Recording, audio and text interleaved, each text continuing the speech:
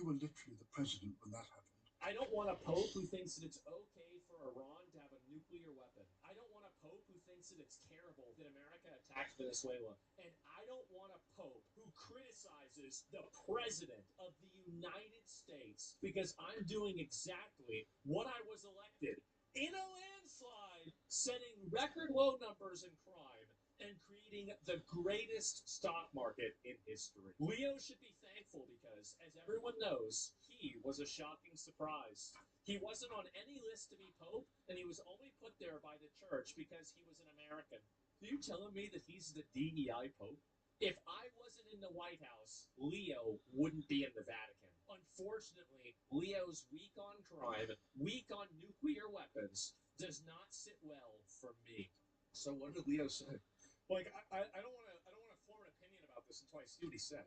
I basically said that the message of the church, my message, the message of the gospel, blessed are the peacemakers. I do not look at my role as being political, politician. Don't want to get into a debate with him. I don't think that the message of the gospel is meant to be abused in the way that some people are doing. And I will continue to speak out loud against war, looking to promote peace, promoting dialogue and multilateral relationships among the states. Too many people are suffering in the world today. Too many innocent people are being killed. And I think someone has to stand up and say, there's a better way to do this. Thank you very much. So that's what he said? Is this it? So Trump made this post again. Trump as obviously, let me go back and we can just put it back on. And so anyway, let me see here. President Trump deleted the social post to represent himself as Jesus. Not a surprise. Should have posted this one instead. That's actually funny. I like that. And anyway, so did you post a picture of depicting yourself as Jesus Christ? Did you post that picture of yourself depicted as Jesus Christ? Well, it wasn't depicted. It was me. I did post it, and I thought it was me as a doctor, and it had to do with Red Cross as a Red Cross worker there, which we support. And only the fake news could come up with that one. So you were obviously trying to pretend like you were Jesus. What are you doing? What I just heard about it, and I said, how did they come up with that? It's supposed to be me as a doctor, making people better, and I do make people better. I make people a lot better. I mean, you obviously 100% were trying to be Jesus. What are you talking about? Why are you even playing around with this? Again, it's so dishonest. Everybody knows that. And this is another thing with the Catholic Church. So far in 2026, the Catholic Church in the U.S. has welcomed the largest number of converts in recent years. That's right. So you got Catholicism now at number one. America will most likely become a Catholic majority country in the 21st century. I mean, if it continues going in this direction, I could see that happen. It was crazier than the Pope. Post fan, they lost. Okay, actually, let me watch this.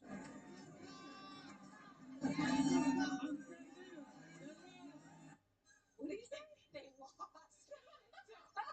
You heard it there as the White Sox fan, of course. The Pope responded they lost in Spanish and then in English, and he says it all with a smile. The White Sox reposted the moment on social media with a simple statement saying, "That's our Pope." Oh my goodness. That's right, bro. He's Pope maxing. He is. That's fucking funny. I'd never seen that before. It's official. Prime Minister Mark Carney has a Liberal majority government, and he would not have achieved this without politicians from other parties crossing the floor.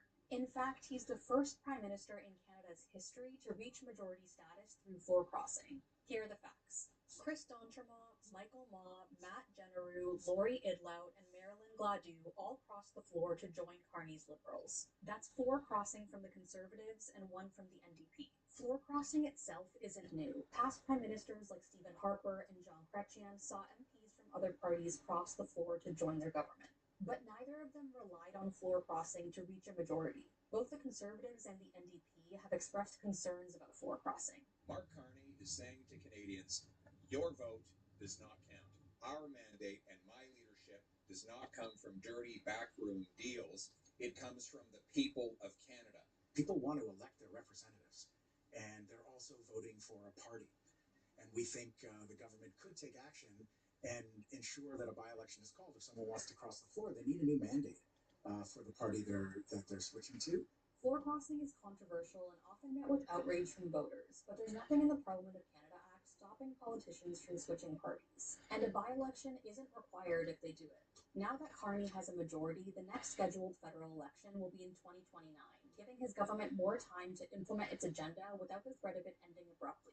How do you feel about Carney having a majority government from floor crossing? Send us an email at ask@cbc.ca.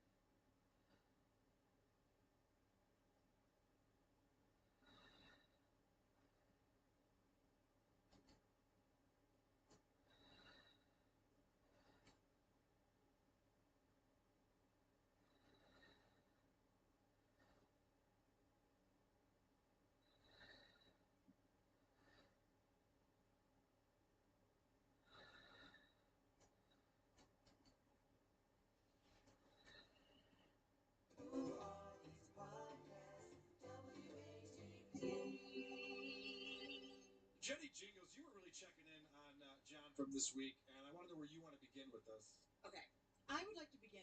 It's a little out of order, but it's my clip 16. It's clip 1. All right. Clip 16. John, I noticed because I started pulling clips from yesterday's show before he came on live today. So there's a couple observations that I made as far as his knowledge about podcasting. So. Hey, everybody. How are you?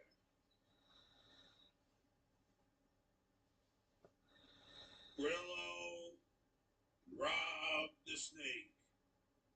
There he is. No, I bet you I can position this better.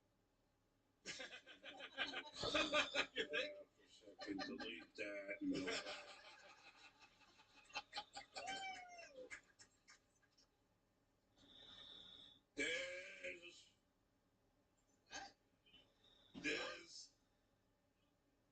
I'm sorry, Nailed it. how do I move it? It's not going to let me move it. Well, that's all I got. There's the snake. After all that. Yeah. And Did then, he say Grillo for some reason just now? In that clip? I just met Grillo outside. Yeah, it's like he didn't know who I was. Steve Grillo, how dare you, sir? That man lives in a fever dream. Yeah, I know. So my clip 15 Okay. is from today. Let's see. Fade this way. This is just how the show starts. No. That way. No. That way. That She's way. chanting. Looks a little better.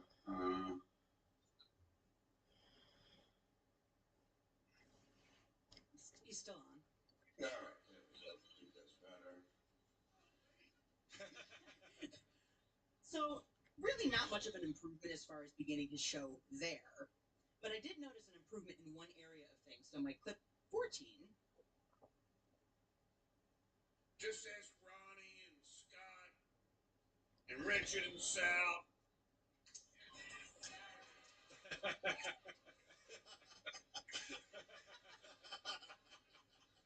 And Levy. And then, So hold on, we were talking about this, and I think you and I were talking about this, where it's like performative that he has to act like that's the only way to open water when you only have one hand. Yeah, I think he's looking for sympathy. Right. But then we find out that he couldn't get his shampoo open because you have to twist the top before it pops up, and he was doing it with his tongue. That's not even on camera. He's just retarded. It turns out he's just stupid. Yeah, it turns out he's really dumb. it's the cleanest his mouth has ever been. So my clip 13, and that's from today. Okay. He believes shit. Like, the problem with Steve is, here he has me. There we go. That's better. In his corner. A little bit of an improvement there, I thought. Does he really not think there's a better way to open up a water bottle with one hand? Open them before you start the show. Oh, but that's a lot of...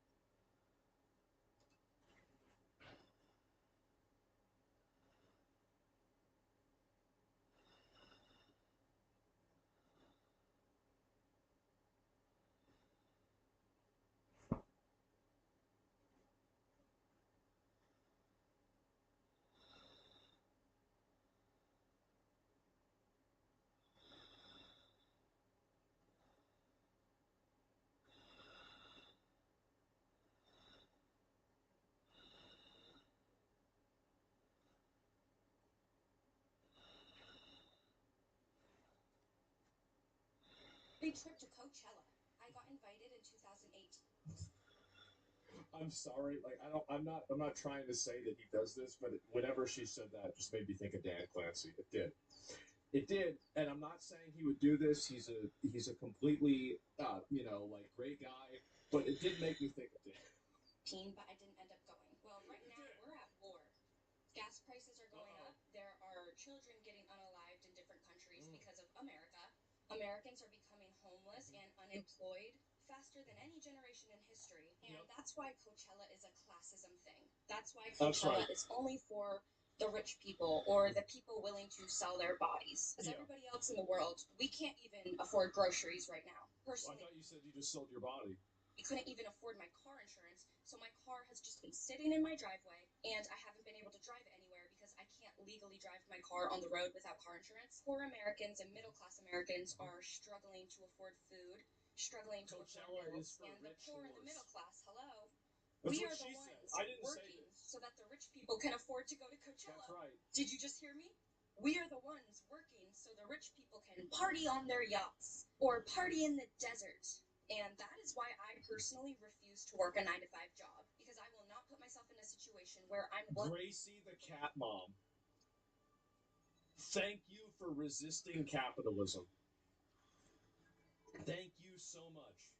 Working for a millionaire, a billionaire, just so him and his family can go to Coachella. One girl commented under my video the other day, and she was like, I don't like how when you promote your small business, you mention how it helps you pay your rent. Well, you know what? I don't like how you work for one man and you make that one man give you weekly paychecks and you depend on that one man to sustain your life, pay your rent, while you go and do what he tells you to do. Go do that, and then I will give you money. I don't like. Can you imagine how much can you imagine being this girl's boyfriend?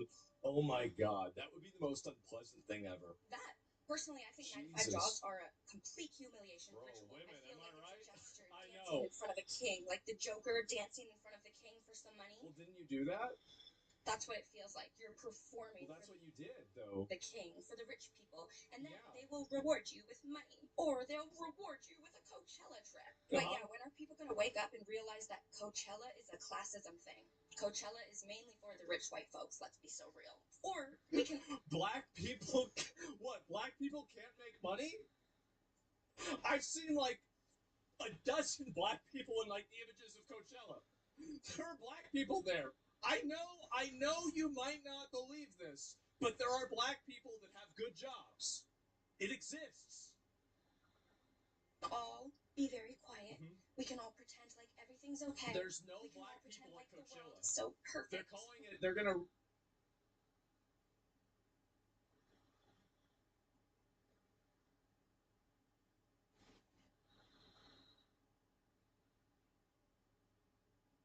Me and Ben talked about Schedule 1, the game, video game Schedule 1, where you make drugs, and we wanted like a drug lab, and we were gonna have to make fake meth first and cook like crystals of like, and have like a meth lab challenge. But then we were like on camera, we're just gonna get swatted nonstop. So we changed it to goo. My name's Bird, and I love to make goo. Get it on my fingers, oh I love making goo. Goo makes me happy when I make it in the factory. I need more goo, so to make everybody happy. My name's Bird, and I love to make goo.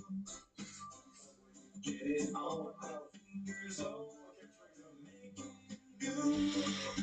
Goo makes me happy when I make it in the factory. I need more goo, so to make everybody happy. No, he doesn't. He thinks it's like a suicide injection or something. That's fair. You gotta put some goo inside your shorts. Also, good season, Jay. It was a rough around the edges, but landed on his feet. Bashir, you are a fish tank legend. Thanks. Love you, brother. I'm truly honored. Truly honored. I did not expect that at all. Other side. Hey, Jet. Same guy who said second best season, but you and Ben really made this season great. I changed my mind. This is the best season. Basement pass because of you. Oh, thank you, man. Thank you. I appreciate you, dude. You guys need to and lift the pool over his head. Slow goo dump. Are you dying of goo?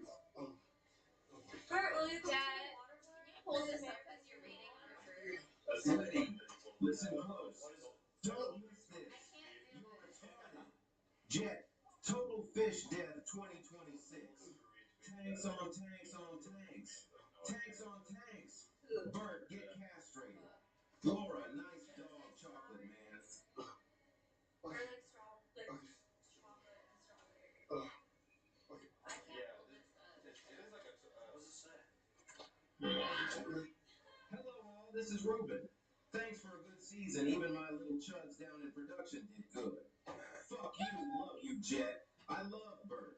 Ben did a good job, Van V. Richie. I fucking hate Mints, though. He can go fuck himself. GGS, boys. Season needs more piss. I tried to piss, but you guys told me not to. This is like disturbing. This is like. This is awesome. It's like he's seriously looking into it. Yeah, no, as I said, it's like It's a the real secret. thing. Have you guys seen Tar Skinny penis Neptune. the horror? Bert, how would you feel if your penis got dumb skinny from the Ozempic? Probably gay, huh? You feel gay, wouldn't you? Gay ass, bro. Bert is just recreating his origin story. No, it's like it's like the funniest horror movie ever. He like looks, he like does this and shit. Hey, Michelle, I hope you saw all that love you got on your Twitter, bro. I did. You are awesome. Thank you And so we much. all look forward to hearing more of your talks. Thank And you. hopefully some live streams too, bro. We'll see. God bless. God And bless. thank you, Jerry, for this great season. Everyone was great.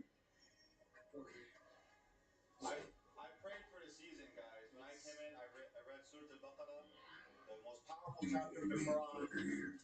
Real That this season doesn't get fucked up. thank all of you for all the wonderful content. Keep it up, Jet. You, Ben, and Vince really put out some quality shit. Bird make the fucking goo. Bird is being born. This is what it was like when you were a baby.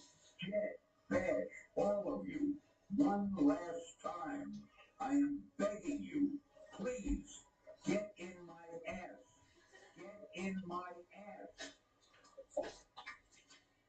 Damn, there's like a bubble on his chest. This is performance art. This is performance art. Damn, what? How did you get yourself into this situation? Let's fucking go! Thanks, Jet, for a good season. Bert, you look like Chunky from Child's Play 2 before he blew up. See you next season, JD. What's your first words when you came into the new world? When you were born again? Jet, did Bam spoil that second place was getting money too? I saw a clip but wasn't sure. W season, he. Is it ever? Yes. Jet, great season. Few questions. Space Tank next? Why no Sam this season? Will he ever return? Also, what was the original plan for season 4 if it was not cut short? I don't know if you ever revealed the big twist. It was Oh hard to yes. prove yourself. Where is Frank? There was no twist. It just happened to end on week 2. There was no twist. It was a joke that Sam just like said. He said, "Hey, get ready for the week 2 twist." It was just a joke. Reeves monkey once again. He's pregnant. Are you beside Neither Jet? without cat. Can you send me a picture Burnt of in the goo. from the side for Unbothered. my college Probably are. project? I get extra. Good ending to a mid-season. W.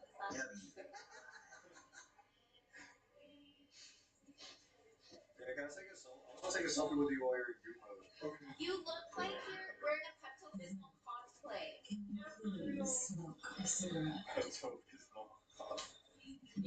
Whoa. Can you please smoke a cigarette? Yo, you're No, lost. I lost me. I want to take one too. Please smoke I a got cigarette. phone. I lost my cigarette. Lost your cigarette? Please smoke a There's no more there. No, I took one from here, but that's all I too. So I'm copying you guys. Well, I'm gonna post it first. Your copy.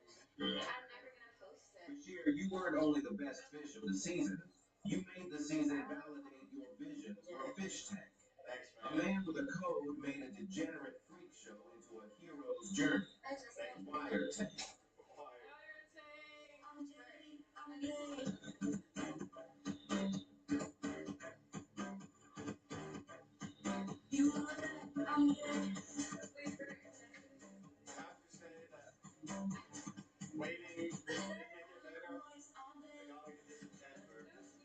got your pen.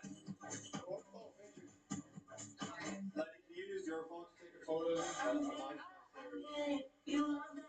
I'm gay. I love boys all day. I don't care. I'm gay. I'm gay. Oh my god, you're so gay. I love boys all day. Let me see your first name.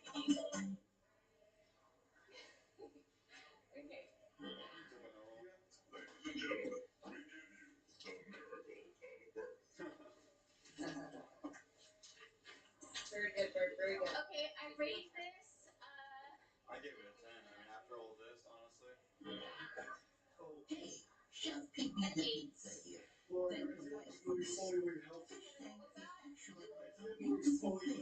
Exactly, I know my group. Shut racist retard. But I love you all.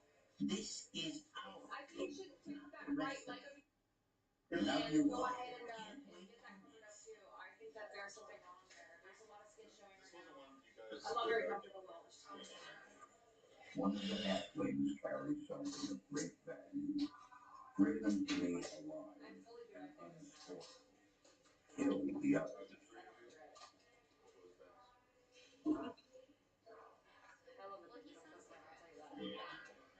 Jeff, Bashir, Bert, thank you so much for a great season. There was one element that brought me to tears. It's hard to articulate, but how is Letty so... This is about 20% artistic and beautiful, and about 80% fetish content. Get those shins covered, Bert. Yeah, get those shins covered, dude. Okay. Like, we really need to. Like, I can't have to do this, like, Yeah. Cut your awesome hair off for a little kid. Or bingo and bongo. But seriously, do it for the children. Donate my hair to bingo and bongo.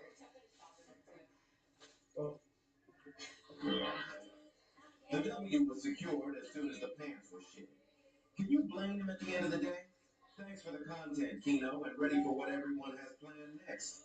JJ Vertical Bar, Goobert. Try to tell in a positive way the best I can, honestly. So, just move very slow. I spent like $700 asking Bashir to say bruh.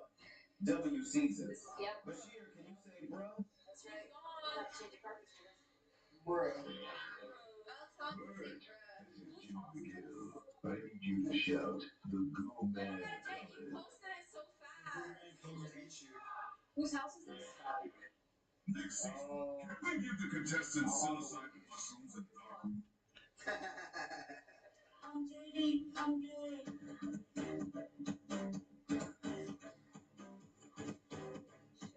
You love it. I'm gay. This is the first time I've ever actually used this game.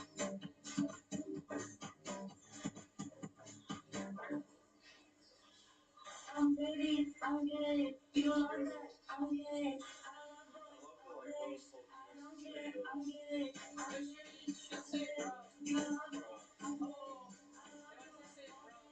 I don't care. I'm gay.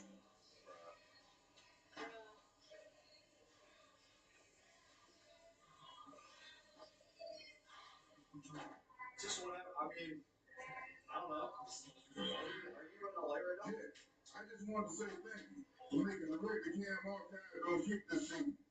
It was great being able to go back and catch up this day. Awesome choice. And look forward to the next adventure, bro.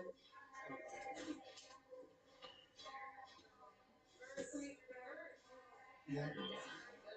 Hey, Bert.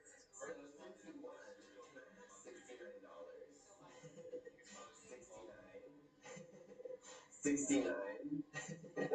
69.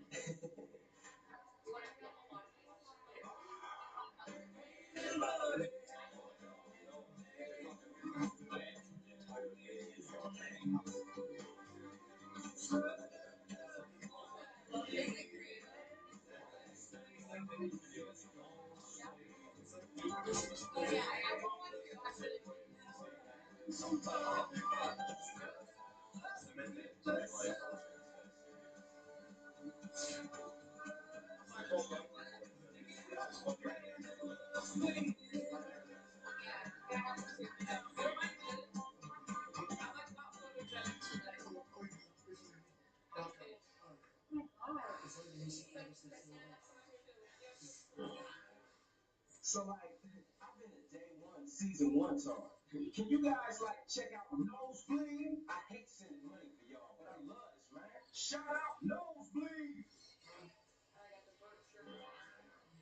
Hello, Jet Grandpa here. Thank you for the great season. Enjoyed the card selection this season.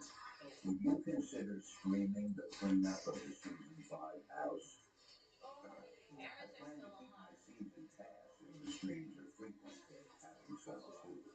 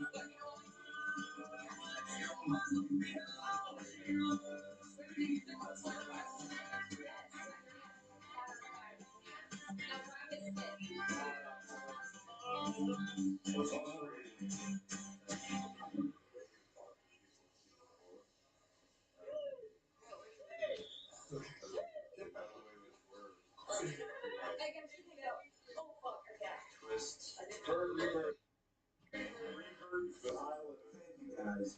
From the bottom of my heart, the work you do is amazing.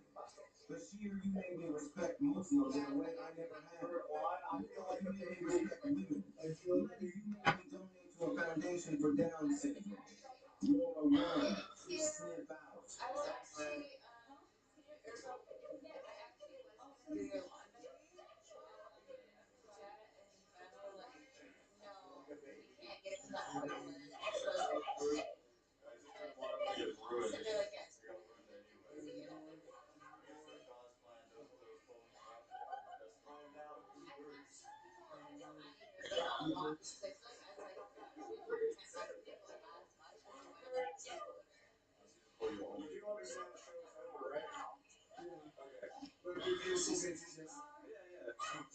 There's a post credits. It's up on the back. There's like.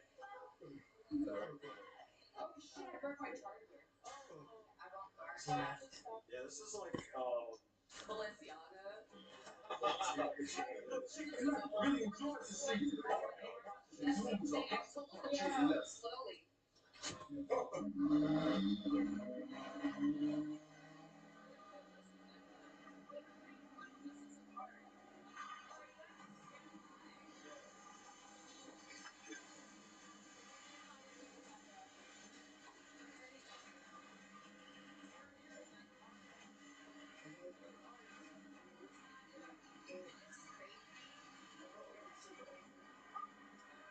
it's now renovation time. So I'm just gonna. The messes have to stop. Unfortunately. I never repainting it anyways. Bert, big fan here. Congrats on your win. Yeah. Will you shout out my little Servers, friend? hardwood floor. Don't be gay. Bashir is a fake Muslim. Yeah. Shout to your liberal I hope those ones are okay. I know that was probably brutal. Yeah. It's all awkward. Hey, Jay. Now, we're in the bar with these guys screaming on their phones. What's going on outside the door at the 40?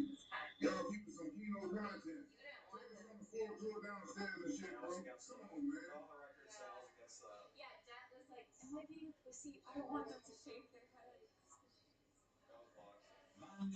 All they had to do was pee their pants and move their pants. That's the ultimate rebuttal to rape accusations. They piss their pants and poop their pants, they would have won. It was not to solidarity with James Drake. It was not to be in solidarity with James Drake. Shake your head. You move your pants. Burn it up. Get it on my fingers, oh, make it good. You makes me happy when I make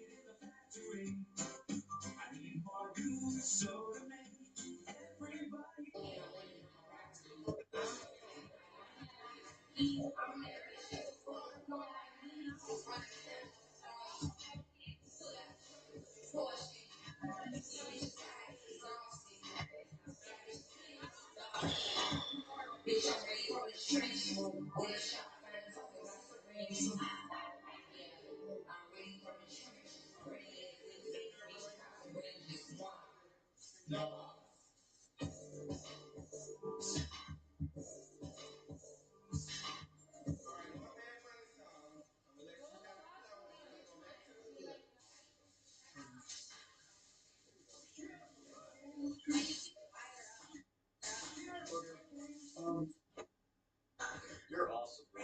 That's awesome. Wait, what stream are you talking about? He says to get this Whatever came on my computer. Yeah, vinegar. So, do you like, do you hose me up with vinegar? I'm not gonna personally hose you off with vinegar. What do you mean? Lots. Maybe Letty can. Letty. You're the one who brought it up. Letty, can you get the vinegar solution for Bert?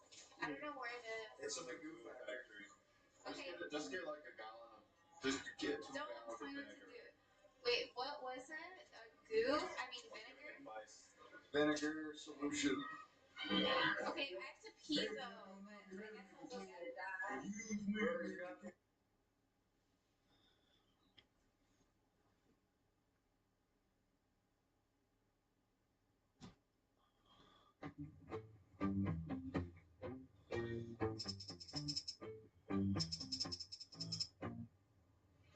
North Carolina. I think it's been about 5 years since I was last here. Feels good to be back. We're doing a really famous eating challenge today at a place called Benny's Pizzeria, where if you can eat one of their 28-inch pizzas inside 28 minutes, not only is the pizza free, but you win a cash prize as well, which varies depending on who you are, which I realise sounds a bit weird, but I'll explain when we get in there. This is the place. Benny's Pizza. You have like a 28-inch pizza challenge thing? Yeah?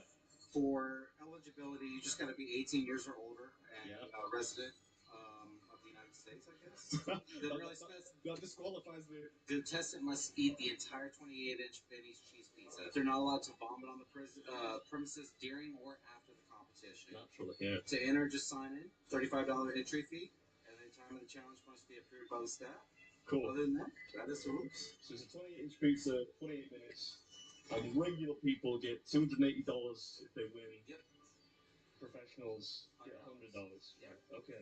Right, so they're pretty strict with the rules here because if you're an average Joe, you win $280 cash money if you can finish the pizza inside 28 minutes. But if you're a professional, whatever professional means, you only win $100, but you do get a t-shirt and the meal free as well. Yes, yeah, I'm doing the challenge, right? I'm from England. We don't really eat like this out there, right? So I'm gonna try. Yeah. That was fast. Thank you very much. Gotta be careful here because if you touch the pizza, they start the timer. I think because there's a cash prize at stake. They're really pretty strict with the rules. We've had 45,000 people try the challenge. 45,000 people? At 11 years, and that's out of 36 different locations of Benny's collectively. Yeah. Only 7 have ever beaten it. Yeah, it's pretty big. I didn't really have any time to get sexy B-roll or anything like that because the pizza came out mega quick, and there's only 2 guys working back there, so we're gonna get started, and hopefully I can do it inside 28 minutes. All right. 28 minutes. Maybe squares wasn't the best idea. Yeah, it's nothing too quick to judge. I think it was Huey Lewis from the News who said, "It's good to be square." So let's give it a try. Beats manhandling giant foot-long slices anyway. What's up, everybody? Welcome back to another episode. It's pizza today. I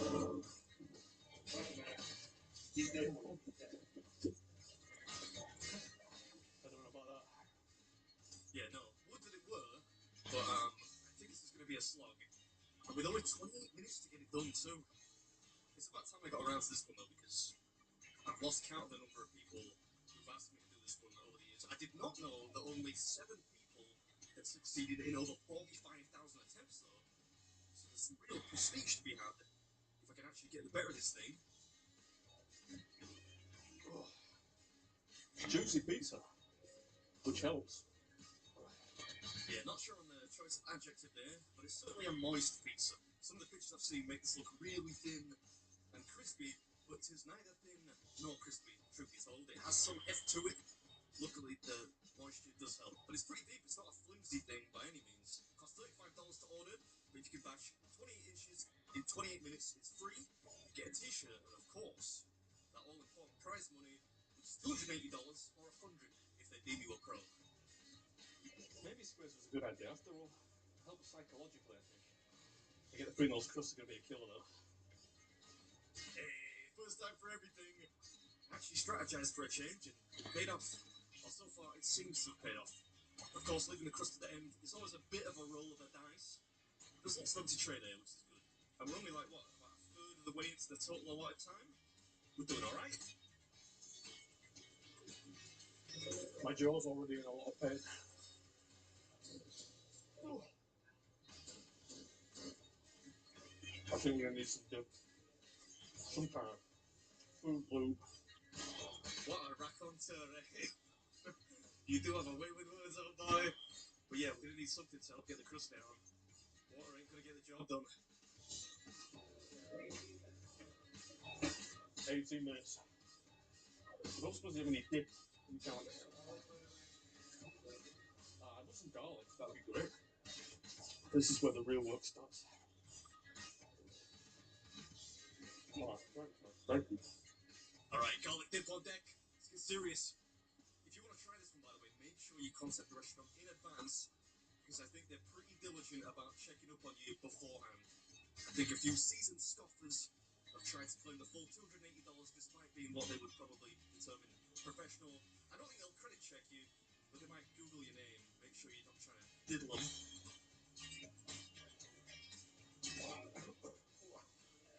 This is chewy. Yeah, the jaw's starting to feel it now. This is going to be tight, you know. There's a lot of crust left over there. We can't lose, though. I've got to make it into the pantheon of esteemed winners if I've travelled all this way. Come on, suck up, Sonny Jim. This pizza looks so much thinner on the pictures. Oh, this is a grind, man. Oh. Yeah, you almost didn't need to verbalise that, really. Your face is doing plenty of talking there, mate. In case you're wondering, by the way, you can get any toppings you like on your pizza, but in order to complete the challenge, as per the restaurant's rules, all you have to do is finish one standard 28-inch cheese pizza. So, you know, why make it harder for yourself?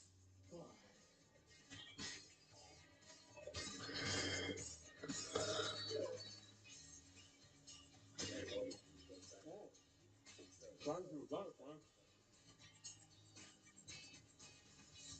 This is harder than it looks.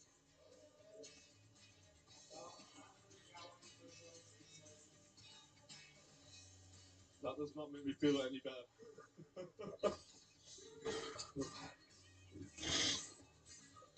Do you know how much longer I have left? Oof. Gonna be close. Yeah, if that takes you another 10 minutes to finish, lad, you might as well call it quits right here and now. Come on, suck it up. This garlic dip was delectable, by the way. Not sure what brand it was, but it helped a great deal. Really just tasted like garlic butter to me. It wasn't the least bit runny. This guy looked after me, you know. He's bringing over extra water, extra dip. What a consummate gent. A team player of the highest order. Always good when the staff kind of want you to win. Am I allowed to stand up? Oh no. Yeah? So I'm just gonna get a drink from the fridge, is that okay? Just gonna get something fizzy. Oh man, I better run.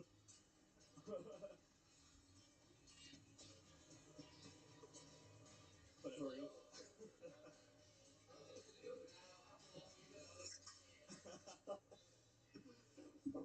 Yeah, wise choice.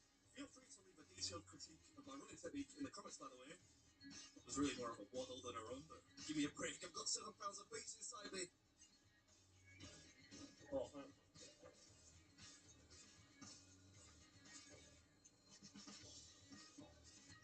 Not long. Not long to go. No, you better step it up, matey boy. Only 6 minutes left.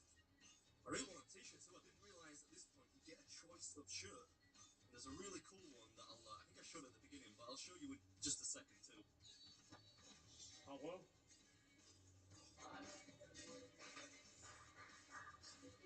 I'm not there yet. Oh.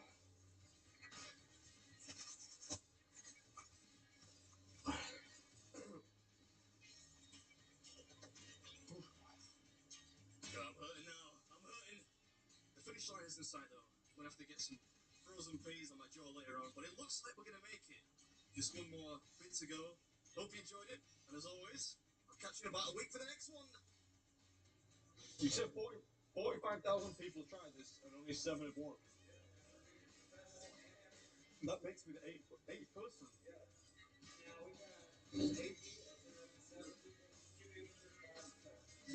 The 8th person to beat Benny's famous pizza challenge. Very good. Yeah. In the nick of time. The nick of time. The pizza was delicious. It was really nice. It's chewy. I should have started maybe like 5 minutes earlier. Yeah, that was a workout, man. I can think of easier ways to earn $100 or $280 if you're not a professional. I don't think that was a very professional performance, I've got to say. To be fair, though. I think it was worth it for the t-shirt. That's one that I might actually wear for a change. So ask me for some tips. Yeah, so I'm here because of my fantasy punishment. We play fantasy football. Yeah. So I gotta be here from open to close. They close at 3 a.m. So you've got to stay in. Every piece I eat's 30 minutes off.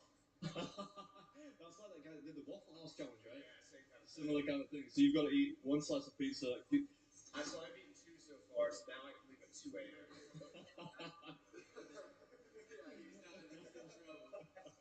That's hilarious. That was pretty cool. I always fancied having a go at that, you know. Years ago, there was a dude that lost his fantasy football league or something, and the forfeit was he had to go to a Waffle House and spend 24 hours there, but for every waffle he ate, he got an hour off the total time. That guy's basically doing the same thing, but with Benny's Pizza. I suppose that's quite that honour. If 45,000 people have done it, and only 7 have succeeded, well, 8 have succeeded now. I kind of feel statistically quite special.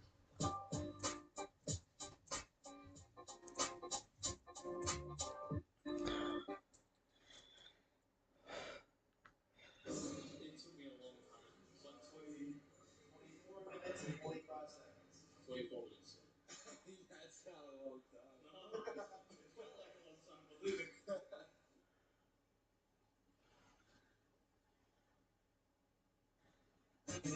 We're going to start out in Jacksonville, where it was senior skip day, and the kids got into some trouble. They do senior skip day, they head out to the beach, and there's someone's wedding out there. A white person's wedding. Pretty bad timing.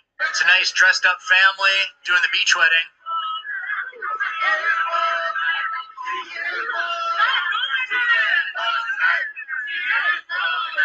And the high schoolers are yelling, "You getting tonight," right outside your wedding. That's so sad. Wedding. And you have like your whole family, and they're all like nice white people, and then these teenagers show up. We're going to start out in Jacksonville, where it was senior.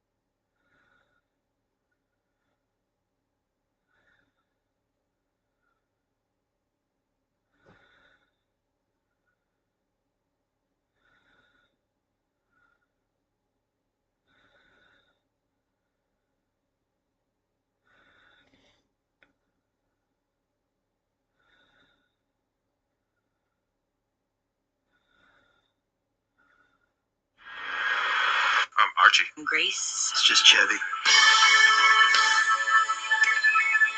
I think I have a few things to figure out what's wrong.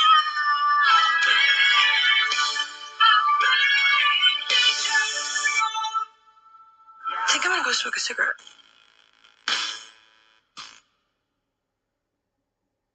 Archie. Grace.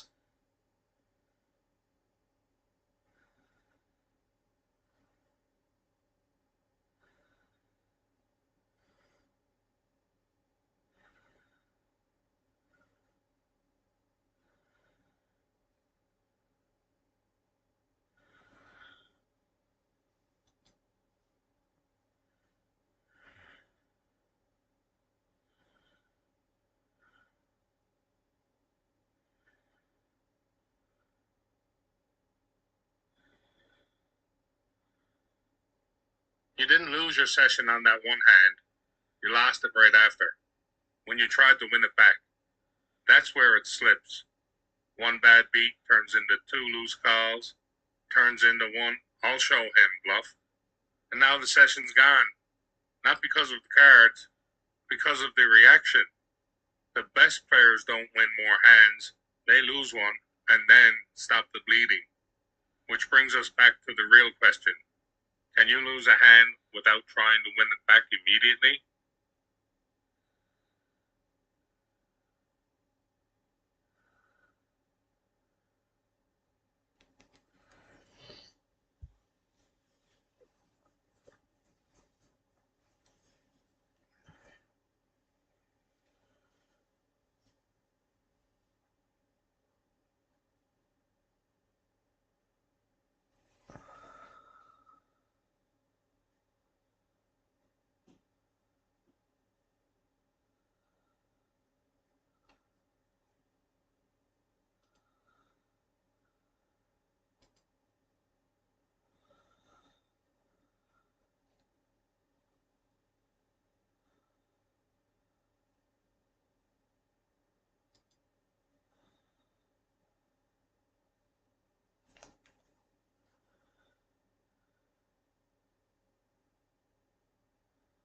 And that still causes more sort of like ups and downs in your blood sugar.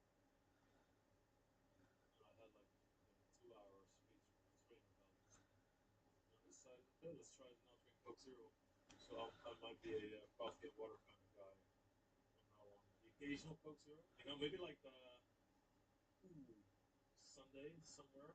Sunday I sleep like shit anyway. Sunday 10 p.m. Coke Zero. Gigantic cement here from syrup. I think we could bet this is very strong. Let's give it once. Because our range looks really strong. Oh, you pick a number 1 to 2. Thieves. King Jack of Hearts. No balls. Like seriously. You have to go to blocker, draw, check call, get rewarded, you dog. Yeah. Easy jam. Easy jam. We call a lot. But that's good for us. Oh my lord.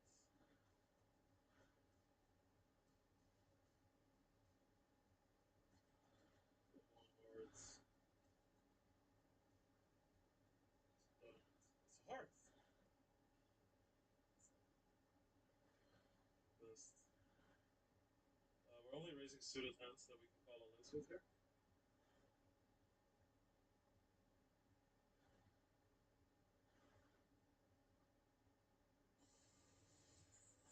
Yo. I'm Kuzvit. I deleted the message because I don't know if it's I don't know if it's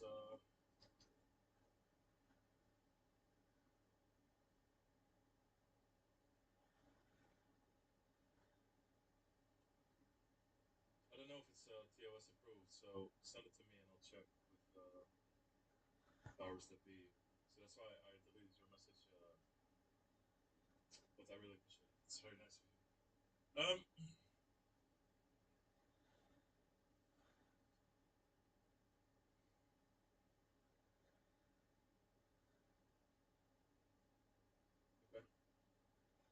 All right, let's hope for a little bit of a better hour now, because the last 2 hours couldn't be worse, really. I think I have to bust and re-enter almost every tournament. I mean, I'm still in tournaments, so you know. mean, I busted all the big ones, like the 125, third bullet, the 250. I'll be on my second bullet, the 215 bounty on my second bullet, 108 bounty, 2 bullets. Like when days go like that, they get so expensive.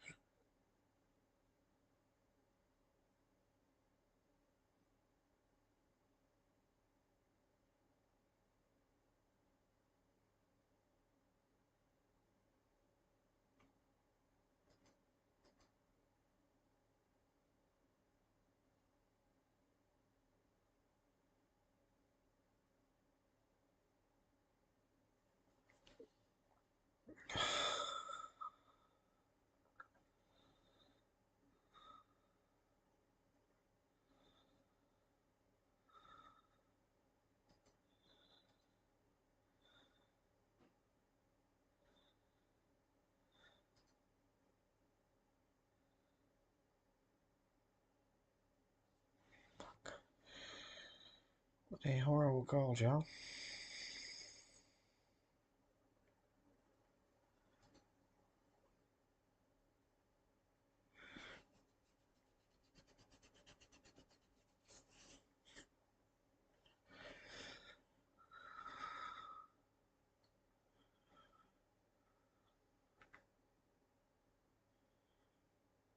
Folks, you're not going to believe what just dropped in a Toronto courtroom.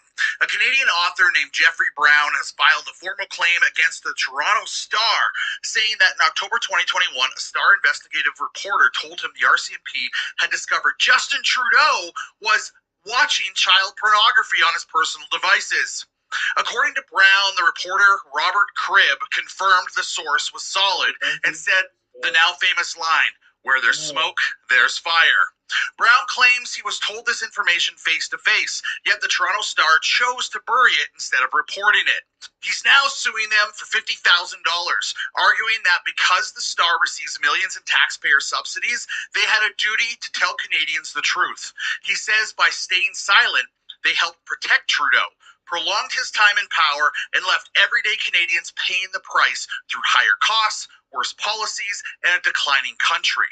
It's no wonder why they want to censor independent online content creators and only keep the state-sponsored media reporting on the news.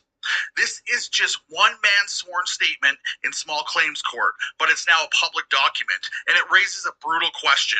When the media that's funded by your tax dollars decides what you're allowed to know about the Prime Minister, who exactly are they working for? Stay tuned, folks, because this story is just getting started.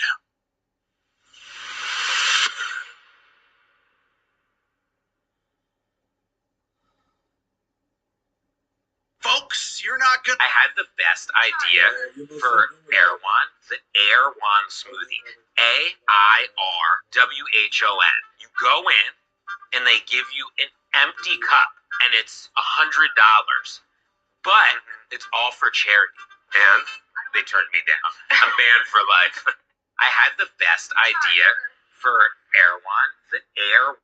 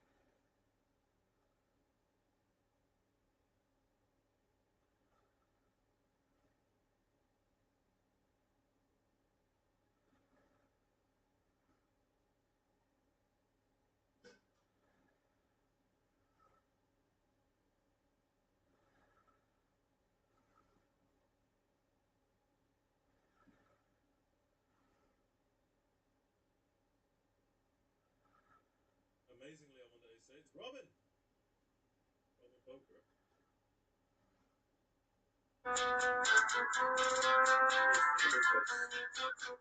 Where would you be right now had you not quit? Like, had you not stopped? Like, there's no secret to this winning thing. Like, you have to understand that success is relative. What you're called to do and what you're supposed to go do does not look the same.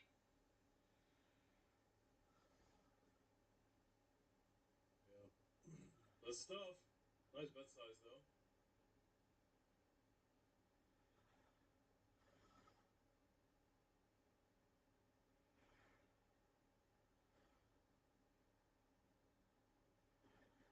Can you even name, like, one rapper? Yes. Who? Eminem?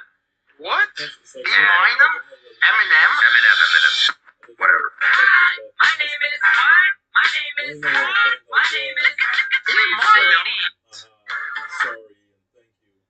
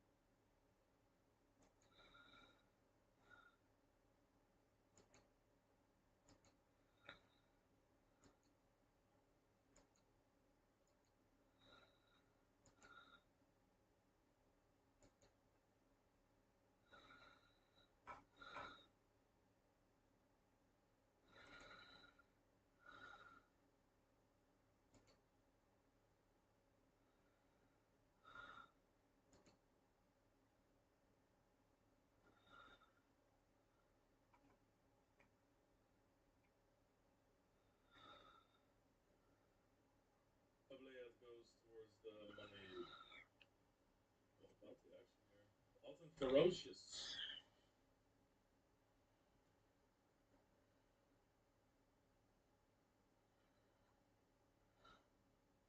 First hand all in and Super Blade as well. That's some patience.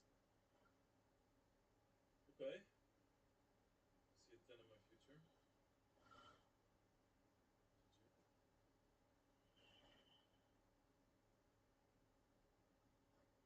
I'm gonna re-enter the road. Lucky ace bounty actually. Such a small tournament, like an $8 or $9 bounty. So I like the idea of playing for the rabbit. What's rabbit? Oh, conejo. Conejo.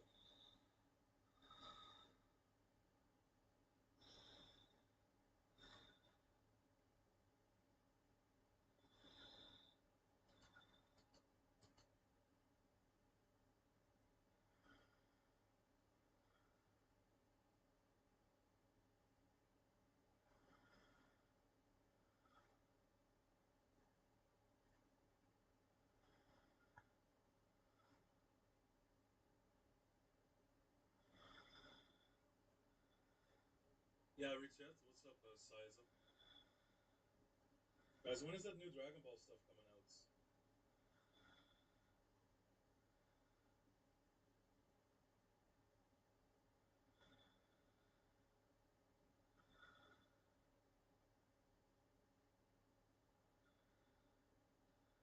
Going quick for anyway.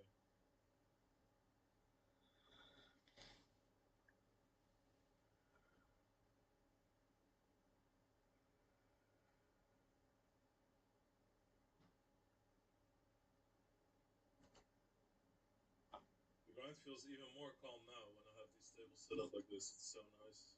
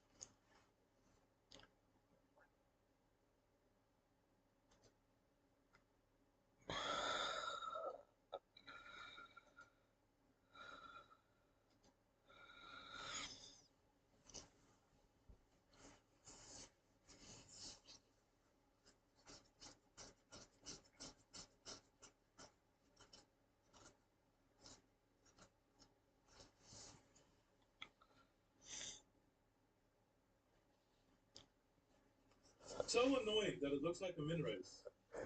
So I call somebody who's already all in, and it makes it look like a min race because it's not a full big blind. That's actually that makes my strategy of limping so much worse. Because people will respond to it as if it's a race. It's not supposed to be like that.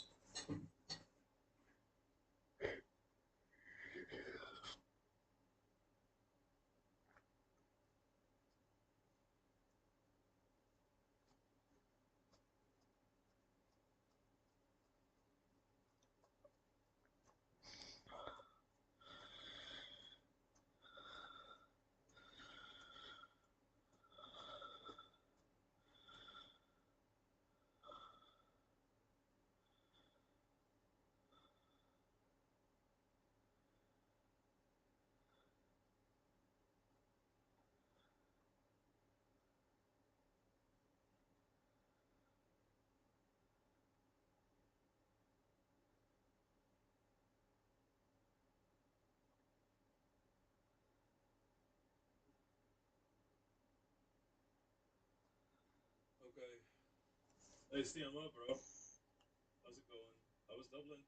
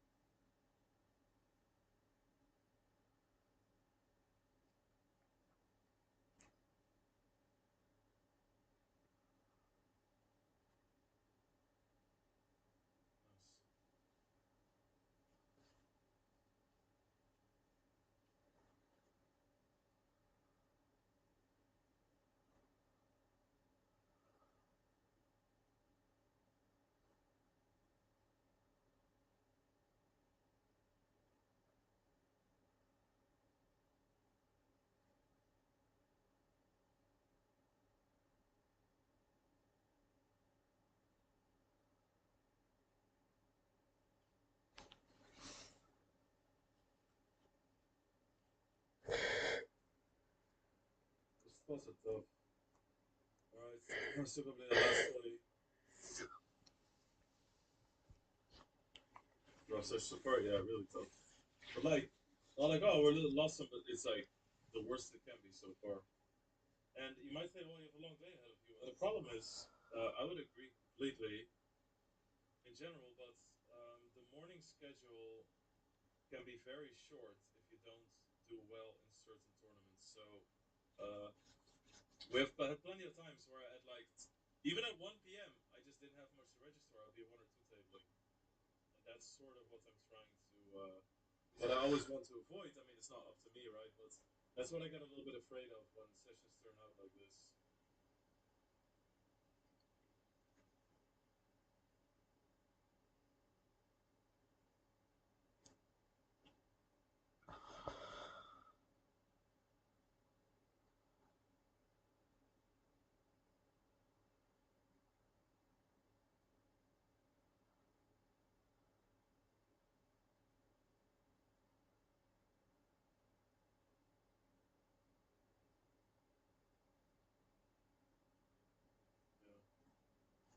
But that's great. Come on. Oh, is there 6? Yes? No 6? Let the build begin. Yeah. Thank you. GG with the vote of confidence. Don't go anywhere, Lex, please. Don't go anywhere. We're gonna win this one too. You'll see. The Sukablias. Even the Sukablias can be persuaded. Oh no, it's easy job. Oh, Sukablias is mine.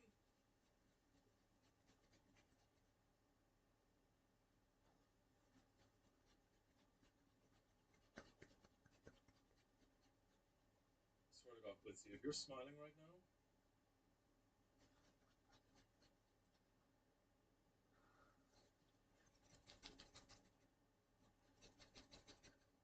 Yo, Privat Mokrai. Thank you for the 14 months. That's crazy. Nice.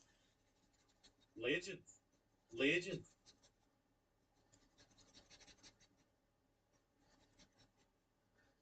Thank you, bro. think man has already walked in. Yes.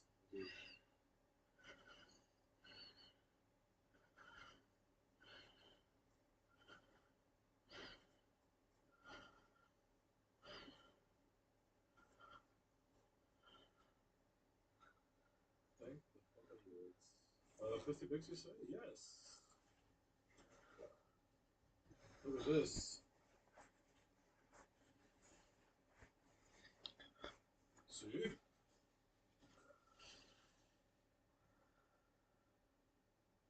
Nice. Oh, classy way to do it. I knew it.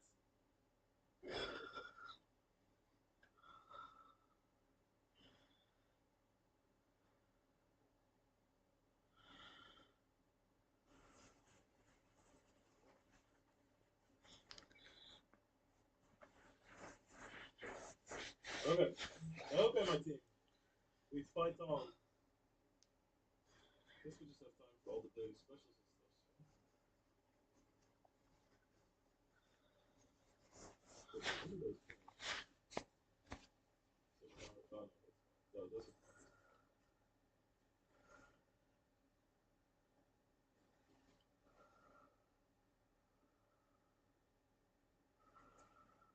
Daily special in 40 minutes. Okay, yeah, I put this. 7. Oh my god, I'm just peacefully grinding. Peaceful grind is this. Boy, oh boy.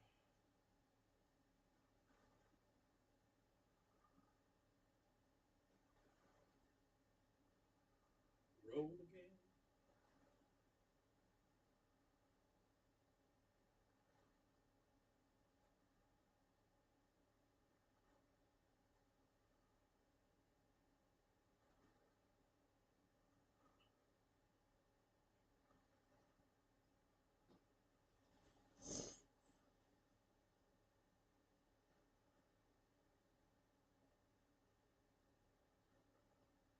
Okay. I will join this party. Party for 3. Mr. Valentine's party of 3.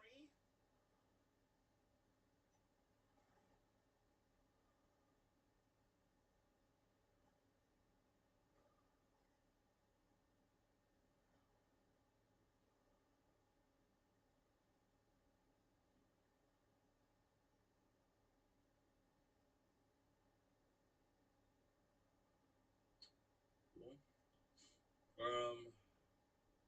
Late rage is 12:39. 12:39 late rage.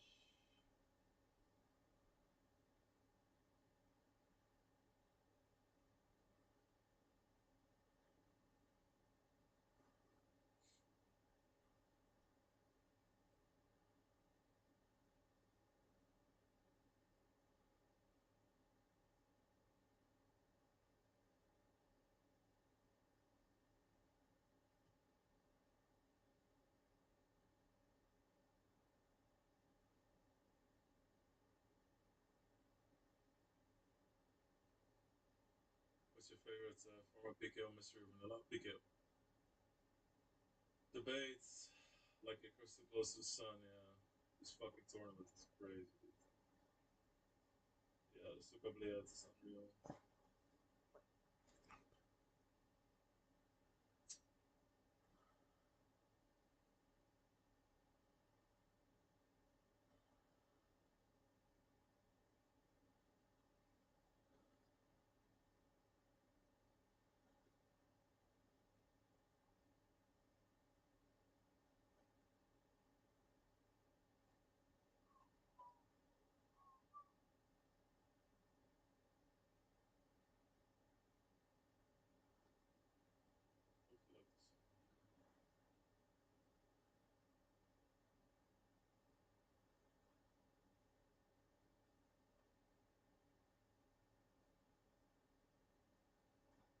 I love this song though.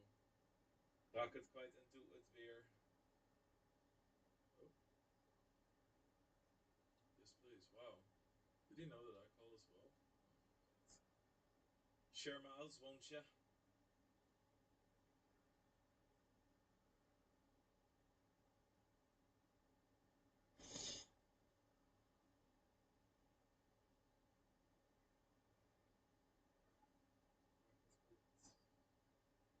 Nice.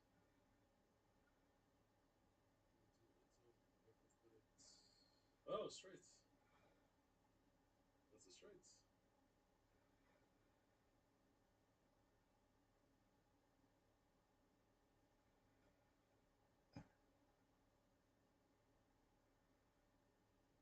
I don't know if this is a call three-way for pots. I mean, I can make backdoor straights and flushes, etc. Worse.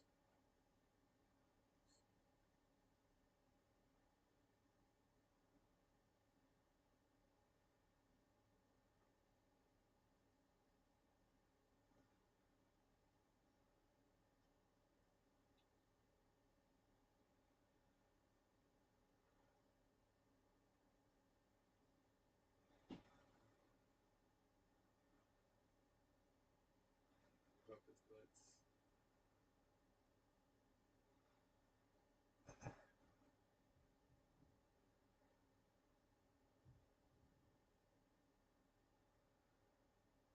Pocket light.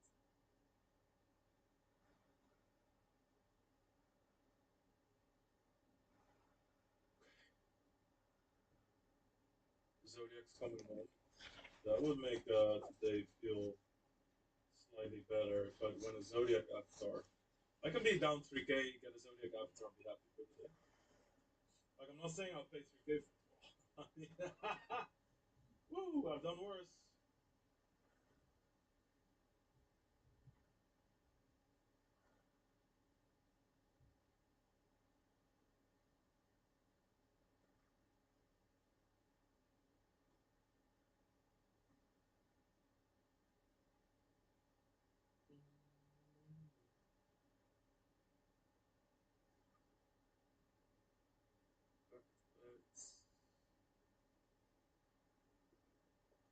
Both of us don't call. I don't want to be out.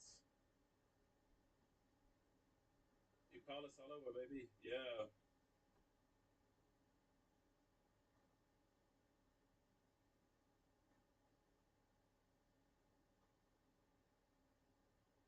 It's always been amazing to me that like somebody like Scotty Nguyen, you know, sits there, and I'm not saying that he was already juiced up like when he was playing the heads up versus Eric Seidel. It was right, the main event. The scene from Rounders, but to sit there, there's like dozens of people watching, surrounding the table, and just sit there like fucking high out of your mind or something. Like I've never understood people that can deal with that, like in a public space. I had this thing when I would do Molly. It's recurring every single time this happened. If I would lay in bed and try to sleep after, I would envision that I was laying in my bed in the middle of the club, and I was laying in my bed, and then everybody would be watching down on me like this. Like every single night that I went to bed after a night of partying, I would have that. Ugh. Not great.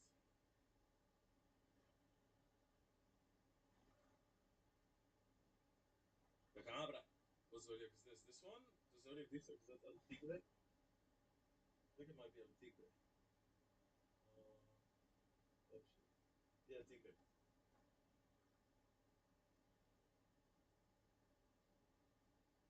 You minor? We major. We don't deserve to be a player. Cruise featherweights. My gunshots will make you levitate. A girl was a friend of mine. She was mad at a boy once, and she's like, "Hey, do you know some sort of like semi-toxic lyric that I can put on my MSN so that he gets the hint? You know how we used to do like all the passive aggressiveness." Um, and I said, my gunshots will make you levitate, and she's like, yeah, this is a bit intense for me.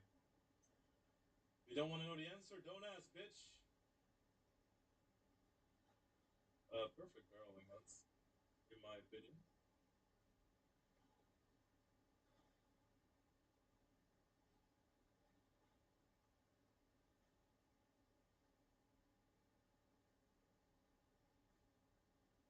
Nice, nice, nice, nice.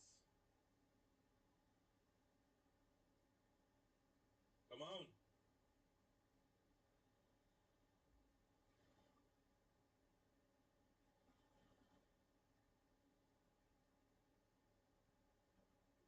generation mentality is what, kids? No,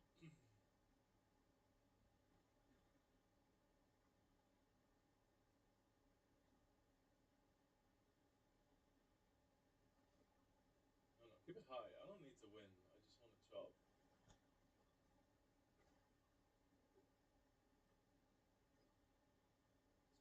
Yes. Oh yeah. Also, you have that Eminem, that Everlast diss. That was crazy too. And if you see Everlast, hit him with bricks, sticks, throw rocks at him. I don't know. It's a crazy song.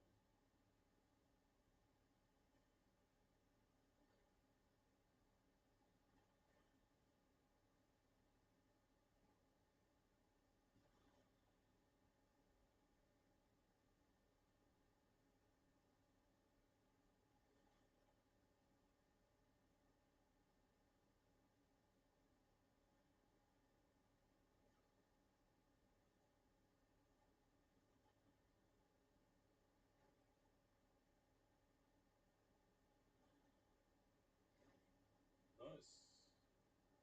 Ooh, I was about to moan. Look at that.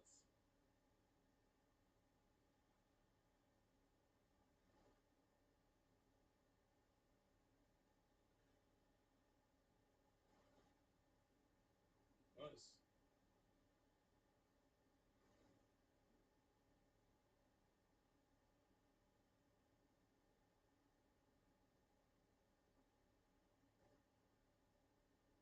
Come on. Come on. No, no, no, no. Oh,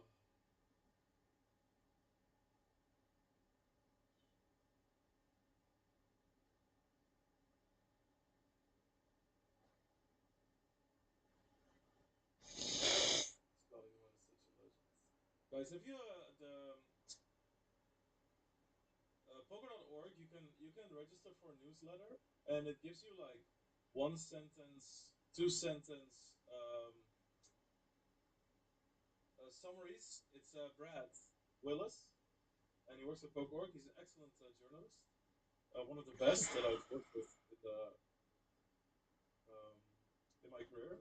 He also used to work at PokerStars, and um, he gives you a write up of everything that happened in the week. What he calls it, the deal? I don't know. The org maybe. But you can sign up for that.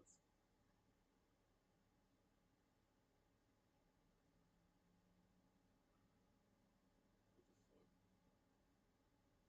He gives me one.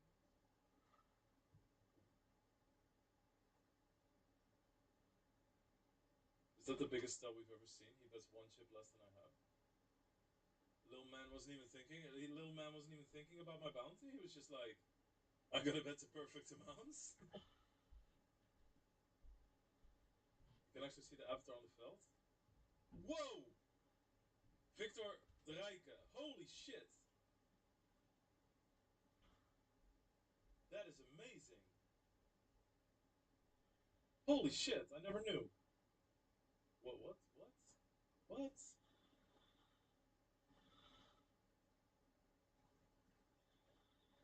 The MSN statuses, I remember those. Look at this, it's a tigre. All the tables look the same avatar to me. Fuck.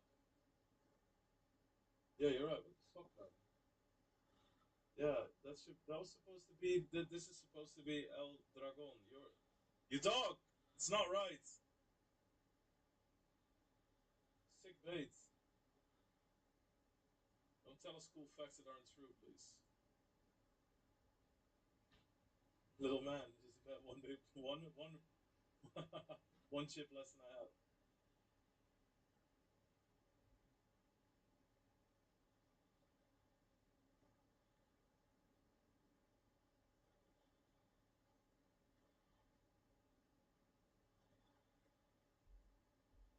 Okay. Oh.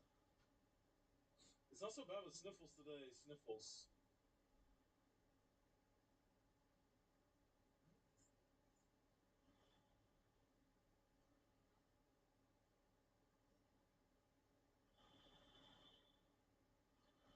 maybe I should not have played versus tournaments. But I'm short in some tournaments.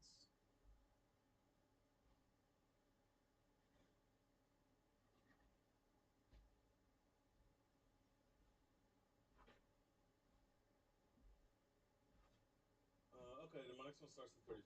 That's fine. Then we can be 10 tabling or 11 tabling. It's not bad. Uh-oh.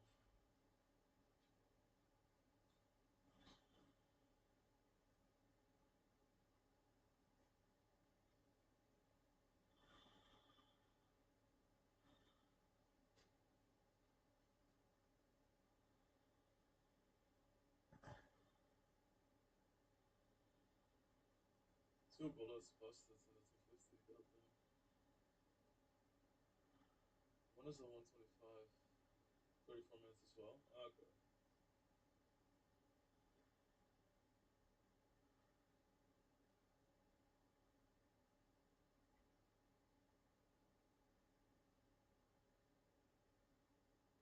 What's this? Kings vs Aces. Look at this. This poor soul in China. He doesn't know. He doesn't know.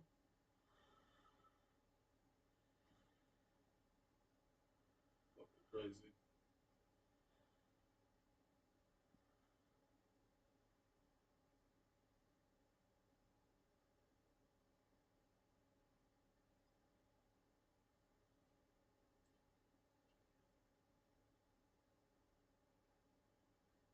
Yeah, song's not listed, no.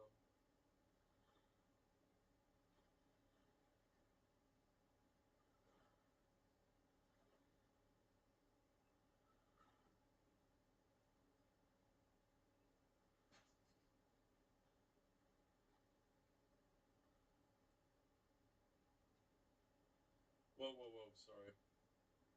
Tens? Kings, look at me, I'm doing it! We're king of the world! Oh.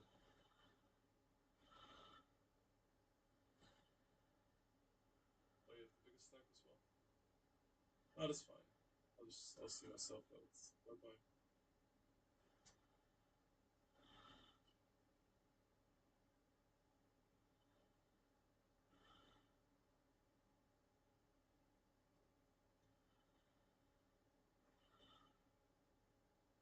I've been playing on GG and doing rubbish on hard Russian cash. I'm sorry to hear that, brother. Getting better at the table switching. Sometimes I switch needlessly. I did not see that before. Fucking cards are all over them all the time. But yeah, they're also lying, so. Maybe the winky face should have. The fact that the chatter was Dutch.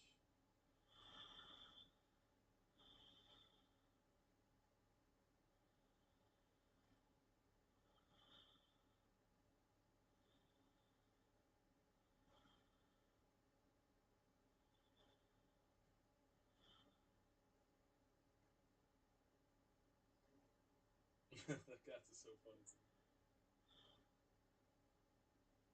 Hey. This guy spelled Arne Slot wrong. Hilarious.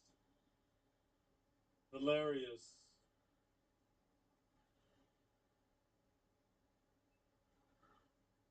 It's the kind of competition I'm playing against. Crowd, please, I registered off the meter.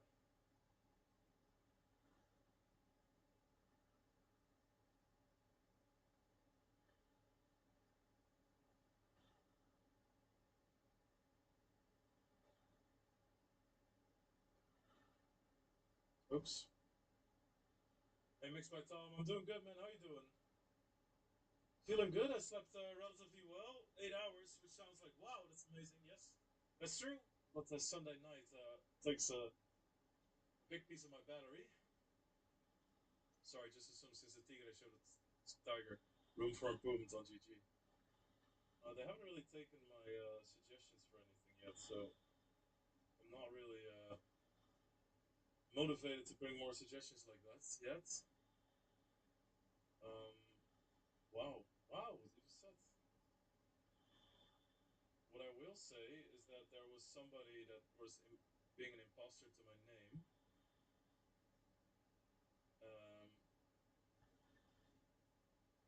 somebody had like Schweltheiss with an exclamation point in it, and I mean, it immediately showed that that's very confusing for people because somebody bought action of that account that also buys a lot of my action.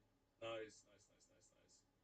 So Neude was surprised to find that he bought action of the wrong person. Luckily, that person won so much that he won his money back, but they're not doing it in a sense of like selling 90% with so much markup, etc. So it's not nefarious in that sense, but like people should be posing, right?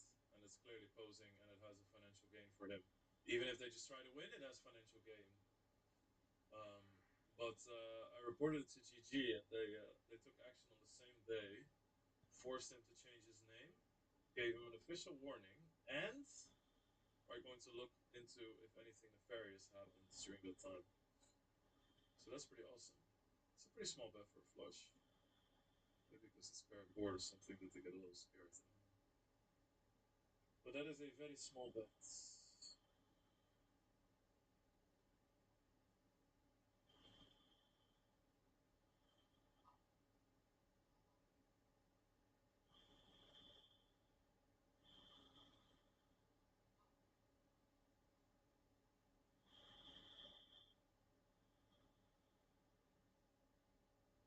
I mean, it's okay, right? It's like, I mean, it's you have to understand.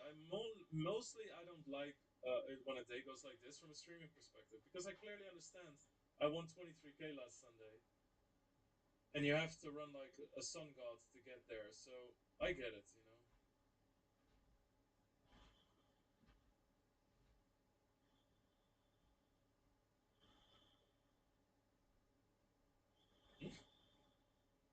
What?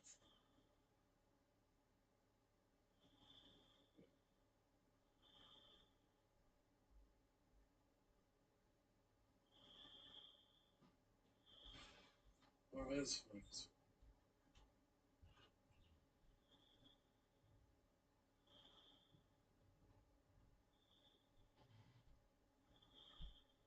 Hard times make warriors. Yeah, pressure builds diamonds. You're fucking right. Yeah. Maybe Lex could have it set up that the zodiac is associated with each animal that's one of the viruses. Yeah, I could do that actually. I think I can scan that. It's not a bad idea. Have it on my layouts. How would we do that? I guess, yeah. Oh. Whoa, I love that. Yeah, that's a great idea. Let me see.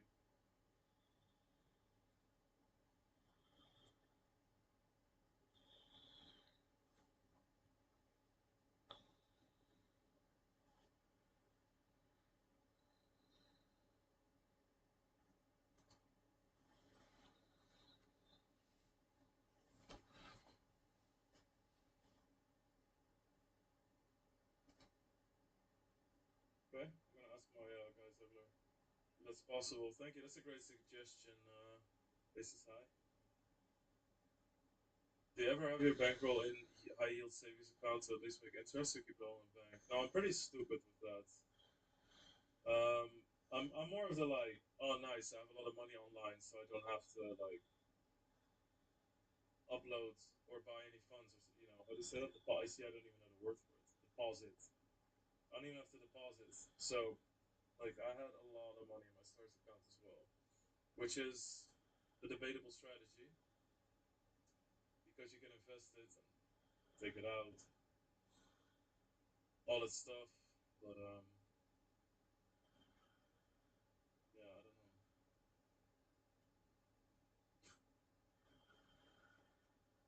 Arend is een hoopnaam. Arend Slot is his real name.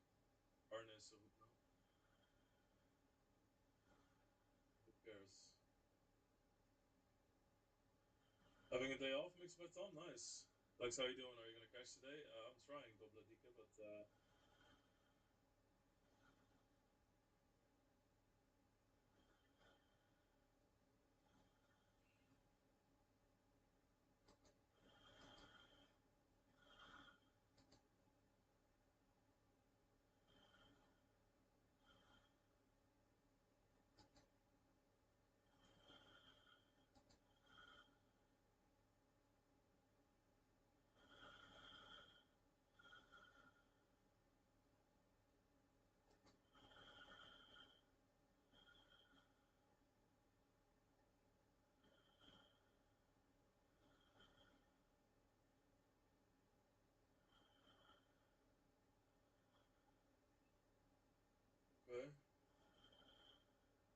Why is it always just a hand? Fucking nits. Fucking nits.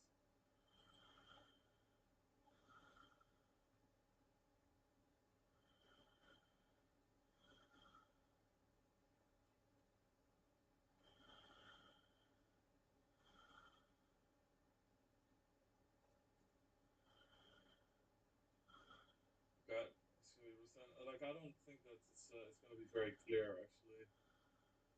If we're gonna have an animal symbol, so I think we're gonna have to settle for the word. But that's good enough. So it's a good idea to just put it in the title. Big flip.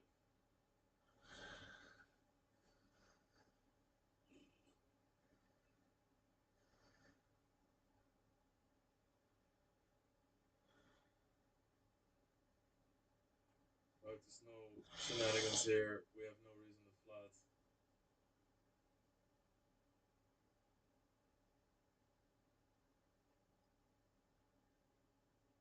We have a big bounty.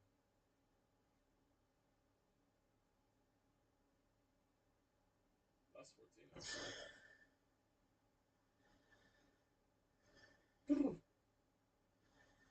Okay.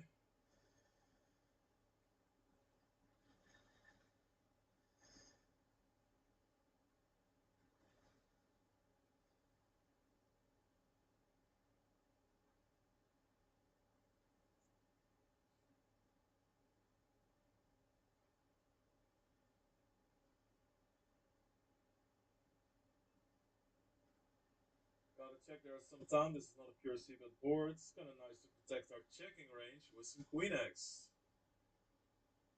Definitely want to call once.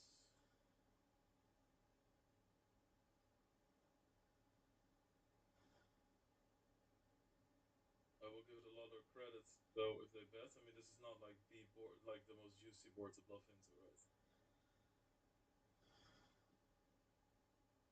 Lots of natural ace-king checks call turn, so we can be a bit tighter than maybe math wants us to be. Cartel. He's going back to Miami to meet with the cartel. He lives in Amsterdam. Lex getting pumped up when he heard about the Zodiac out. Bro, it's my thing.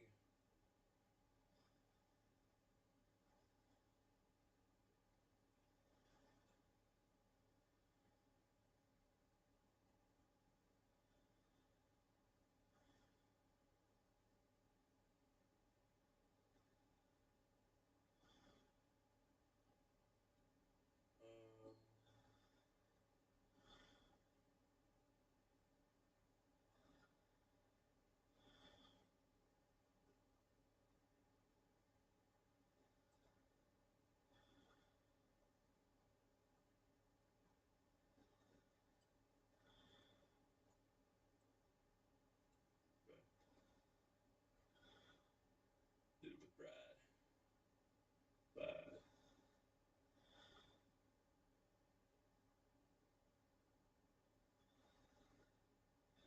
Great song.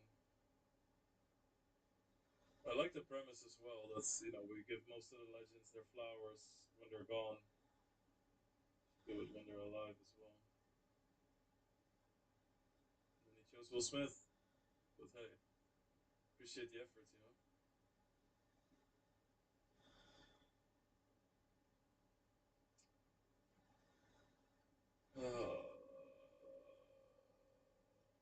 So cute, that aces. Wow.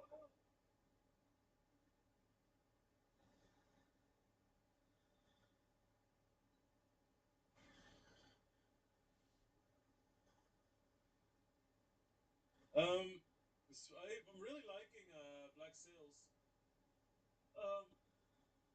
It's nice. I'm somewhere early in season 2. I will say that I really miss watching anime though. I think that watching a good anime I like more than anything else. Well, I was very captivated by Succession and Severance. More so than Black Sails. I guess.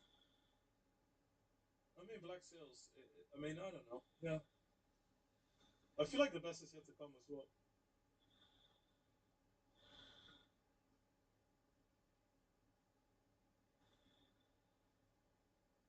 should look into that. I know you're rich, but probably missing out on like hundreds of free buying if it was like a high yield savings account. Yeah, but I'm not gonna look into it. But you're absolutely right.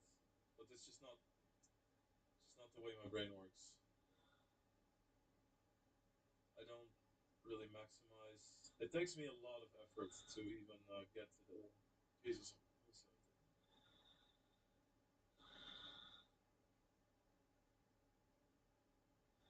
Oh, you have kings?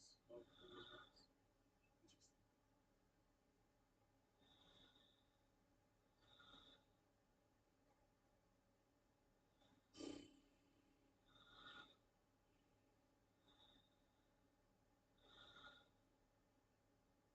I should have smelled.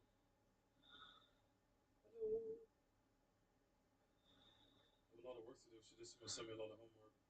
Spanish homework first though tonight. I need to learn. I need to catch up on the months because we had those already.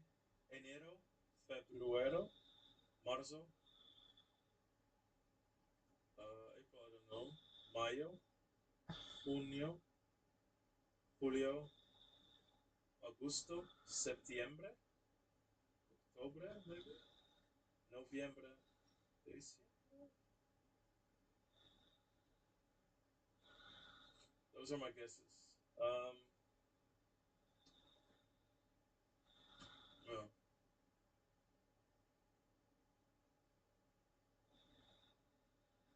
Come from the D, don't we all? Oh, nice. I have the 125 soon.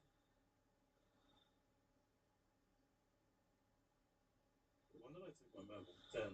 It's like half.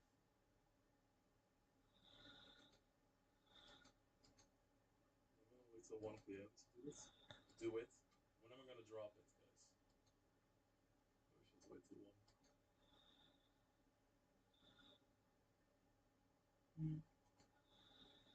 Maybe not. You sound like an addict.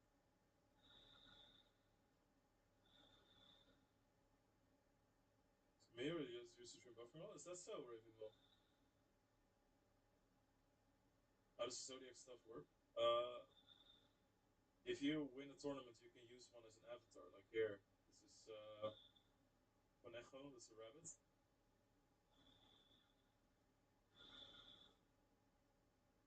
And only then can you use these. They make it even special. You see, there's no ring around it, so you can't copy it.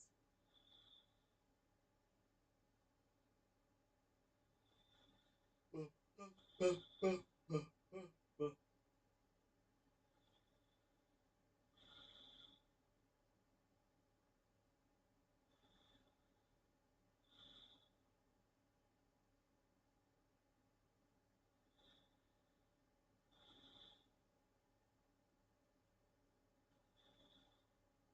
like that Eminem is on songs with all these like young gangsters that are so good at rap. And I'm not saying that JID is a gangster, but more like they're gangster in the sense of skill and position, etc. Nice. Because like I never knew, and I kind of sort of found that out through Instagram, and also that rappers refer to it themselves. Eminem makes comments. He made a comment in a rap that Jay-Z was placed higher than him in like the top five all time, or top 10 all time, and then he made a comment that he destroyed him on Renegade. And I never knew that rappers look at it that way. But I mean, why not, right? Like you're together on a song, you're not necessarily best fucking friends, but you do a song together, which is part business, and because you maybe you connect well, but you want to be the best on the song, right? So, and then it's pretty cool as you're like out there with all the young guns, just like me in a cartel, Top 3 anime? I mean, I haven't watched a whole lot, but I can give you my top 3. I would say number 1 is Attack on Titan. Number 2, Dragon Ball Z. 3, Vinland Saga.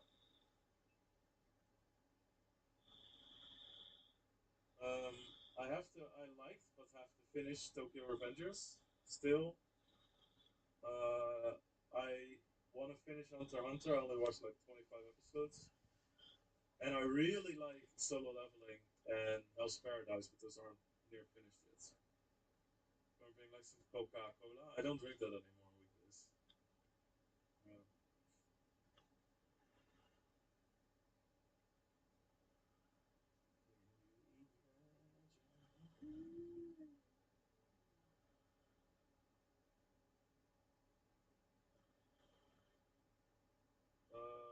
17, Mad Monk. Fuck, sorry, I didn't play that for a while. I'll give you 2. This is just always nice. It's not! Man, it's people ping pong show. Nice. I love ping pong. Alright, be right back.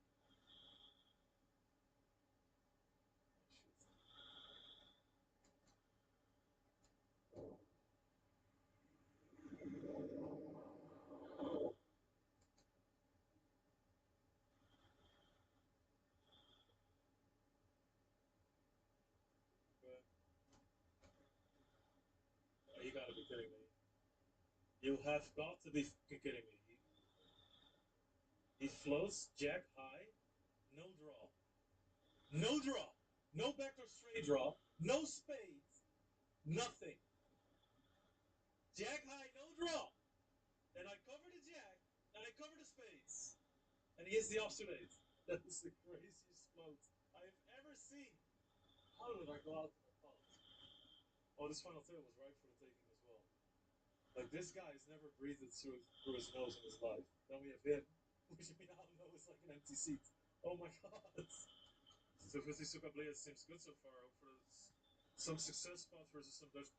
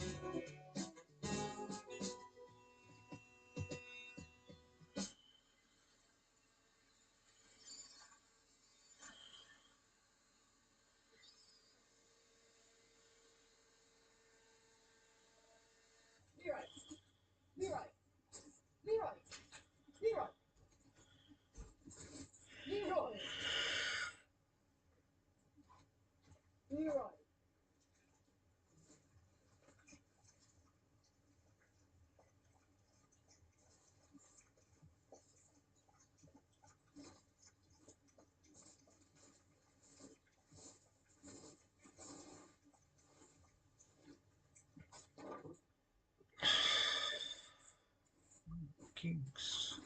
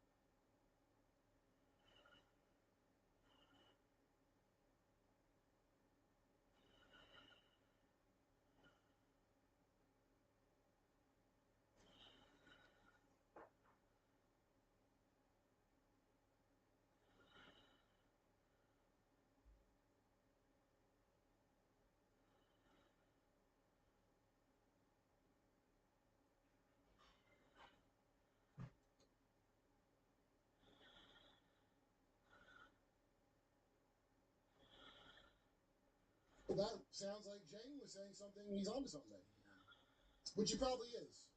You don't feel like you think he's a what do you call it CCP spy. Well, Kurt Metzger, last time you were here, you called the Venezuela war that lasted about 28 minutes. No, Professor Zhang. By the way, he's not a professor. He's not. He's a high school teacher. He said that on my show. Right. I haven't watched it. I just had Jay Dyer on too. But Jay, I saw a thing like about how he's not. Yeah, Professor Zhang on my show said that because I'm not a professor. He goes like how you're not a judge, and I was like, no, I am a seated judge. Oh, you told him. Did he believe it? Who cares? I heard that he's not even a professor. He said, he told me, and I have a clip of it up because it was mind blowing to me. Remember the direct energy weapon they used on the supposedly? Mm-hmm. He was like, no, that's misinformation. Maduro in on his own kidnapping. They did kidnap him and his wife, which is odd, and because did she hold an office? Maybe she held an office there. Still fucking weird. He was in on it. He's from some earlier iteration of the CIA program running Venezuela. Maduro. Yeah, and he's in a Brooklyn prison cell. Wait, hold on. He goes, this is what he said to me. He goes, so basically, so I was like, whoa, I did that. I did how you are. Exactly how you are. I was in the clip, and I go, what? Because I was getting the direct energy weapon part where he was like, that's misinformation. And I felt like I got slapped in the face. Talking about direct energy weapons. No. And so he goes, yeah. So, there's factions of the CIA. The Trump one and the not Trump one, obviously. Oh, Trump's got a faction. Israel. But anyway, you don't let me say it, dude. Come on, man. Come on. That's not fucking cool, dude. Okay, so Jank said that we'll see when he goes on trial, and he testifies that the Democrats and part of the CIA rigged the 2020 election. When he said that, I was like, wait, I already heard them saying shit like that. I've already heard that stupid shit coming from them. And I remember because when I heard them saying the Trump camp, I said, who gives a fuck about that now? I thought you were going to go wood chip all the PDF files. I don't know why I thought that. I assumed when you say he was going to cut the military in half and not all the things that are the exact opposite of the thing now. I guess just take the thing now, and the exact opposite is what has happened. Total 180. He didn't even do mass deportations, everyone. I know it was very traumatic, the media experience you had. There people, it was the death of pretty and good, ushering in a new age of not good. That's why it was necessary for you to see it. But 33rd Street, by the way. 33rd Street? Yeah! Like the 33rd That's where floor Good was killed, on 33rd. It's so fucking gay, dude. Anyway. Trump naturally, we covered this on Jimmy Dore show. The problem of all the mass migration is for lowering the wage. It's always what it's been about. I think they're trying to ruin Cesar Chavez right now, aren't they? Yeah. What's the accusation there? Like he was like some pedophile or something? He was a real MLK in the sheets. And he was an activist in the streets and MLK in the sheets. I don't give a fucking shit. Like, why now? By the way, we have cannibal pedos you could be worried about now. That's right. Are you going after the Cesar Chavez? Why? Well, my guess is some fucking oligarch that they really want to get unions out of your fucking head. Hey guys, 3 quick things. Number 1, if you haven't subscribed, please subscribe. It's huge help.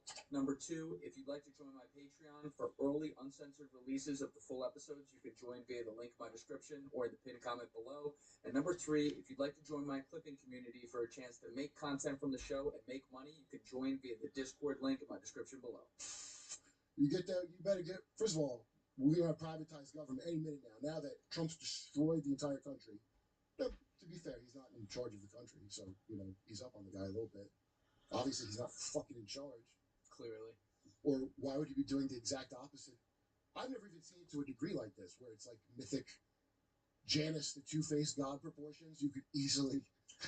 this could be an epic thing now.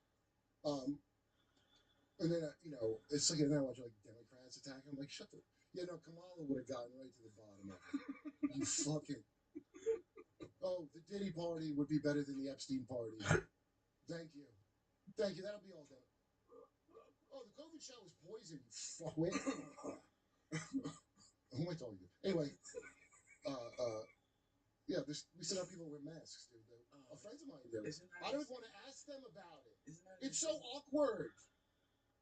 Yo, if my friend changed sexes, that'd be such a more comfortable conversation to have. Then I'm just gonna always wear a mask now. Outside too. Because you know why?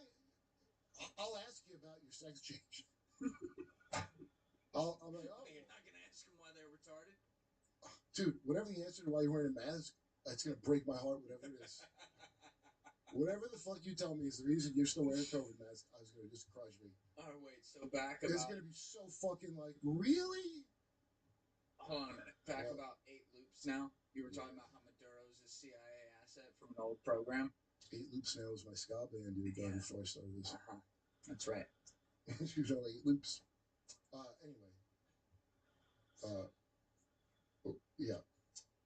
Maduro was going to testify and then get off, was the plan, supposedly. And if he goes to trial, guess we'll know. You know? Yeah. We'll know, because Vinny's going to be fine, right? Yeah, but how about the fact that they dropped some of those crazy charges and language from the original indictment the second that Maduro landed, basically? Well, that sounds like Zhang was saying something. He's onto something. Yeah. Which he probably is. You don't feel like, you think he's what do you call it? CCP spy. They have an agency that's not called the CCP, though, that handles it. But I don't give a shit. Why would I give a shit?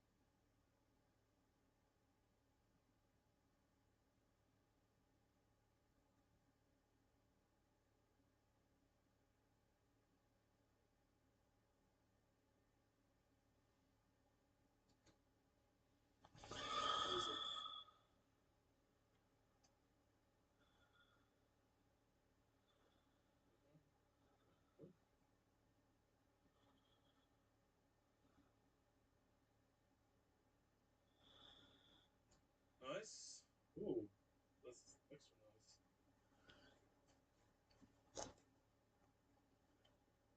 But just tell me immediately what it means. Which is not sounding hybrid.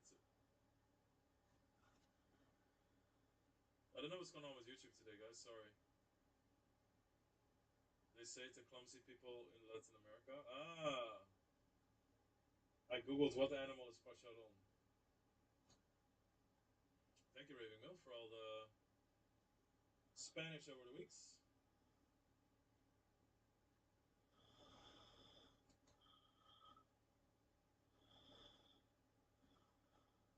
I've had this song in my head for like the whole weekend. And I only know if you see us in the club. This is where it gets like really like.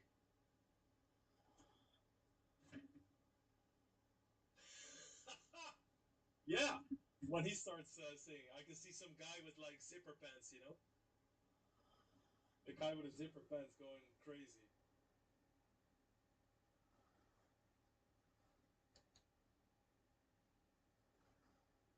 It's in the club to be acting real nice.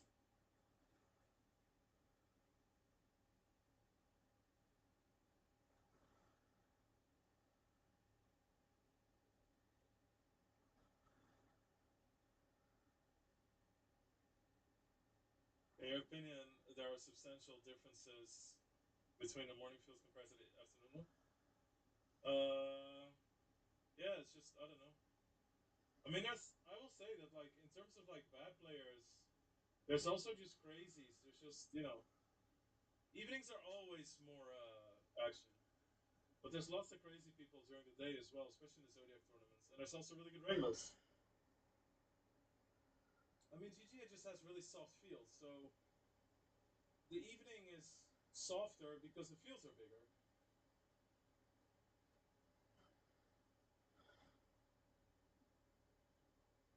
I don't know, maybe relatively they're easier as well.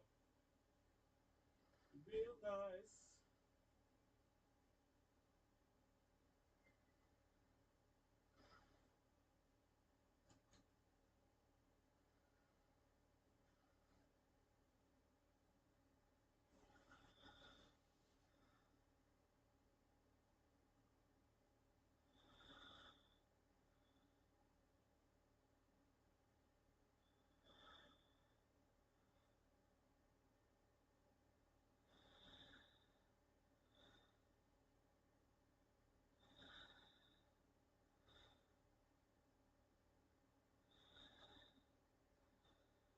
It's true. I do pretty much have the best news ever, with a tiny glitch. And it's an announcement worth dressing up for. So let's see what we got. Cat hair. Plus bunnies. Okay, we've got the $5 thrift store dress, which I've worn before. We've got the homemade dress that I've also worn before. Or we've got a couple of ball gowns. Actually, I've worn this before too, in videos, previous videos I'm talking about. That one, or this one.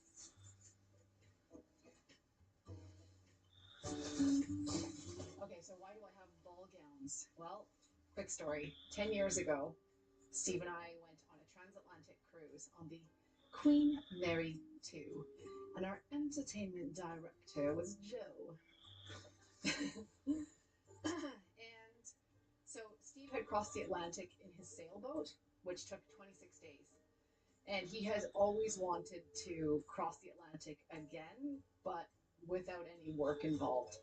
And then to do it in 1 week, he thought was just crazy. So in 2015, we did this transatlantic cruise on the Queen Mary 2. It was my first cruise. Steve had gone on a cruise before, but it was like a high-end cruise. There were no kids allowed, and you had to dress formally for the dinners, for the evenings. So I bought these two gowns, and I had also made this one gown. It's not a gown, it's a dress. Give a fuck.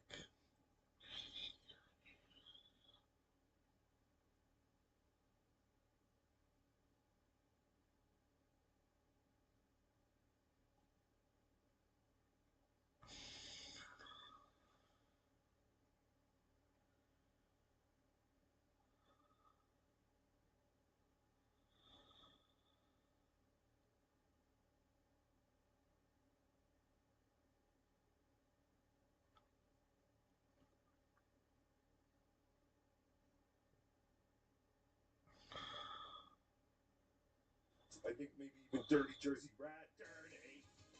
Dirty Jersey. Yay! I love that song. What's up, man? What's up? I see that you're reviewing some of these videos. Yeah, everyone's interested. So tell us what happened? Are you driving home right now? What? Let's start from the beginning. Okay. So, again, thanks for coming on. I appreciate it. I know you don't have to do this. From what we understand is, first of all, when you're telling the story, what time of night is it? Is it after all the festivities? Did you guys just walk up there, or did other people ask you to go up there and tell your story? No, it was like at the end, and Patrick Melton was like, "Look, hey, everybody can go up and do their shit," and he was like, "Lower level podcasters or whatever." I was like, "Okay, cool, yeah, I'll go up." So you volunteered to go up and talk about this, and did you bring up the other lady with you? No, they could just walk up, you know what I mean?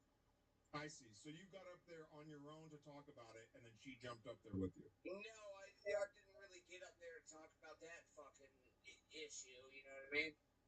Okay, so can you just start from the beginning and give us the rundown? What happened? Is your time? I'm not going to interrupt you to tell us what happened on your side of the story. Again, thanks What for do you being mean? I don't really have that side. What side of the fucking story do you need? You've already heard it. Well, they said that somebody that audience members donated money. Was that on your show? Was it on their show? Was it? It was on my show. It was on my show. Okay, and somebody brought it up, and maybe 2K brought it up. Hey, what's the idea about this? Yeah, and they were like, "Well, how much to Latanya?" And I said a certain amount, and then it got met, and so now I have to do it. You know what I mean? I guess necessarily. Okay, so this happened before you even flew out. So when you flew out to Las Vegas, you knew this was going to happen. Yeah. What was your correspondence with them? Because she was saying that Latanya now feels regret. What do you mean she feels regret? That's what they said on the show we were just watching. The pimp or whoever she was said she feels regret, but it sounds like she was into it from the very beginning. When you contacted her about this, go ahead. Yeah. I think she's fucking around or whatever. Like again, like have you ever tried to butt fuck a man? No. Yeah, you can't get hard. I would imagine. So like yeah, when you're not gay, you know what I mean? Like it's hard to get your going. So and so like it's not an easy thing to do. So, well, walk me through it. Okay, so you had a specific time that you're supposed to meet up with them? No, there wasn't a plan, but okay. Except you know for what I the mean? money transaction. What's that? Except for the money transaction. So how did you get hard, dude? This is what I don't get. I didn't.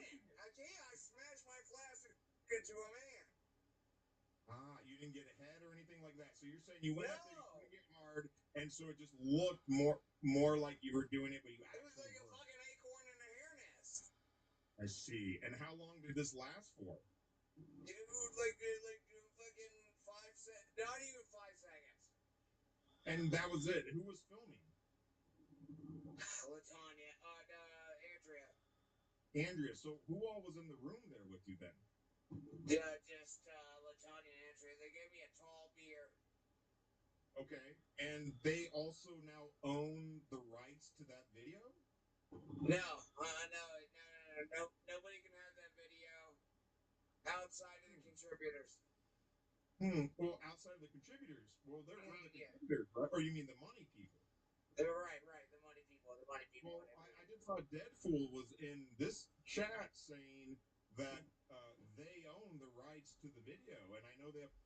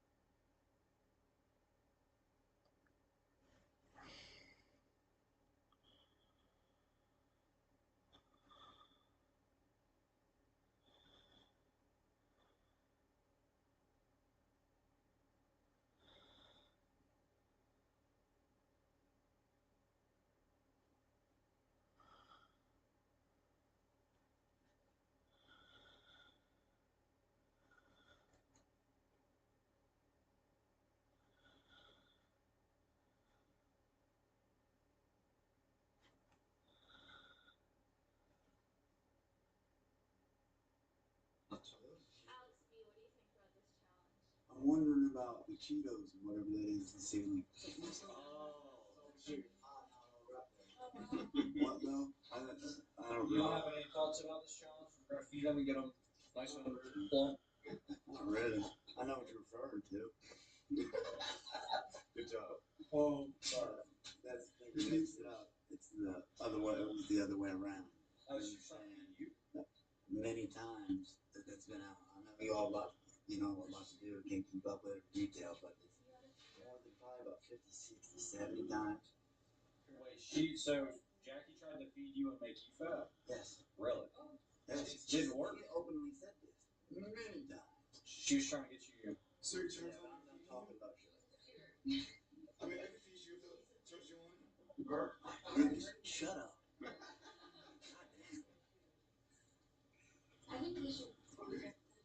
Alright. Begin feasting.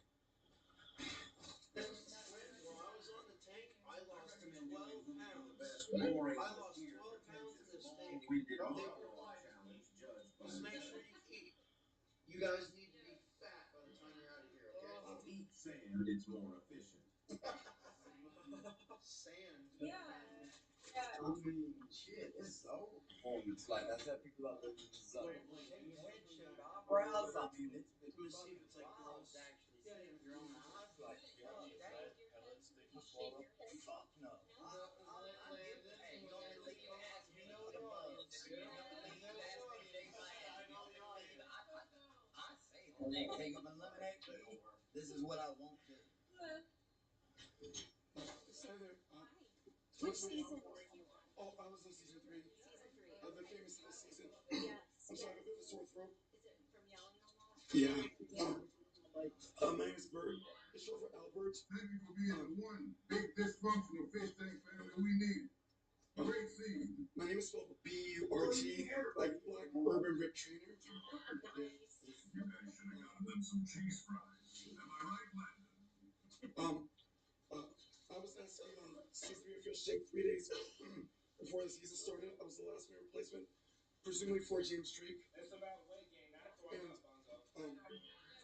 so they like famous house because they said I had a Big Brother vibe, which I took it to mean they want me to be the Big Brother of the group.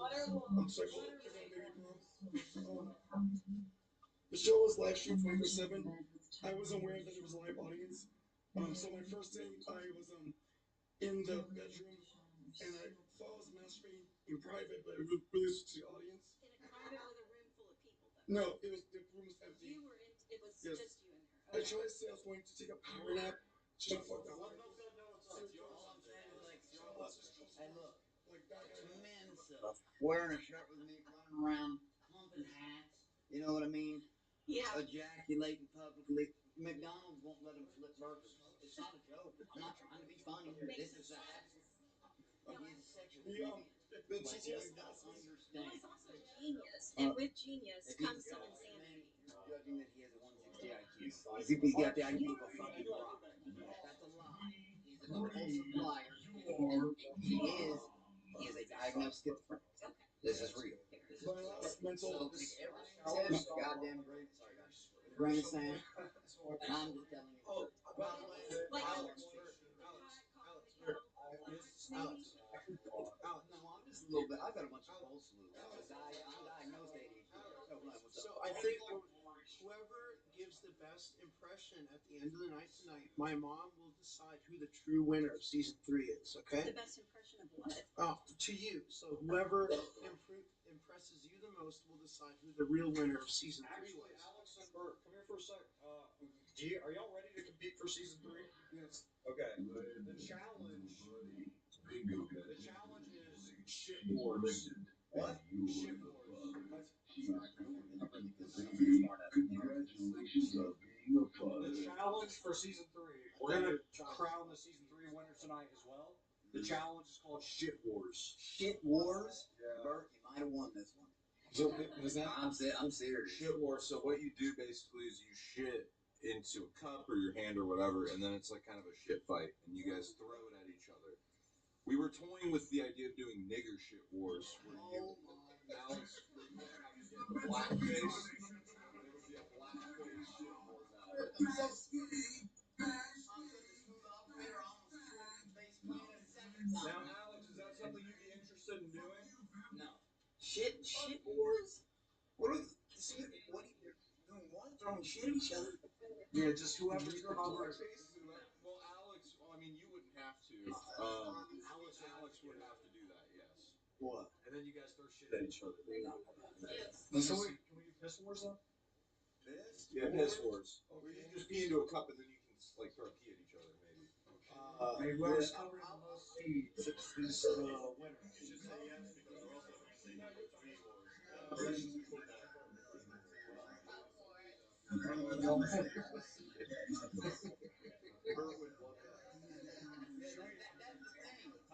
That's the thing. Paul loving these challenge ideas. That's the only difference. He loves these ideas. It's either gonna be shit wars, piss wars, or cum wars. For season 3.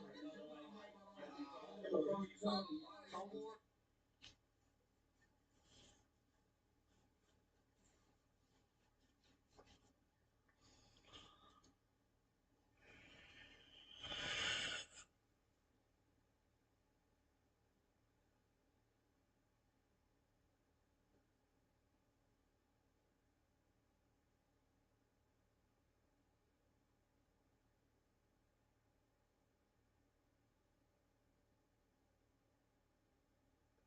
So obviously I am not a brand friendly influencer, so I had to pay for Coachella all on my own. So the total cost for 3 days at Coachella is $198,845.86.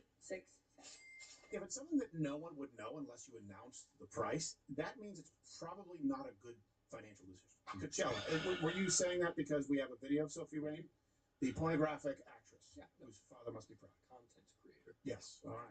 How much does it cost to go to Coachella with receipts? So obviously I am not a brand friendly influencer, so I had to pay for Coachella all on my own. And I'm going to Coachella with the entire Bob House, the assistants and stylists, so I had to get 12 tickets. We got 12 artist passes and a table at the main stage, and it ended up being $67,980. What? You guys know me, so obviously I booked a private jet, and a round trip to Coachella Valley cost me $37,498.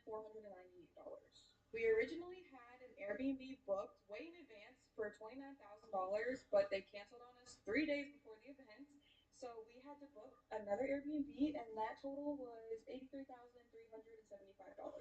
And as I said prior, I got a stylist, and all of the clothes that she got me ended up totaling to be $5,000.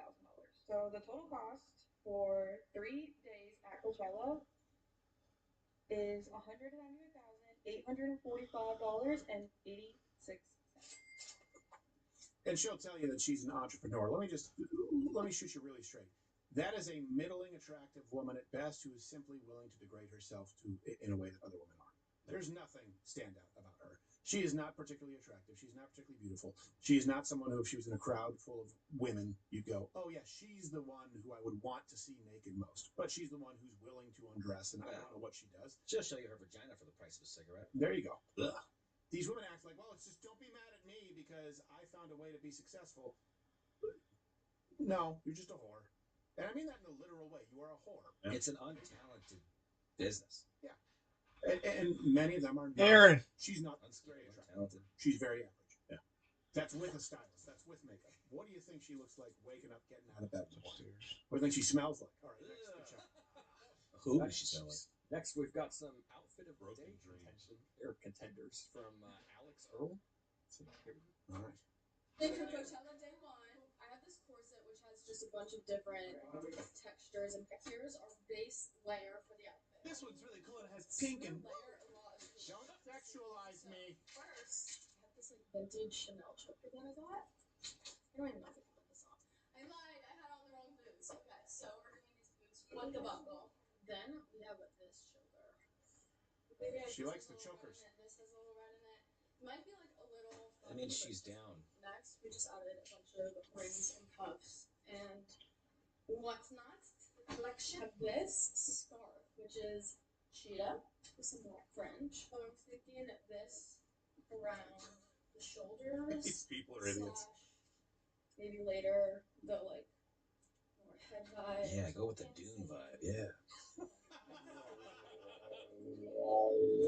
have this massive Carhartt jacket, which I'll Can't believe she probably got this all at Walmart. wear when it gets colder. So we're just Right, adding on. yeah. Because when it gets colder, you want to be in short shorts with a jacket. Yeah. This is also why when you see the guys doing the look maxing and look at my Bugattis and my lamp, it just seems so feminine. It's such a thing that women do. They go look at really an engagement ring, the size of the diamond. Let's just be honest. It's just it's gauged by how angry it makes your friends. Yeah. That's its value. Is can you one up your friends? Like this is not a good direction for society to be going. And I'm a free enterpriser, but this consumerism of look at this choker, look at this choker, look at this, look at how much I spent on this. Hey, if it's something that no one would know unless you announce the price, that means it's probably not a good financial decision. Yeah. They did all of that. They could have just went to Benihana. Yes. Yes. What? Yeah, sure. Why not Benihana? Little hibachi. You could have a good time at hibachi. Oh yeah.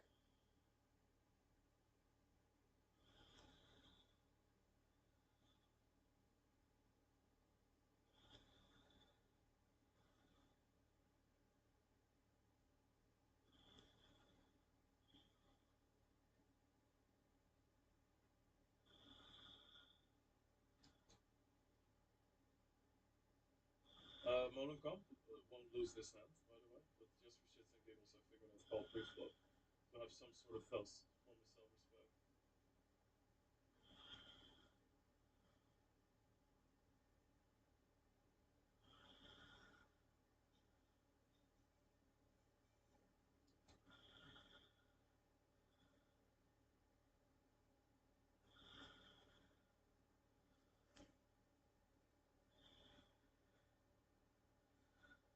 Go in a ring with them. Again.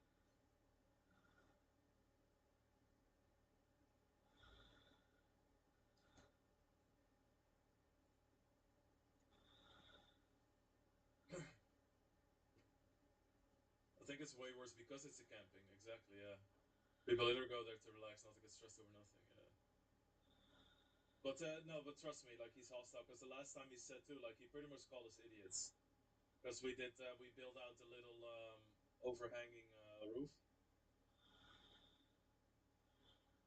and he said clearly you guys didn't ask for permission because we would have never granted it anyway.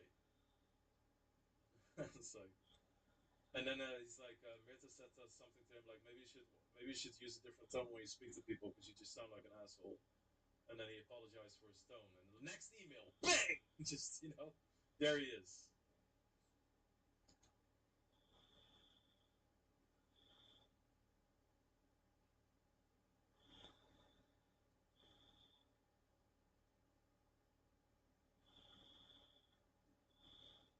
Jan, I understand what you're saying, but I don't think there's any points in trying to think of, how do you say that, like,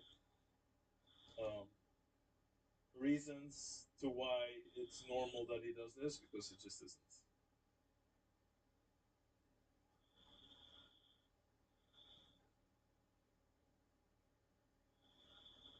Like what is like though I also like Mirta. Whoa, Mirta is very very balanced and chill, and she was mad as fuck. Sounds like you're more tilted about his ground swing and 2 hour final table. Yeah. Talking about final tables, free double up. Let's go.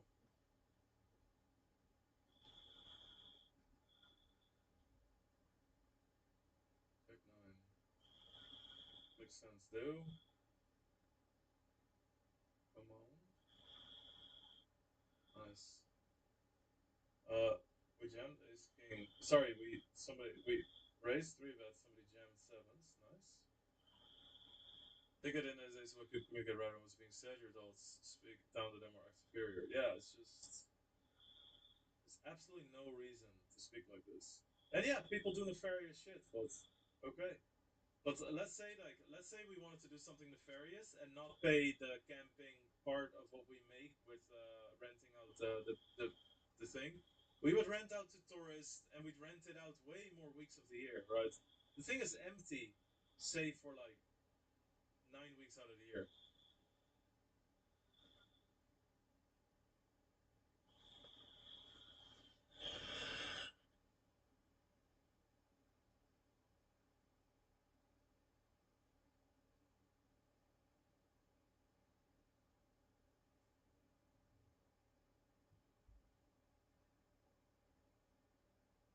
made things even more woke than they were. At the final hour, he leaves. I'm gone. I'm gonna date my new pop star girlfriend and be a celebrity and go to Coachella.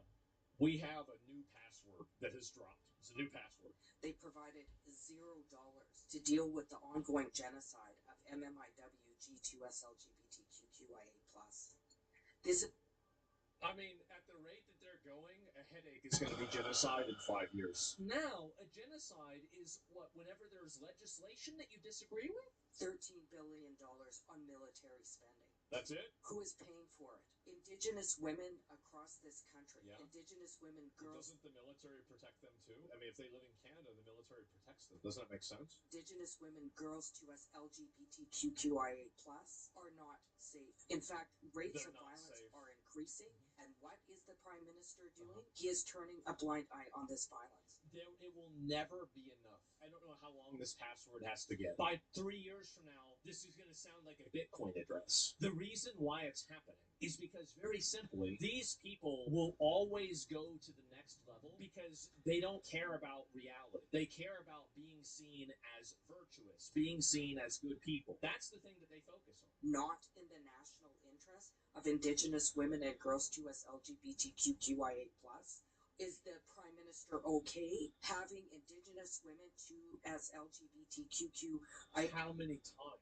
Because usually on a lot of websites, after the third time, it says you have to check your email or you have to do something else. If you can't get the password right, don't they just lock your account? Shouldn't somebody take her off the mic at this point? Of how this Prime Minister has turned his back on Indigenous peoples, particularly Indigenous women and girls to us LGBTQIA+.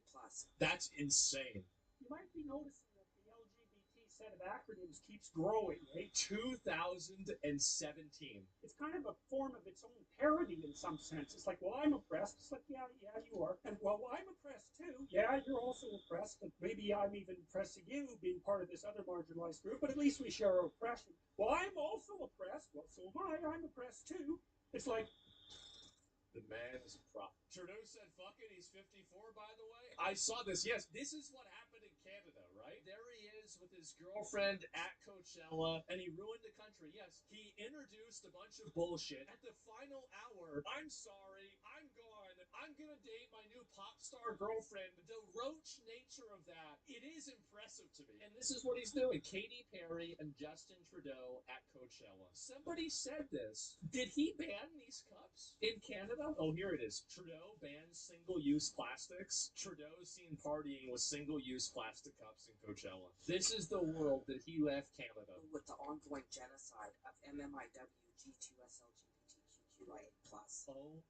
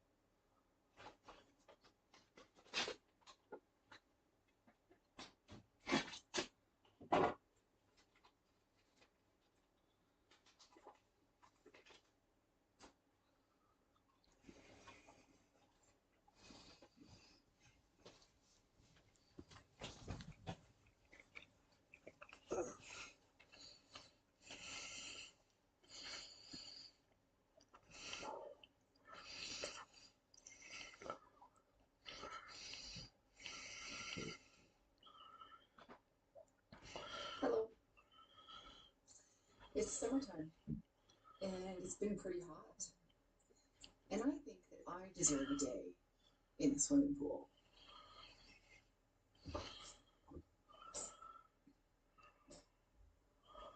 Yellow? Blue? I actually don't have a swimsuit. We'll make do. Let's grab a towel.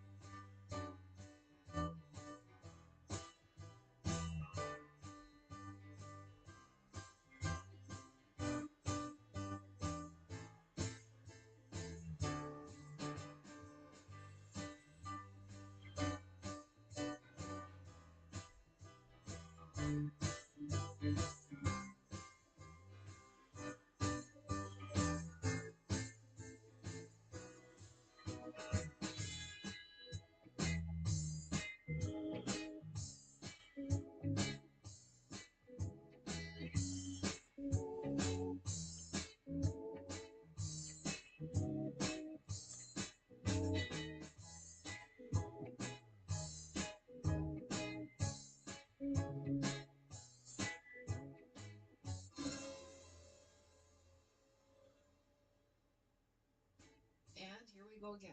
The swimming pool saga continues. Now, I've chit-chatted about this pool a bit here and there, but of course, no one watches every video, so let me do another refresher.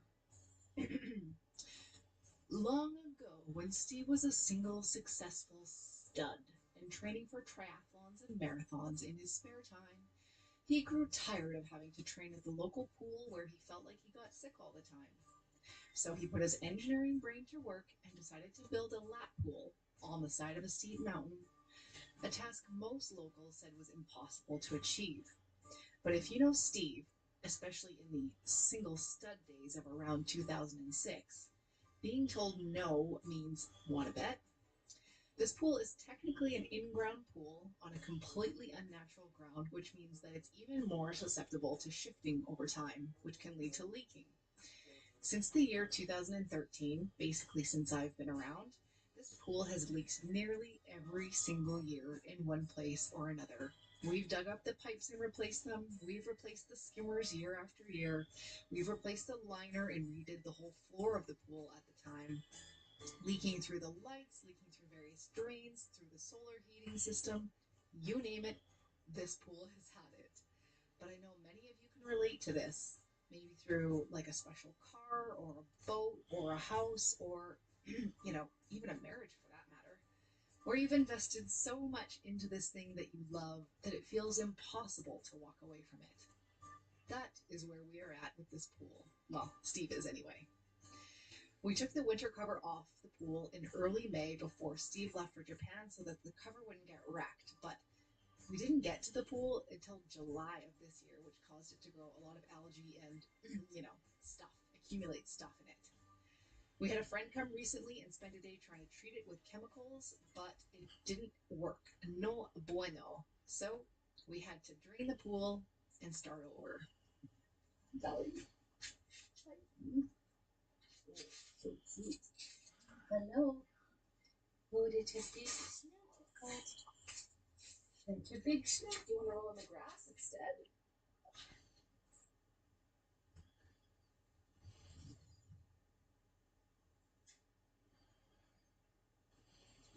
Now, Steve had to leave for the day, so I took over the task of cleaning this entire swimming pool on my own. Still recovering from hip surgery, but hey, someone's got to do it.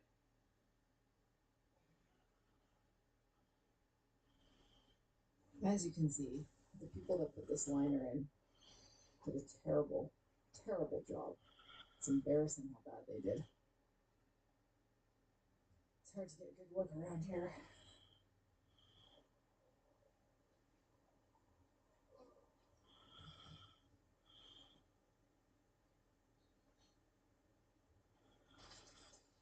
think there's a graceful way to go about doing this. I think I just gotta. Oh, I brought a dustpan. That's what I'm to do. I just gotta.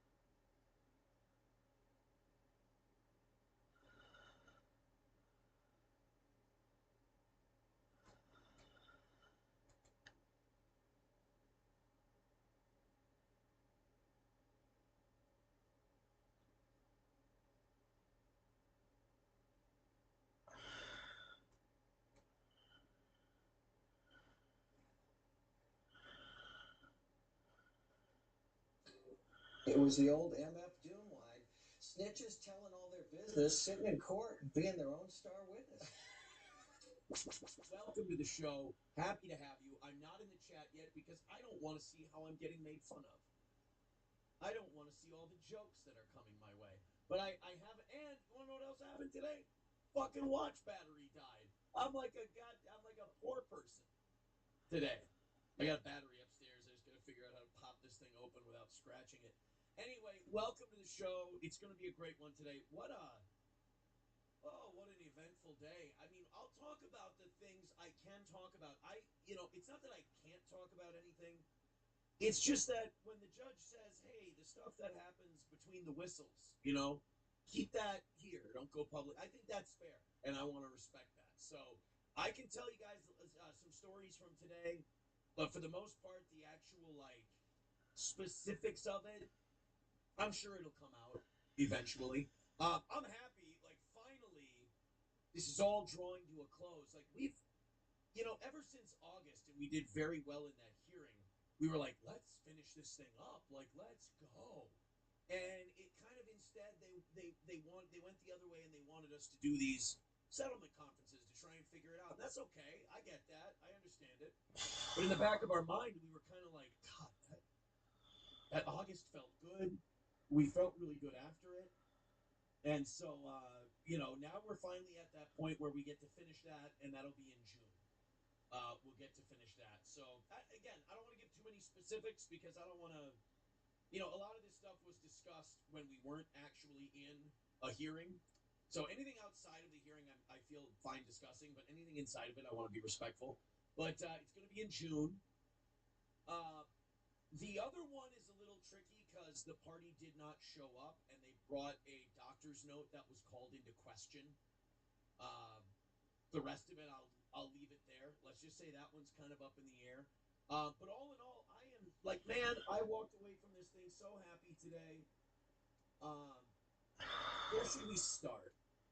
So I get there, and there's a sentencing hearing. Well, actually, first of all, I had to go to Halberstadt's and get a tie clip because I own about 7 different tie clips, and I can't fucking find them. I think when I'm done wearing a suit, I think when I'm done wearing a tie, I think I just take them off and I just chuck them. So one day, it's kind of like cigar cutters. I have the same issue with cigar cutters. I own 7. I can find 1 because I keep it in my car. So I left a little early. I bought a new tie clip. And then I get to the court, and ours hasn't started. There was a sentencing hearing before us. And I found out that apparently if I talk about demonic possession, there's a vengeful guy out there who wants to put me in jail for talking about demonic possession. Let me be very clear about something that I think everybody understood. When I was talking about Father Ripperger, I think people don't give me credit for how nuts and weird I actually am. When I was talking about Father Ripperger this morning and demonic possession and the Catholic Church's belief in it, and as I'm looking it up, as I'm listening to Father Ripperger on Tucker's show, I was talking about this on the show this morning, I honestly believe that when I've made my most terrible decisions in my life as an adult, I believe there may have been demonic possession involved because and this is like throughout, this isn't just like 2 years ago, this is like throughout the last 2 years, until I started going to Mass again. I said this morning.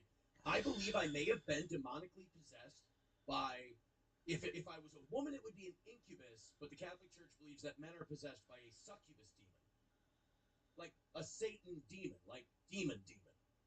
And I honestly believe that because all of this stuff, because all of my dark urges and because of all of my bad behavior, and well, not all of my bad behavior, but because I became such a better person once I started going to Mass, they do say that accepting the Eucharist and going to Mass are the 2 best ways to drive out demons. That's what the Church teaches.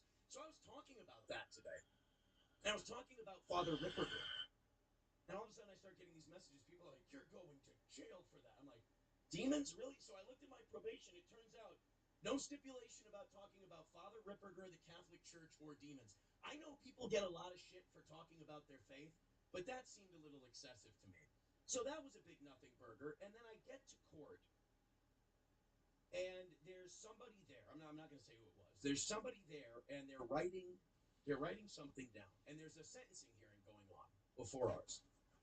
And this person writes down on a pad, Nick verbally accosted me outside the courtroom. And I'm like, damn, that's pretty fucked up, man. So that is an interesting way to start. And then, lawyers go into chambers, all that stuff. Then we start. I'm not going to talk about any of the stuff once we started, all right? We're going to finish this thing up in June, thank goodness. We're going to finish all the stuff from August. I'm really pumped about that. I'm really excited. After the hearing, it was a little weird. I always talk with my attorney a bunch. I like him. He's a great guy. He does an amazing job. If you're ever looking for anyone for many different facets of the law, Brian Johnson at Heller and Thien does such an amazing job. You should absolutely.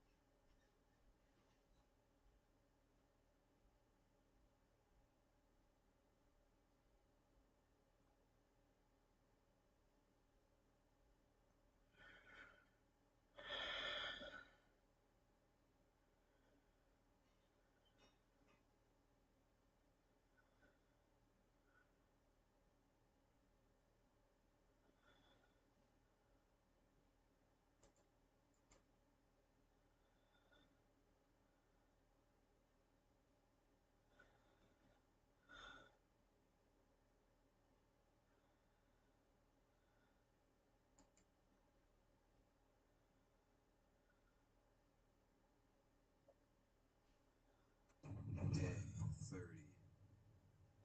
My name's Bert, and I like to make goo. I like to sleep with the bodies next to me and snooze. Every day I wake, wondering who to bake. All these people to kill, and then them to my will. What do you think about that, Alex? What do you think? I shouldn't respond. They made you say it. You always have a choice. They make you. Well, I feel like I'm supposed to go along with it. Well, if I'm just. You're such a man, bro. Is the most traumatic life story challenge. Take something from your real experience and trauma it up on the audience. The more shocked and horrified the judges are, the higher points you're going to get. So challenge number 11 was the trauma dump story. James Drake turns on the waterworks telling a story about his dog. Once we got divorced, I really wanted my dog. She was my best friend, man. She was awesome. She really was great. And my ex wouldn't give her to me. I went months and months without her, and I thought about her all the time. And then there was this one Christmas where she said, if you want her, you can come and get her. And I remember getting her, and it was the best Christmas ever, man. It was awesome. And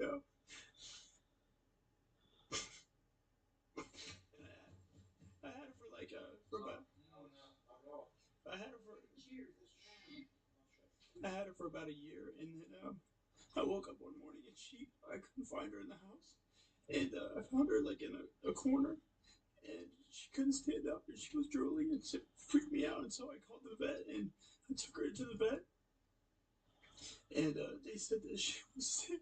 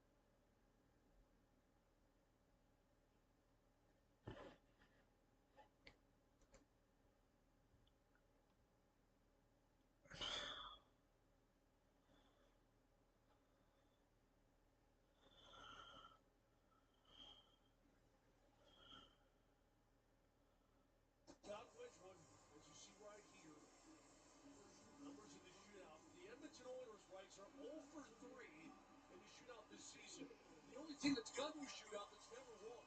Nashville still hasn't gone to a shootout. Here comes McDavid to try and give Edmonton the lead.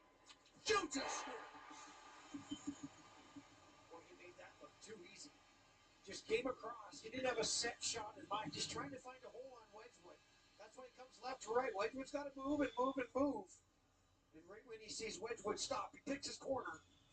Wedgwood tries to get the blocker in place, but just can't get it there in time. That is the first shootout goal for McDavid this year. Here comes Valentuski. He's 3 for 7 on the season. Waiting for the go-ahead. And finally gets it. Here comes Big Val. Moving down the slot. Holton shoots it. Scores. Valentuski rips it inside the far post. Well, Val had a go-to move that worked twice for him, but here he just comes on in almost like mirror image of McDavid. Right to left, not as far. Just picks his pocket, goes right through the old 7-hole. Under the glove, over the pad. Val making that look easy. Ryan Nugent-Hopkins is next. He's 0 for 3 on the year.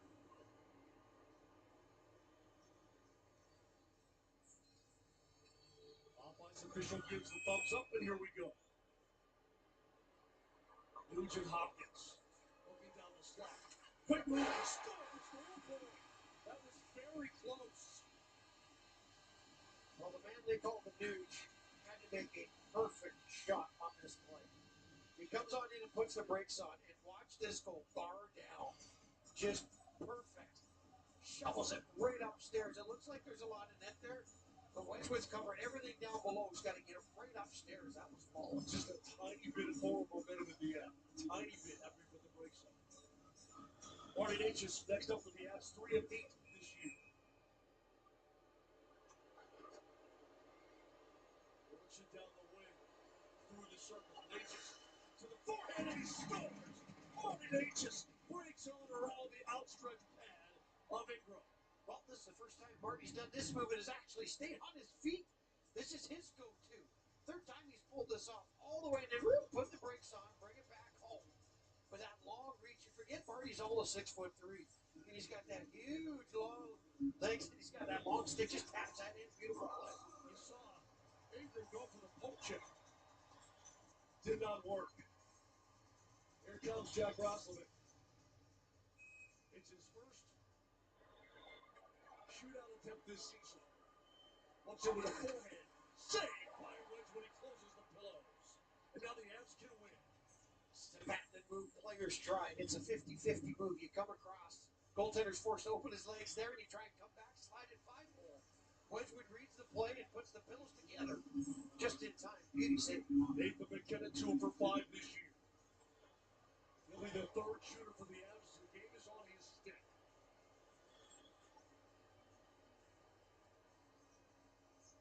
Thumbs up from the off ice, and here we go. McKinnon. Works it in with speed. Right down the slot. Breaks wrong. Shoot and scores! Nathan McKinnon rips it past the blocker of Ingram, who breaks his stick and throws it to the half boards. And the Avs have pulled out the extra point. They win 3-2 in a shootout in Edmonton. McKinnon puts the brakes on, gives him time, and you can see that left side is absolutely wide open. McKinnon heads up the whole way, puts the brakes on. Ingram's already pushing his way back in. Nate makes that look so easy. He scored on a shooter like that earlier this year. Beauty play, not often. You see a team go 3 for 3 in the shootout. That's what the Avs just did. Beautiful shootout victory. 3 fantastic goals. So the Avs improved to 117 points on this season. That's 2 away from the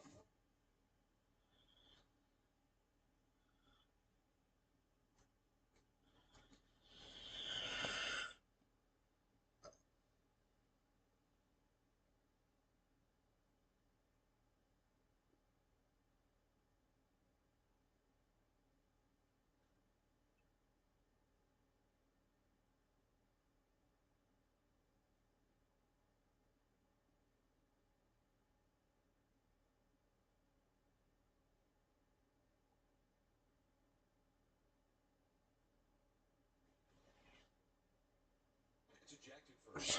Ollie. Yeah, I'm kind of with you on that one.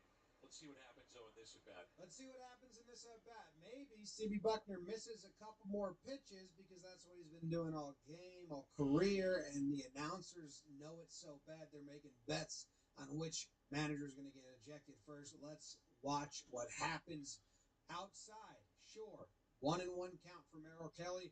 That one's low. 2-1. That one's low. No, that's a strike. Batter's like this. Umpire looks at the manager like, got something to say about that one? Ollie's like, no, but yes, that one is a ball. Pitcher and catcher are like, what? He's like, got something to say about that one? And Marmal's like, no, but Torey Lavella's like, I think I do.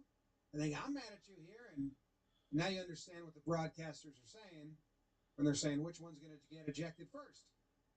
Because it's just missing calls wildly on both sides. And that's ball 4. So we got a leadoff walk. And Kelly, the pitcher, is like, we shouldn't have a leadoff walk. This stinks. All right, CB looking at St. Louis bench, and Torey Lavella's like, I got a problem with you. Look at me. Look at me. Why are you picking it with him? I'm mad at you. That's outside.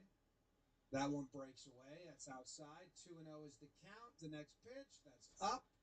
It's a good pitch, but it's up. So 3-0. There you go. You got a strike. And then outside. They wanted that call. Maybe it's outside. Ball 2. And Torey Lavella's like, quit picking a fight with him. I'm trying to pick a fight with you because back-to-back walks. And now Goldie's up MVP. Oh, okay. Goldie's out. But Arenado's up. That pitch is a ball inside. Strike. What? Arenado with a double take. Just a fabulous double take. Hey, you're gone.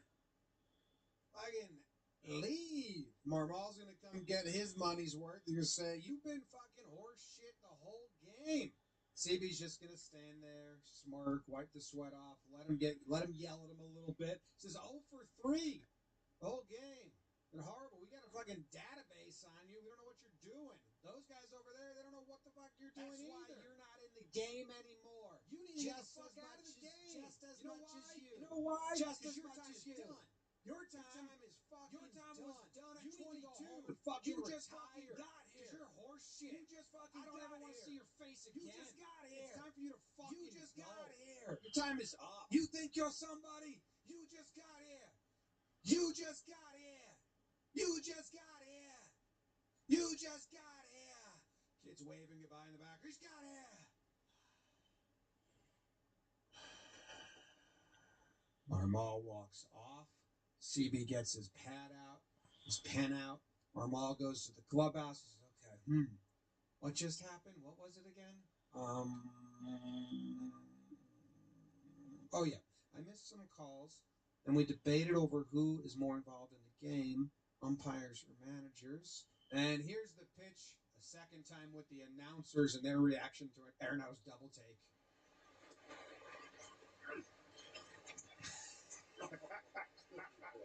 You got Cal Riley's the catcher. CB Buckner is the umpire. They're warming up. Catcher just came out. You can see CB Buckner right here saying one more, one more, one more. You can see the infielder ready for the throw coming down. But Cal throws it back to the pitcher. And she says, no, that's it. That's it. I said one more. You know? And Cal's like, I said one more. I told you, got one more. Throw it down. And now they're arguing. And CB Buckner's like, nah, enough. You know the rules. And he's going to say, it's only one more pitch once you come out here. That's it. That's the rules. Turns, knows the manager's coming. Manager comes out. He says, every time the catcher comes out, he gets 3. Everybody does the same. No. Oh, wait a minute. The time doesn't stop. The time doesn't stop. No. When we shut the clock down and the catcher comes out, he gets 1 pitch. And he throws it down. CB, every time it's the same. No. They stop it when the catcher comes out. Everybody waves the clock off, CB. Yeah, but once we wave the clock off, you only get 1 more pitch. Cal shaking his head. Rowdy just shaking his head. But it's once you come out, 1 more pitch. That's all. All right. Manager's can't respond, just walks away, licks his lips. CB licking his lips, tossing the ball, feeling good about himself. No ejections. Just a dispute over warm-up pitches. Necessary? Probably not. What's the actual rule? Gonna have to check somewhere else. I didn't deem this one worthy of me checking. Who cares? Top of the 4th inning, and Walker Buehler, my Moxie King, is locating his pitches. First pitch, fastball. A little cut fastball maybe? Right in there. Next pitch, curveball. Got him. 0-2. Back to the curve, but inside doesn't bite. Okay. 1-2. Little cutter inside, doesn't bite. And then curve on the outside. Boom. Walker Buehler thinking, I'm nasty. I'm nasty. That was nice. Walking around the mound feels good, right? Next batter, slider, cutter, whatever he calls it, away. 1-0. Fastball up and away. And nice piece of hitting by Robles, I believe, who goes with it for a double. So, okay, first batter looked good, next batter, whatever. He went with a pitch. It was nice. Get him, Walker Buehler. Ooh, the eyes of J-Rod. Beautiful, beautiful eyes. First pitch. Oh, let's watch that again. That's, I don't know what he calls it, cutter, slider, whatever it is. Just a little, excuse me. That's such an odd swing first pitch because you want to be like fully committed. It's almost like a 2-strike protect swing out of J-Rod there, but I think he thought it was going to go be a ball at the last second. I don't know. He's got him 0-1 on that swing. He follows it up with a sinker, so fastball, 2-seam fastball, hard, 95 runs down. That's nice, right? Let's watch it again. I'll drag it slow. Boom. You can see the way his fingers are going to just slide off it, almost underneath it a little bit to get that run. And look at that, just trailing and diving. Got him 0-2 again. Yeah, he's thinking I'm nasty. Look at me. I'm doing everything I want to do out here. This is a great inning. Screw the double. I don't care. All right, I went 80 miles per hour sweeper. I went 95 fastball. Let's go into another decade. Let's go into the 70s. Let's back him up with a curveball. So here we go. And right where he wants. Oh, that's a strike, CB. Oh, not even close. CB Buckner saying, it went around. Hey, it went around. It went around. Oh, screaming back at him, takes his Hey, what are you doing? What's the yelling about, CB? Huh? What's that? Well, I'm trying to protect my guy. So am I. Yeah, I don't want to get him ejected either. That's why I'm letting him know that went around. Okay, I'm CB Buckner. People thought I was going to be the worst stump ever after Hernandez retired, but actually no. Laz is taking a lot of heat off me. Got to give credit to Roberts. He's always real quick running out there to protect his guys. 1-run game in the 9th inning. Strike one. Strike on the swing. Next pitch. Tries for the same thing below the zone. 1-1 count. Then comes back away with it. That's a nice pitch for strike 2. Both of the strikes swinging. Chicago gets on their feet. One more, baby. Let's do it. This guy, he's like, okay, might as well videotape it. Something cool might happen. The 1-2 pitch, way away. Non-competitive waste pitch. CB Buckner looks at his ticker, says, okay, the count is 2-2. It's not what he actually said. That is a ball low, but they like the pitch. Looks at his ticker again. He says, okay, the count's 2-2. The 3-2 pitch, outside, and no one does anything. He looks at his thing, and people from the dugout are like, hey, that's ball 4. The batter has no idea. The catcher has no idea. The pitcher thought he had the strikeout. He has no idea. No one has any idea. Besides everybody, besides the main participants, nobody has any idea. And probably because CB's been yelling out the wrong count. So he gets with his people, says, what do you guys got? He's like, I had 2-2, but they're saying up there that it was actually 3-2, and that was ball 4. Are you sure? What do you got? Anyone else know? They're like, well, it's kind of your job, CB, and you yell it out and show us, and then we go off what you say. So, you what? And they're like, all right, let's just go ask the replay people if they can piece this puzzle together. They got all the pitches. Meanwhile, here's a review, and no, not a strike, but no one moves. No one even thinks about it. The crowd kind of does. This guy wants the strike real bad. Strike! What? Thought the game was over. The pitch is ball 4. No kidding. Yeah. I'm going to backflip this walk. I knew it the whole time. What an AP by me. Taking pitches, laying off.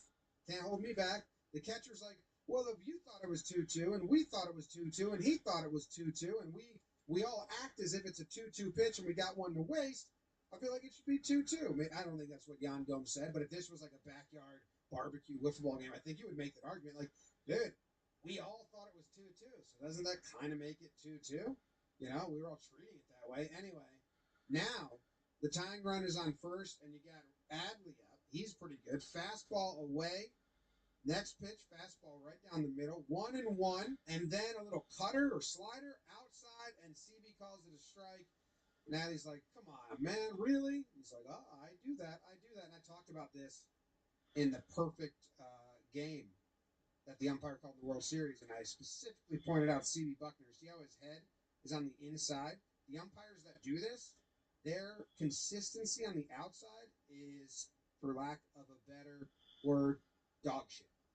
Because they don't have the proper angle. They're setting up inside on everything, so the outside edge is always a dance.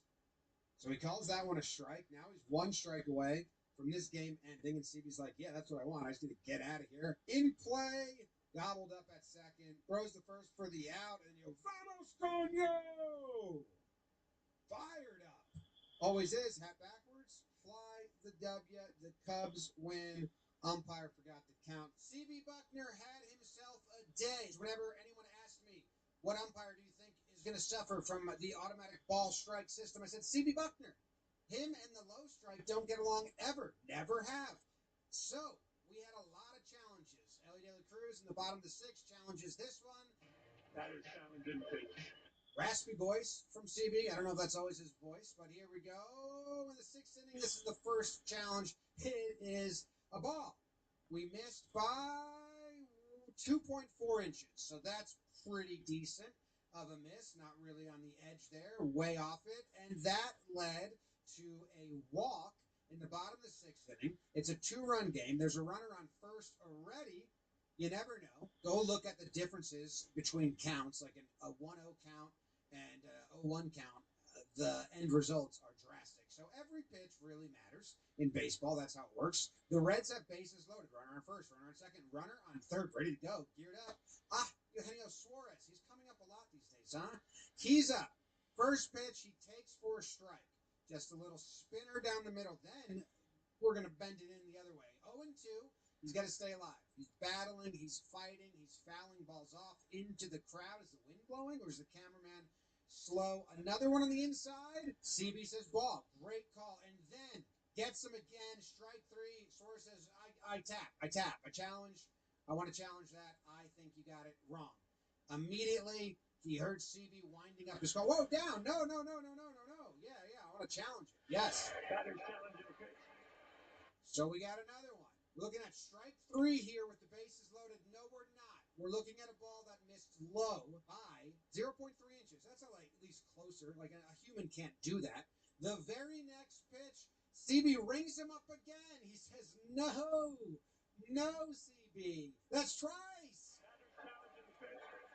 Right away, the crowd is going crazy as this comes on the Jumbotron. Oh, my God, that one is outside again. It's not strike 3. It's 1.1 inches off the plate. The crowd erupted. CB's just going to stand there and eat it as the crowd is just going crazy at his demise. And again, we had an instant challenge. CB couldn't even finish his call. He's trying to punch him out. Before he can even do it, Suarez taps his helmet. Look at these two punch-outs. The one on the left is the first one. CB does it very emphatically. The one on the right is the second one, and it's just a little sadder. A little like, do I even trust myself anymore? Bam! That's the first one. All right, now watch the second one. He never even takes his eye off Suarez because he knows it's coming. Like, look at the first one. He turns his head completely and gets into it. Oh, bam! Bam! Bam! And then the second one, he is just kind of a little more sad, and he never turns his head into his usual call. He just looks at him the whole time and then goes, oh, shit. All right, so it's a 3-2 pitch. This could be game-changing. We could break it open. Instead, we get a ground ball ground out for the third out. So it didn't change much besides the pitch count and the momentum in the stadium a little bit. We go to the bottom of the seventh inning, and now Benson, another tall player, immediately challenges the 1-0 pitch. CB's like, what? He's like, yeah, I want to challenge it. Please? Batter's challenging the pitch. Uh-oh, CB, your voice sounds raspy. I don't know if that's how you normally sound or not. That's a ball low, so it's a great challenge by Benson, who has been getting that call to strike on him all game. I'll show you those in a little bit. It's almost an inch below the zone. Now CB's like, this isn't fun. The 2-0 pitch, that's way below the zone. The 3-0 strike. He's like, no, I'm going to challenge that one too. Yeah, I'm going to challenge it. Yes, I'm challenging it. CB's like, it was 3-0. I opened the zone up. He's like, well, that's not part of the game anymore. The strike zone is the strike zone, and you can't change it. And CB's like, please, please, please. Oh, my God, that one missed low and away. Whenever they have to do this horizontal line, that means you done botched it. Bad. 2.5 inches. It wasn't high enough, nor was it over the plate. It missed 2 ways. Ooh, the little kid's just giving him a ton behind his back, and he's just sitting there thinking like this. I have no control anymore. I'm supposed to have control of the game, and now all the control. I just feel like, where's my control of the game gone? I need to do something to make me feel in control of this game again. And now Trevor Story comes up. We're in the 8th inning of a 1-run game. There's 2 outs. There's 2 on. Trevor Story looking to do some damage here, give his team the lead. He fouls that one down the third base line, so already in a hole, 0-1. Then swings and misses at that one up top, so he's 0-2, staying alive. Fouls it back, going. Wind or camera? What do you think? Because the balls are outpacing the camera. Now Trevor Story, 0-2. Got a battle. What's he looking at? Got a battle. Stays alive. CB says, no, you went. He doesn't ask for help. He says, I'm telling you, you went all the way. Says, your bat went all the way out there. There's no way I swung. Your bat went all the way out there. Come on. Story is pissed because it's the second time CB rung him up this game without asking for help. I'll show you that in a second. Cora comes out, and he said in his postgame, you have to check with the first base umpire. Cora's saying, so check with him. Your job is to put calls in place, so check with them. How's him going all the way? And he gets ejected. And it's just a soft toss, and Cora's pissed. And, yeah. So here's all the other check swings in the game where CB Buckner decided, I'll check with the first base umpire. That's his job. I call balls and strikes. He's the one that does that. And he went down there a lot of times besides twice. One on Trevor Story and another on Trevor Story. The first one, then that's the second one we just watched later on in the game. Another. And had he gone to the first base ump to get the call, let's see what he's been saying. First base ump said that this one, he said no swing. And this one, also, first base ump said no swing. And then we keep going. On that one, he said, yeah, I gotcha. On this one again, right away, he says, gotcha, you swung. Now this one, we don't get an ass. That's the first Story one, no ass. Second Story one, the one we're talking about, no ass. And this one, first base ump says swung. So let's look at these back to back. The one on the bottom, the first base umpire said no swing. So if CB had gone to the first base umpire, the top one, which is the one CB did not ask for help and the one that they're arguing about, what would it have been called? Because the bottom one got called no swing. They're very similar. I think if he goes to the first base ump, and if the first base umpire is consistent, that's probably not a swing. Now this is the Ellie one. That was no swing. And the top one again, the one that CB did not ask for help. And they're standing over the plate in different areas. It's hard to see where the plate actually is, but yeah, they don't really come forward that much. Now here's an overlay of those, and very similar. And here's an overlay of Ellie and Story, and very similar. Now, to be fair to CB, the first time he called it and he didn't ask for help, that is on the bottom here, and it is much more of a swing because the bat head is all the way out there. There's no real rule here at all. It's just subjective like the strike zone used to be. The strike zone is not that way anymore. And CB's missing those days when it was subjective. It was just his decision. He had control because, want to know something? They could have overturned 15 other calls in this game. They got 5 overturns. They could have had 20 if they wanted. All of these were called strikes, but had they been challenged, the system would have said no ball. And you can't argue. You can't be like, well, Jimmy, I don't know. That's kind of close. Like, I don't think he does that. The strike zone's the strike zone now. Per the numbers, these would all have been overturned. I think MLB has to allow them 3 chances at this because people are so scared of getting that first one wrong. We want pitches called correctly. If it's too hard for a human to do it, put the system in play. That's my take. But I'm getting frustrated how many times they're not challenging. Like, CB was awful all game. They didn't hold him accountable into the 6th inning. He missed 15 that they could have overturned. They overturned 5. There were only 80 pitches that did not get swung at in the shadow zone, meaning balls on the edges that did not get swung at in the shadow zone. There were 80 of them. He missed 20. That means calls that we need an umpire. Again, if the batter swings, you don't need an umpire. If the ball hits the dirt, if it's way above the head, way inside, way outside, you don't need the umpire. If it's right down the middle, you don't need the umpire. We need an umpire to call balls on the edges that are, right there, right not there. It's so hard for a human to do. There were 80 of them. CB Buckner missed 20. 1 in 4 calls. That's so bad. CB Buckner did it again. Blew a call, and it was surprising somehow in the way he blew it. I've got some footage that hasn't been seen before, some new angles. Excited to share them with you. Let's dive in. We're in the 6th inning of a 2-run game. There's 2 outs. Brewers and Rays. Remember they had a big brawl a couple years ago? That was fun. 2-0 pitch is smoked, knocked down by the second baseman, but then thrown away with these. The Rays say, hey, give me the ball. This play's not dead. I don't think he touched first base, says the Rays first baseman, and Stevie Buckner calls him out. The first baseman thinks he has to go tag him. He steps on the bag there, but he doesn't think that that's...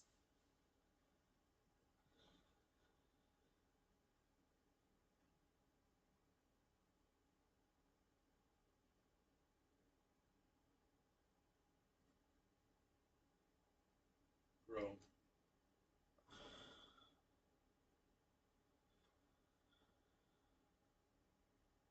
So standard to just be that all the time. It should be an incredible experience for the kids at the move's long-term expat kid in Roma, Singapore. The massive benefit from development. Oh wow, that's awesome to hear. Because most of our concern is there, right? Even though everything you read online is that it's like the one who benefit the most, as long as it's not hopping around, right? Like hopping around definitely has its disadvantages. But everything you read about moving somewhere permanently, the one who benefit the most from it is the kids. That's what we read at least.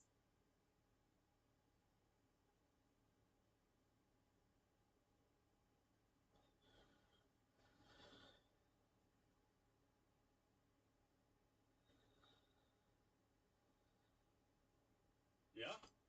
Yeah, yeah, yeah, yeah, yeah, yeah, yeah, yeah, yeah, yeah, yeah, yeah. Kyrgios is a dick, but he's kind of funny. Yeah, exactly. He's different. He's a villain, and he doesn't care. So then it's not annoying to look at, right? He doesn't do because he's frustrated.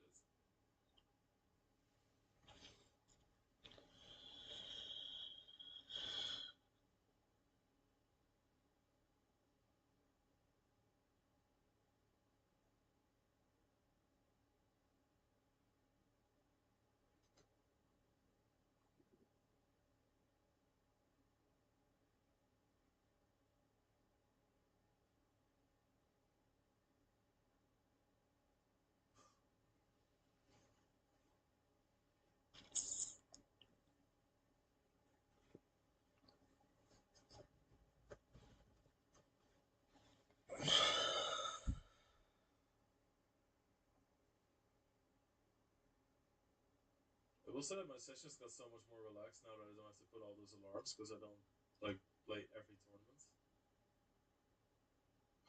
Ace Jack. Wow. 106 big blinds. That's massive.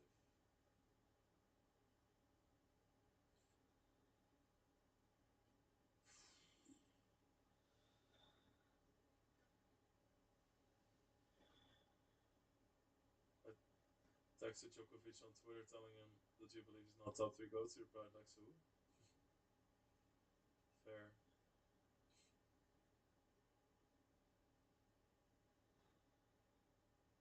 My sports life, competitive tennis have more dicks than any other sports.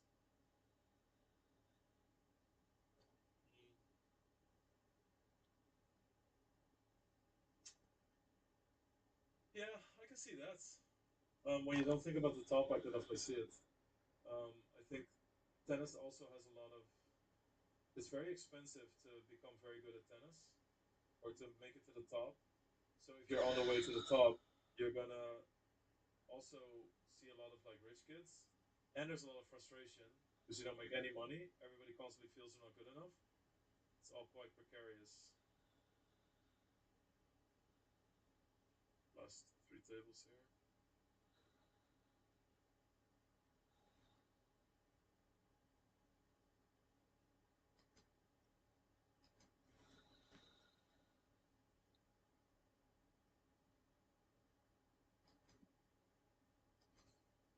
Is it against each other overall? Oh, the top 10 is overall. So if somebody has big scores.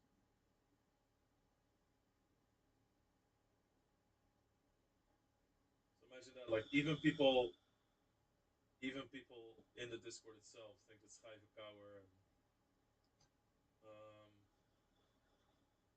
Mountain and whatever run like gods.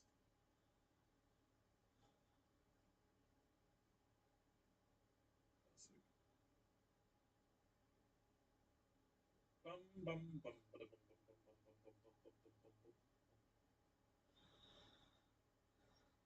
Hey, wasn't that $15 tournament supposed to start? The rapid knockouts? Bounty Hyper is 40k guaranteed. Okay, sorry, late reg that again.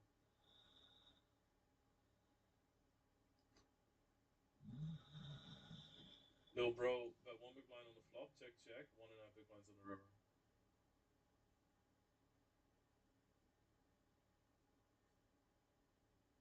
Don't think like season new emojis. Oh, the Zyglife. The mouth is so. Appelmoes is funny iemand. Stazzy rates. Kick rates don't work, so sorry. Kick things don't work. Thank you, Stazzy. Sorry, I missed that. But welcome everybody. I hope that Stazzy has told you that I indeed have a delay. But Stazzy's a real one. He's a very funny fucking guy. Check him out. He streams slots on Kick. He's a big community member. Check him out, everybody. Good to see you, Stazzy. Look at that. Immediately went ahead.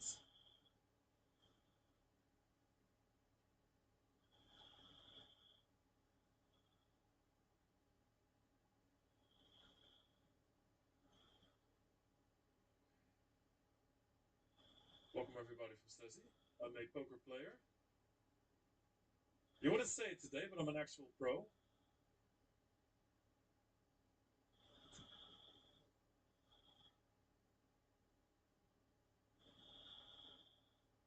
An actual poker pro, guys. Live in the wilds. Oh, there it is, Stazzy 2G.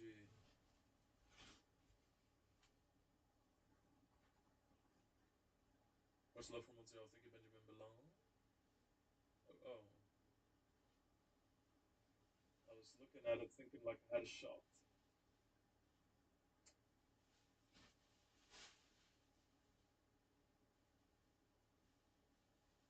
Lex Life 5 in San Jose. I can definitely understand the concern about hopping around. We actually moved back to Australia for 18 months before heading back to Singapore for 4 more years. It did lead to some issues with me for developing social skills. Yeah, I see that. It's kind of strange, right? Because if you stay in well, it's not strange. It sounds normal because if you stay in one place, then you actually just learn to. Then it can be really good for your social skills.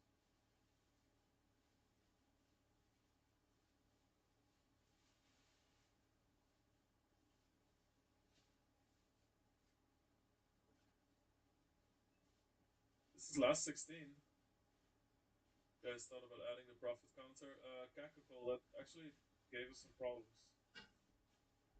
It gave me some problems.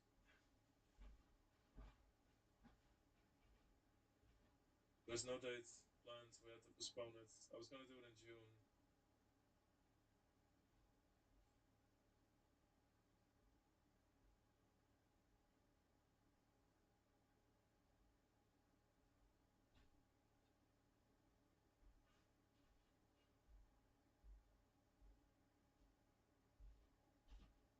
Nice flop.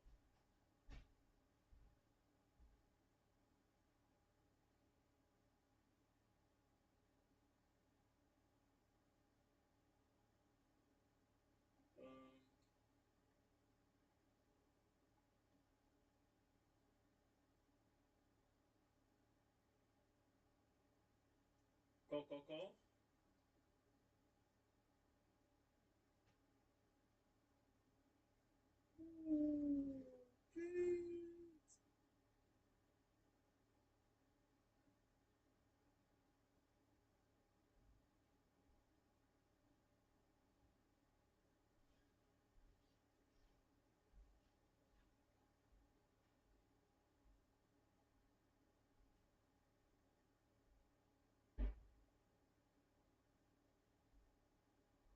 What I understand from locals is that San Jose, the capital of Costa Rica, gets more of a bad rep than anything. Because people go there to, like, if people are on a party trip and they drink and then they do silly things like go to the wrong areas, that sort of thing, right? It's kind of like if you use common sense, then supposedly it's not so bad. No, not that one. Dutch Mountain. I don't know how to refresh this chat to get it. I don't know how to do it. Alright.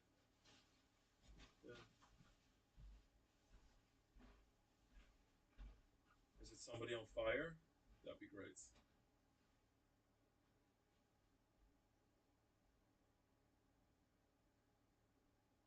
Yo. Captain Barbosa, thank you for 100 bits on Kick.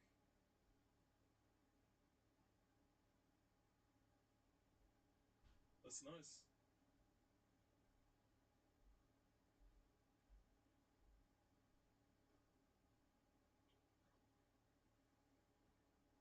Oh.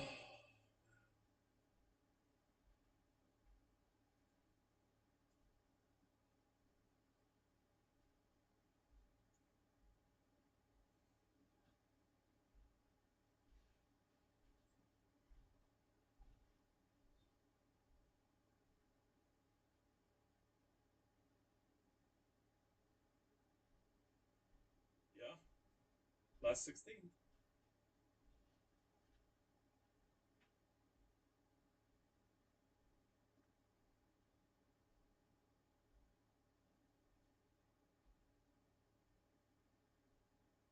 I think you're still in that speed racer. Oh no. Did it happen again?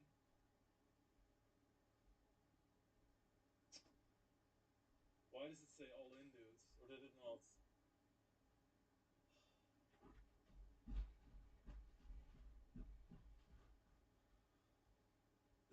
This rounding down thing is an issue, man, on BG. You really shouldn't be doing that. It says all in, but you're not. Go back.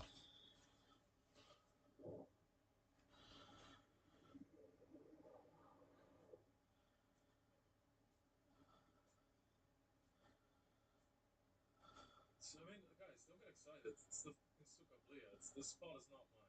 Trust me. Wow. That's nice. Wow. You know, that's like... sometimes it has to be good enough, you know? Nice ads. No. Okay, here we have a very easy jam. Jobless, please be safe. Suka Bliet, I hate you.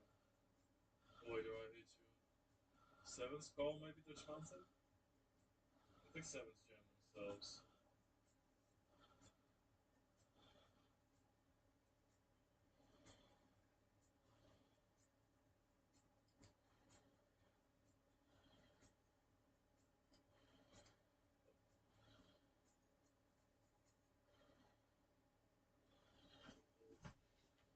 125 bigs. We're second out of 13. Oh my days. What is this, 30 to 33?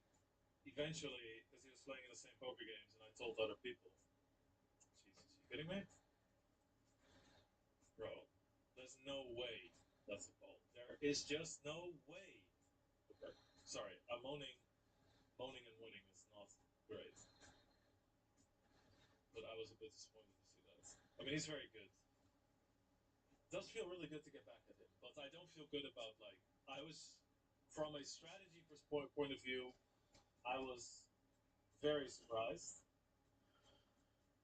And a little bit tilted that I got called by that hand on the bubble.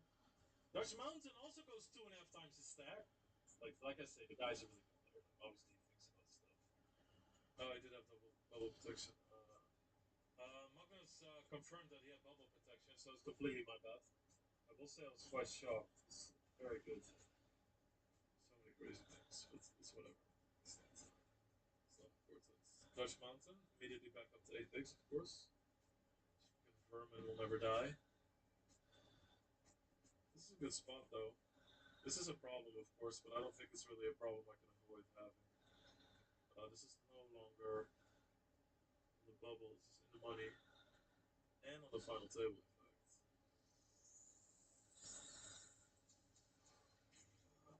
This target is 8x, 7x.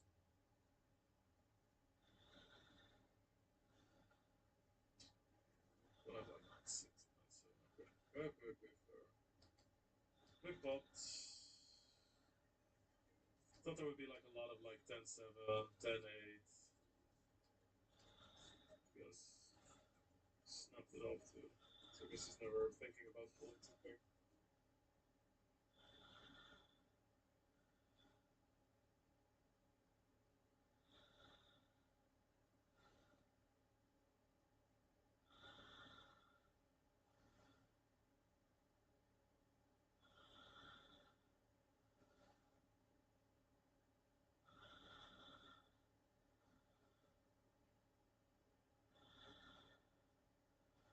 I'm currently hiking from Mexico to Canada on the PCT. Today I had a 20-mile hike up a mountain. I want to be wrong on this, Ed. I am praying that I'm wrong. But there's a reason why people tell their children, don't get into cars with strangers. Right? Don't do that. It's a dumb thing to do. Candy. That's even worse. All right? Stay away from Democrats, Joe Biden. Weirdos.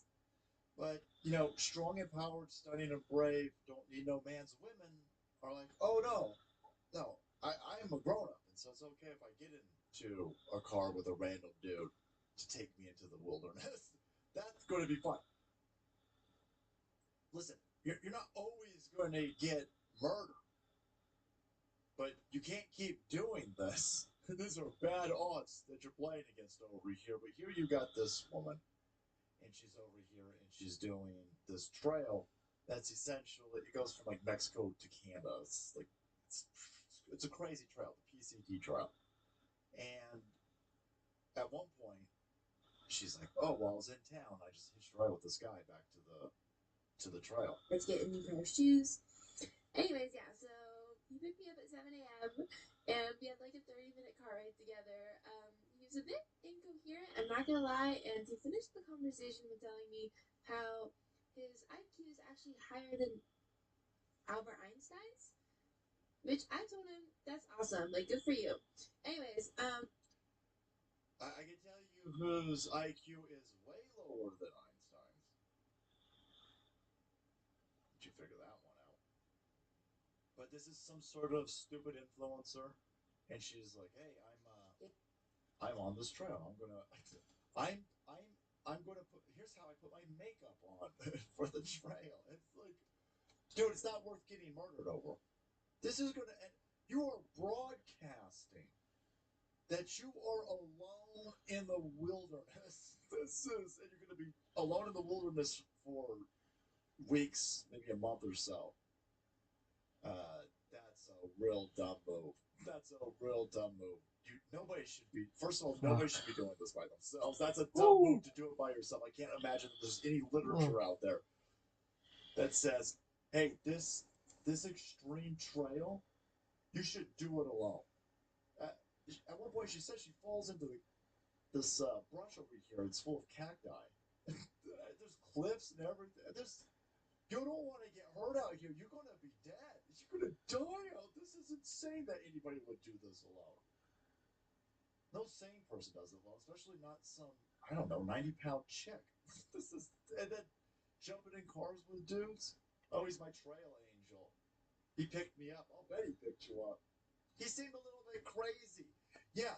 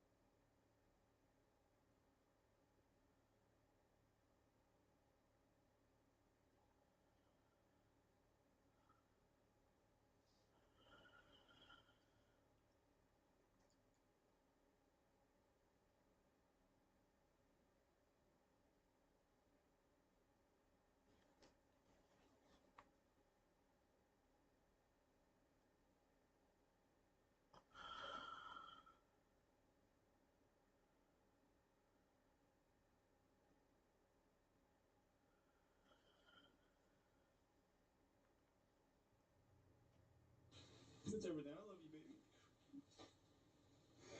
Thank you. Sorry. I messed you up.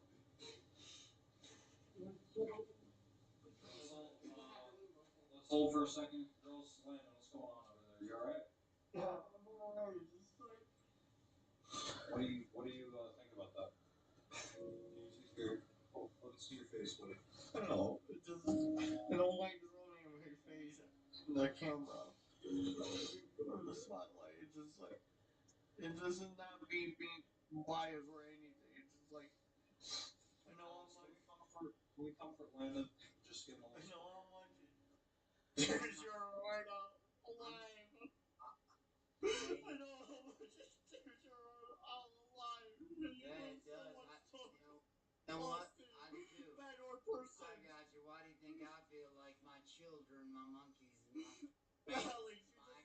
understand. Oh, I don't understand. I don't understand. No, it's just Being my that- children, my animals. I don't understand. Just losing someone so close. And then the twins also tell a story about their dog being mauled. We were in high school. We had gotten a puppy from our neighbor. It was a teacup chihuahua, and we called her Bambi. And she was really, really, really tiny. One day, we lived in a really bad neighborhood, and our neighbor had... Which is the neighbor that gave us their her to us. Yeah, this is the same neighbor that also gave it to us, but he had this dog in the backyard that he really didn't really treat that well, and it was a Chow Chow German Shepherd mix. Yeah. And it was Fitz.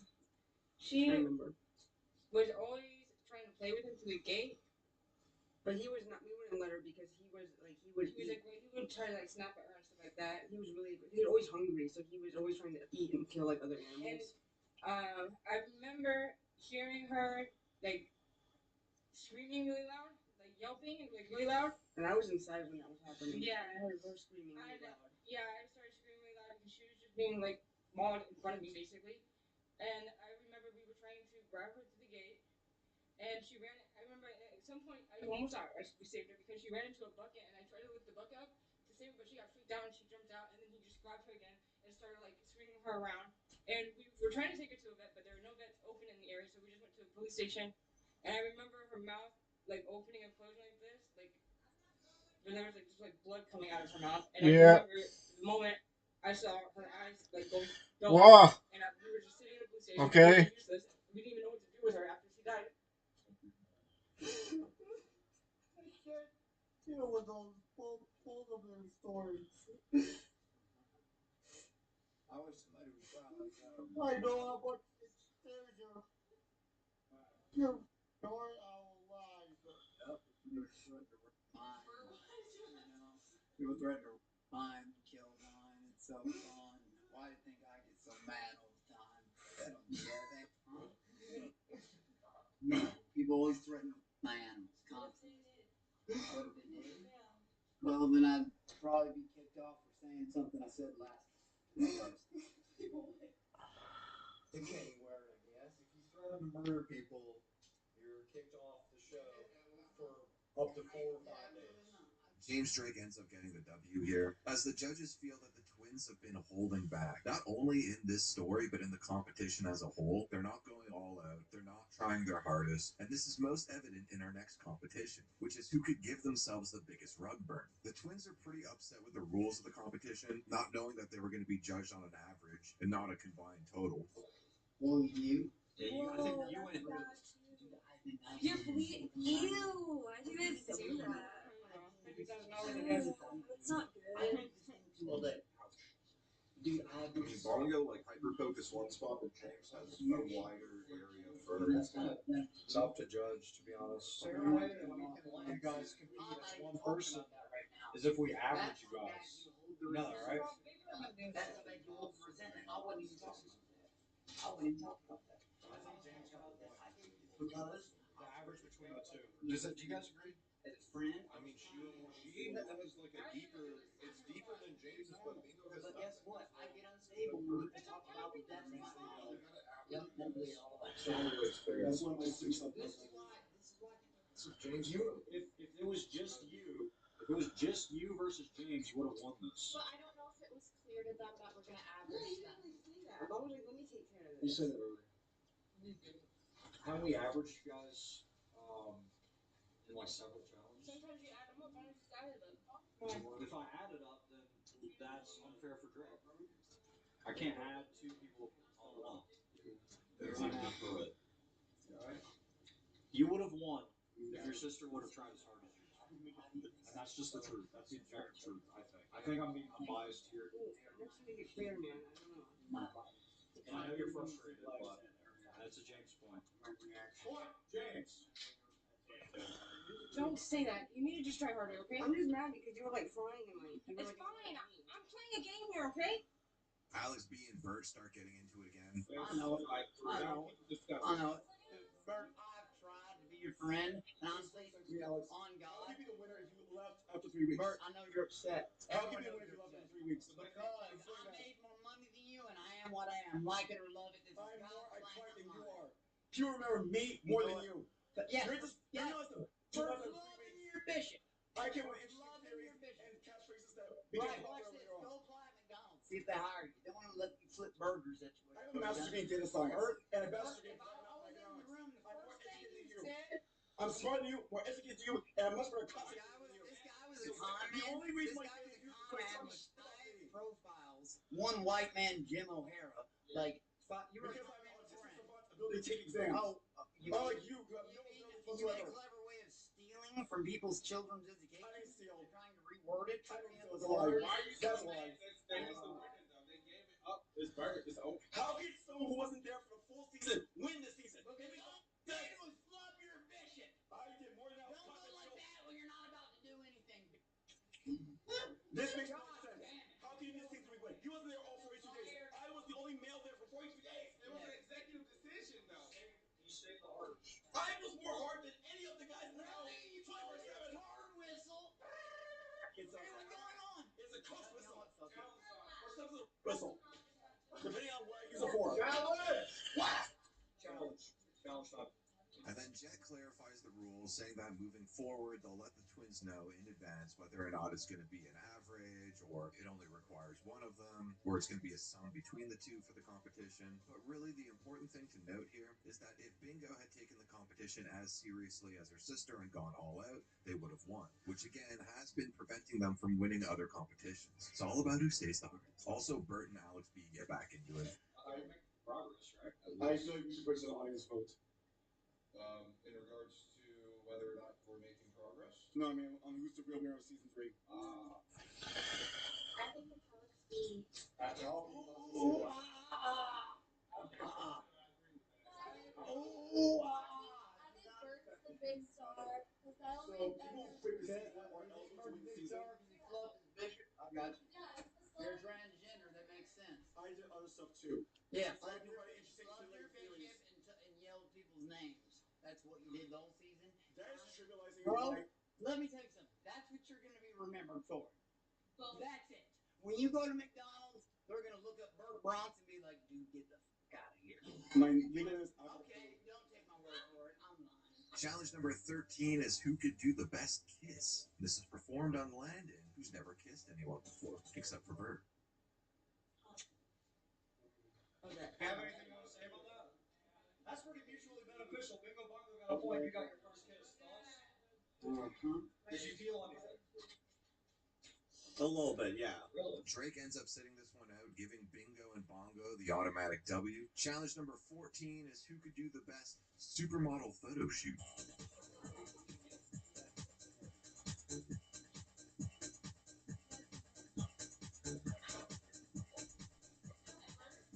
Yeah, what I want to do. You know what this bro? You know what this band. He reminds me.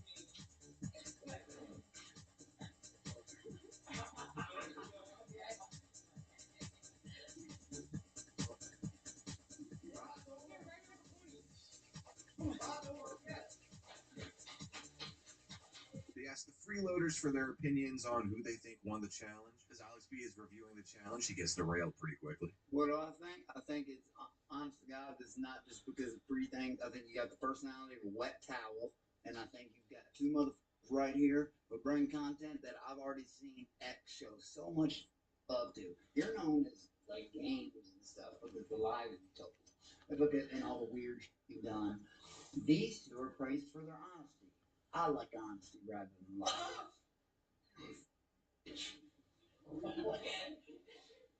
So yes, they spanked your ass in this contest. And when I said, let me reiterate, when I said call someone a like you, I don't mean gay.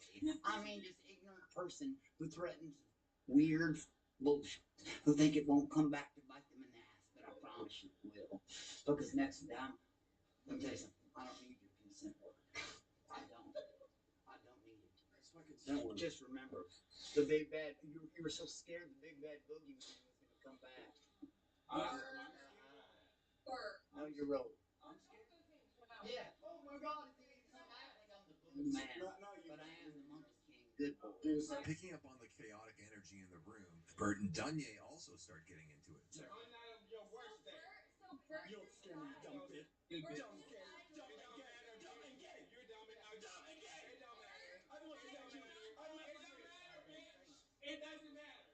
Like I mother said. Get my face. I stay in. Get my face. What's gonna happen? Personal space. What's gonna happen? I don't What's consent. gonna happen? I don't consent. What's gonna happen? I have a good What is gonna happen? Nothing. So shut the fuck up. Yes.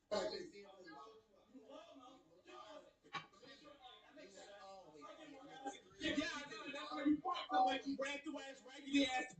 Kill yourself. Throw it. What you gonna throw it? You are.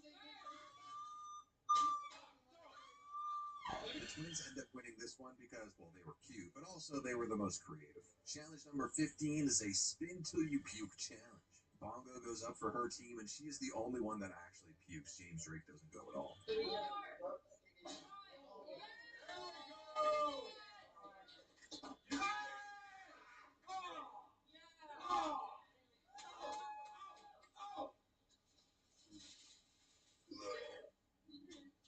that real? Yeah.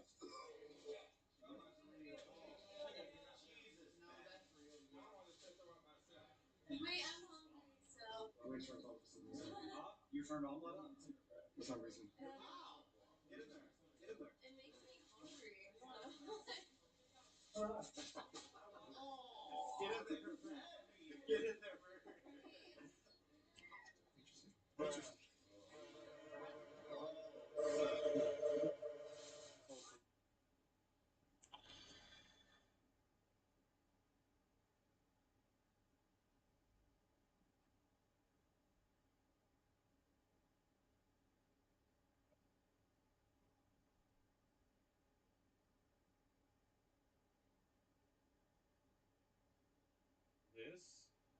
This, maybe one bullet this, just because it's so important. We'll see. I mean, if it fucks with dinner time too much there, then... But then think about it, right? Like, that's just the later stuff.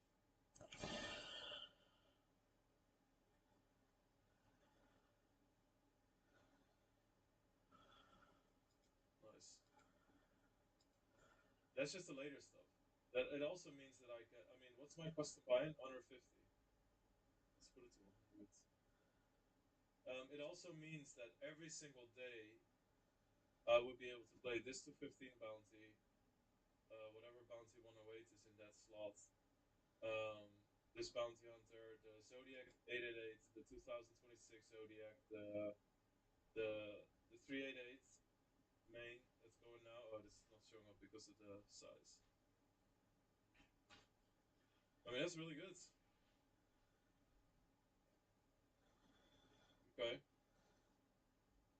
So it's not like it's not like hardcore evening schedule, right? It's not the 500 or the 1K and the 400 bounty. No, the 400 bounty wasn't possible. The 840 would be. What I could do is just sell to that every day.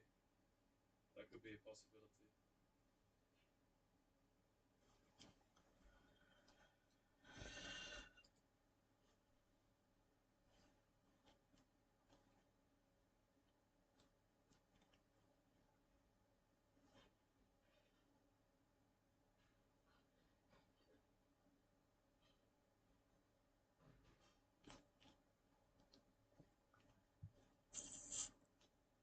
Pick on back to where's the hyper 6 months.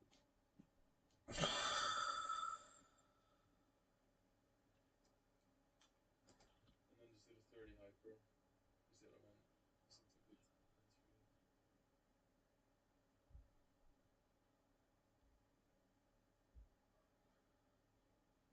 It's the only animal that's murciélago, not the word, got confused. The bat. Cool word. Ranu, Runaru is sloth. Mapache is raccoon. Mariposa is butterfly. Bajo is owl. Oveja is sheep. Cabra is goat. Saltamontes is grasshopper. Cucaracha is cockroach. Daniel BMS SSSSS, thank you so much for the brand new Prime sub. Wow. And Happy Ray, thank you for Let's Go Tiger. Thank you for the channel subscription through channel points. Yeah.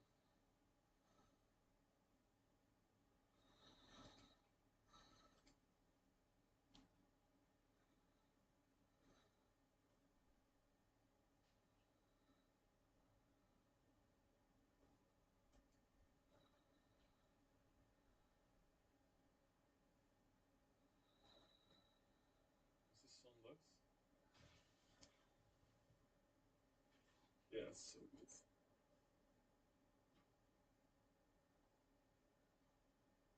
There's a strong chance we're moving to Costa Rica, yes.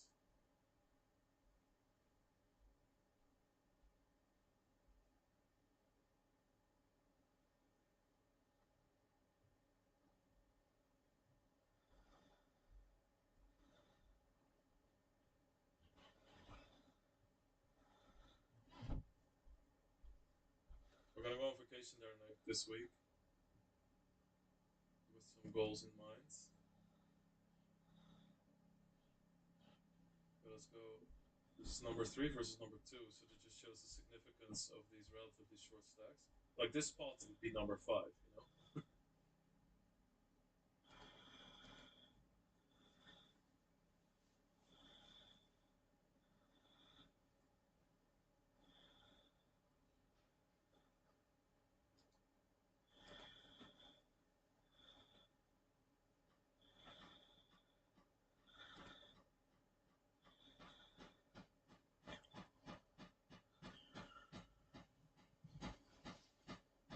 Good spots.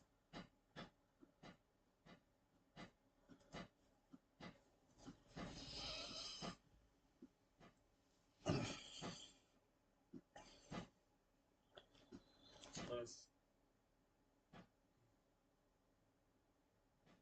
I don't know this song. Shit is nice. Thank you. How would you go about the kids speaking the language? Is there a big Dutch diaspora in Costa Rica or something? No. They would just have to learn Spanish English. The school that we want them to go to teaches 50-50 English Spanish exclusively.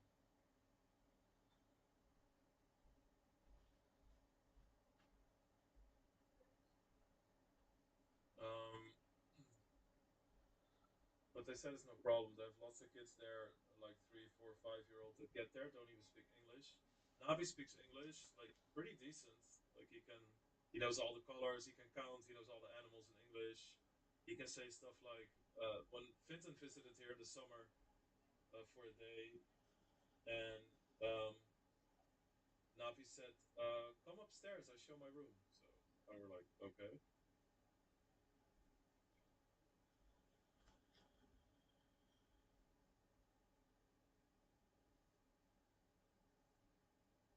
I mean, just like when I say like, "Oh, but we can play all these other tournaments," but like all of this, right? It's like the 215, I'll be able to play the Bounty Blast off, the Zodiacs, the Bounty Turbo, the 88 Super Stack, the fucking 88 Bounty Hunter Special. All these tournaments that I'm not playing right now, I could be playing. Happy birthday! It's happy birthday! We're happy to also celebrate my birthday. Oh my god! Birdie, birdie!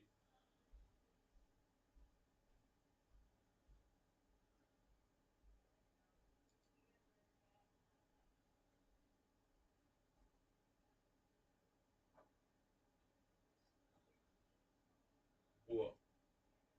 Whoa.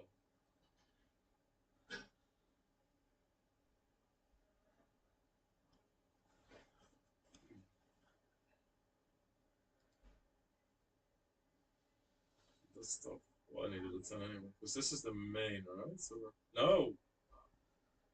Fuck.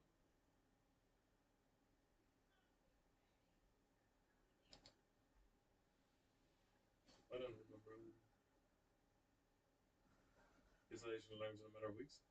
You know what's interesting? What we were thinking about is that if we indeed go there, let's stop saying like if we indeed go there, because I don't have to like sort of how do you say that? Preface it or something? I don't know. Mirta and I spoke about if we would go there and we learn Spanish, if we come back, that it would be so cool to that we should probably make the language at home Spanish, because that way everyone can keep their Spanish up to speed. You know, then we don't forget about it.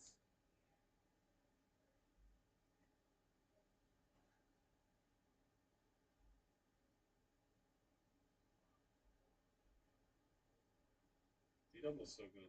Thanks, Blitzy. I didn't notice him.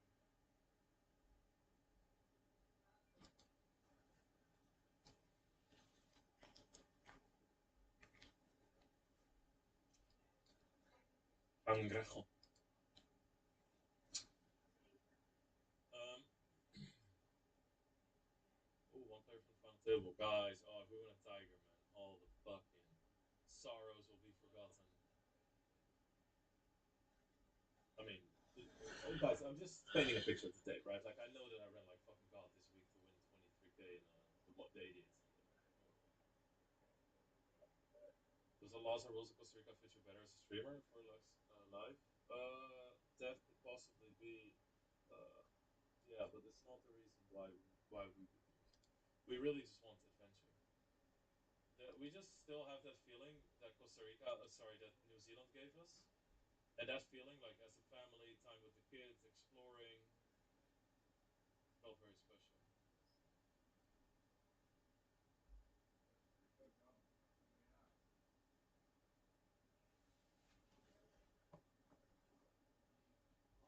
Mentos mystery bounty.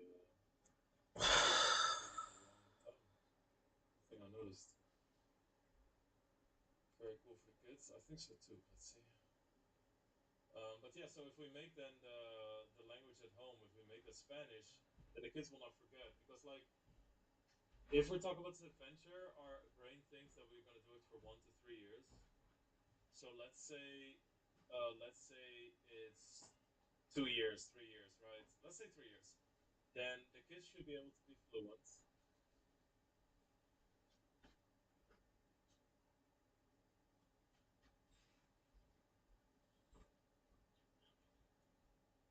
Um,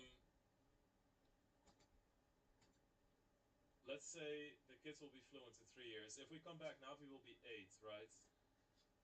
If we then don't speak any Spanish anymore, or he doesn't hear it, he'll have forgotten in like the 4 years after. So, is the tax situation in Netherlands incentive? No, taxes have zero to do with it. Like zero, zero.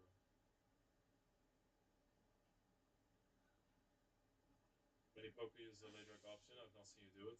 I do it all the time, but did it in this one. I don't do it in bounty tournaments because it's really bad, for instance.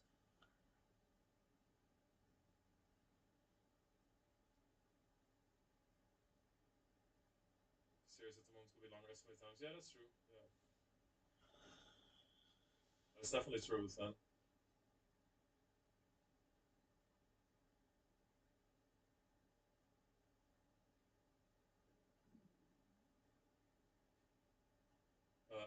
If we would be moving, we'd want to do it in the middle of Navi's break, in between years. So this summer then. So be quick. Yeah.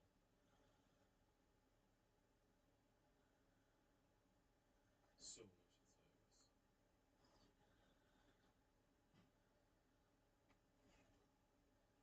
should say. I guess.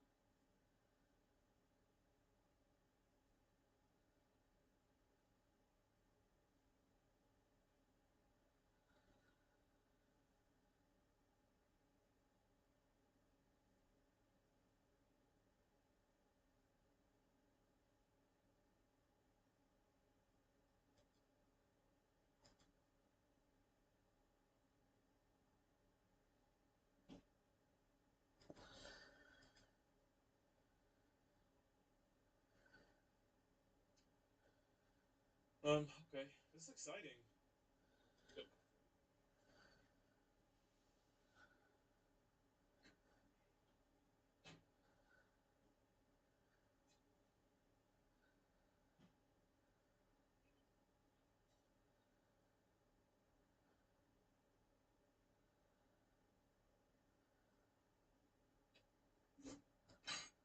Final table time.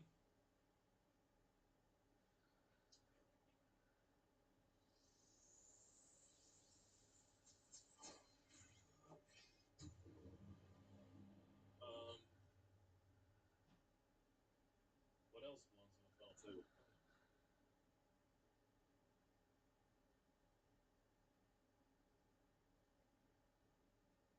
We don't speak it letters either. Use it quickly. Yeah, you have three languages to choose from. Use as many as possible. I mean, English is not something that we have to like train them in more, right?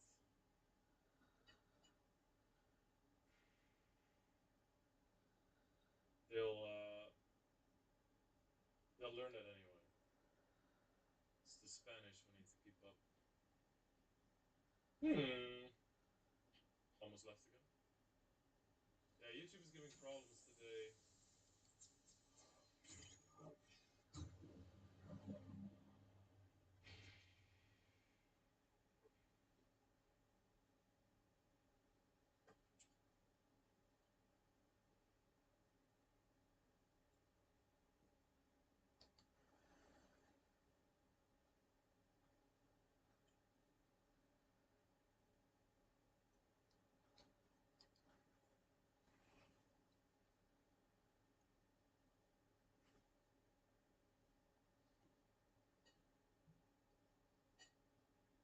Okay.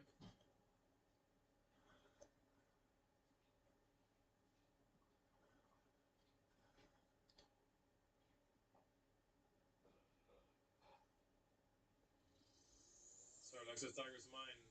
Wish you a solid second place. Good luck at it. Hey, Bunzi. Good luck. Kappa. Um,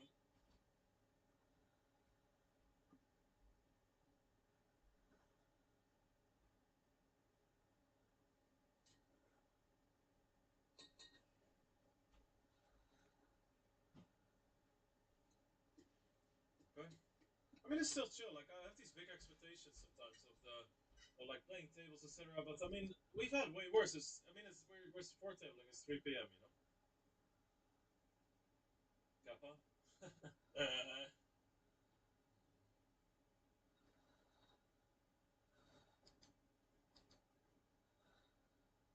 This will be flown in first 3 months. I think that's true. That's a Pokemon. Yeah. I'm excited. I'm super excited about it. A melee.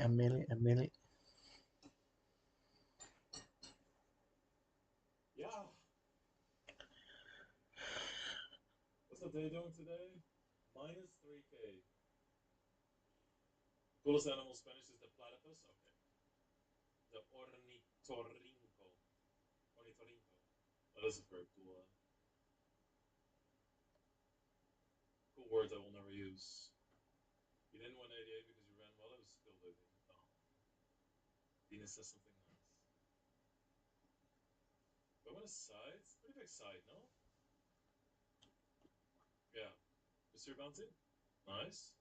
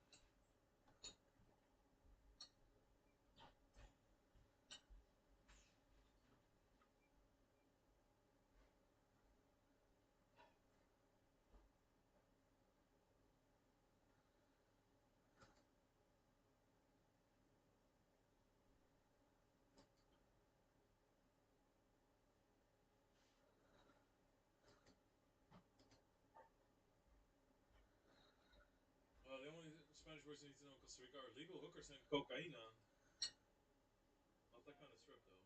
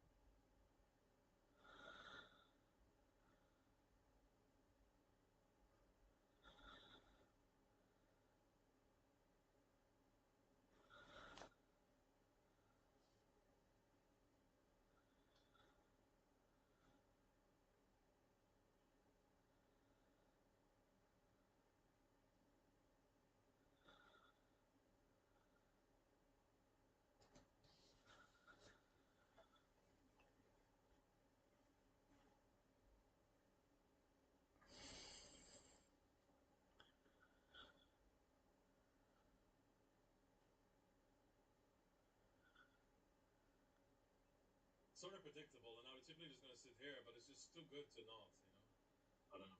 Also, he seems to be a wreck, so.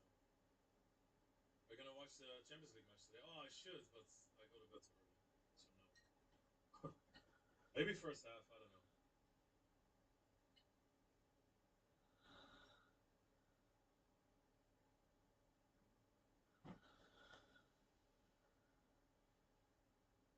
Way past 5 million gems yet? No, close. What did I want to see? Oh yeah. Wait. Wait, the two player didn't throw it. He did not. Okay.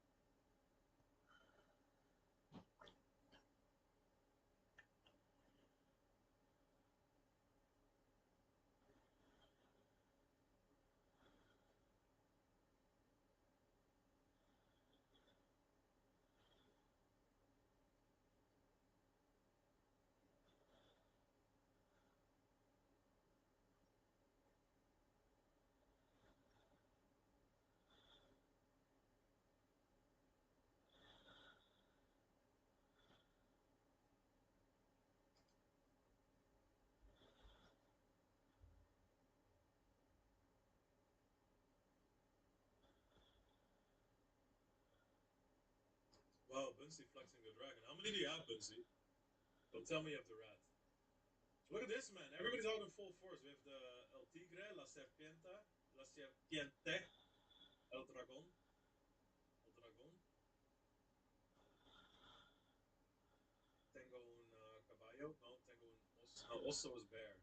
What do you say, ox? I don't care.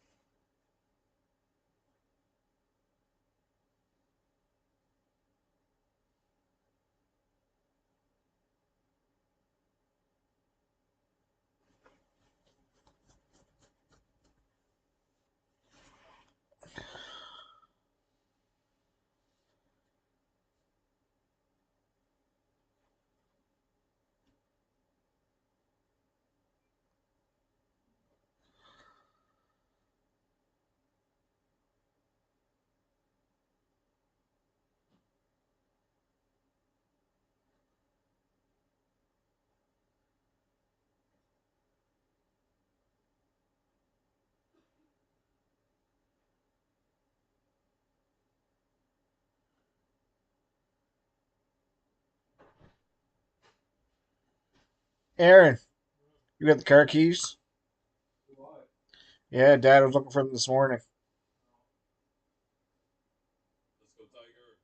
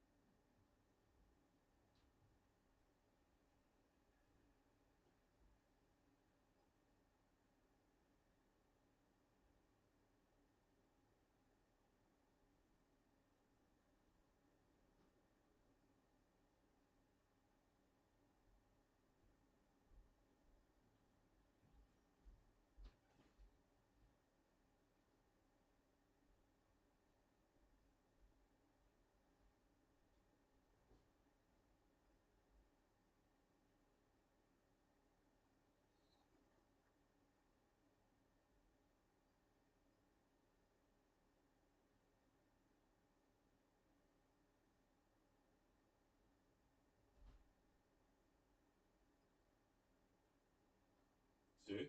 See.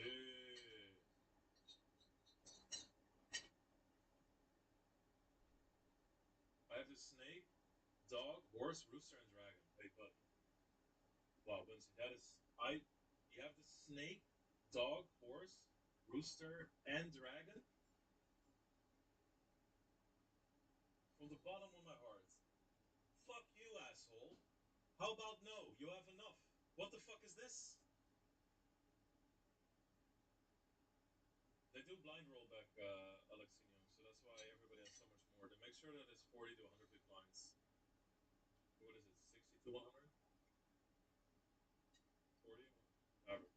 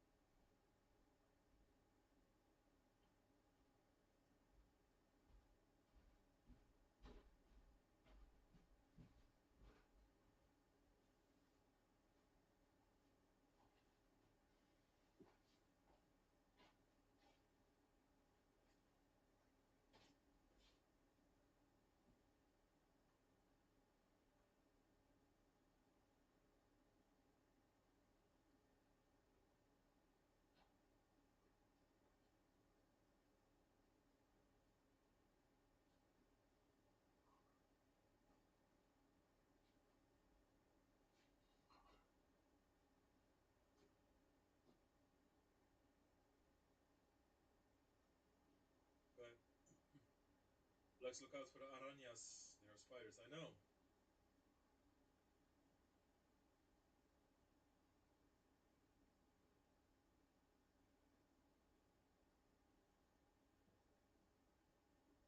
Okay.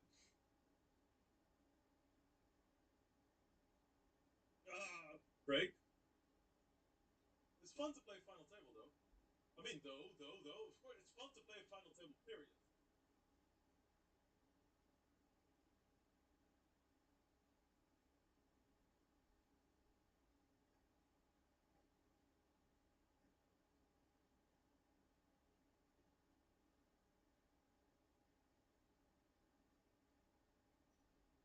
Well, you're right. I saw that, Dinas. I saw that. Good luck from Ruth, huh? What guy at collection? See? Wow. You're just putting me down now? I don't have the collection yet? What do you mean? I have the buoy, or whatever. How do you say that? Venus? Ox is buoy. Buoy, then, right? Buoy.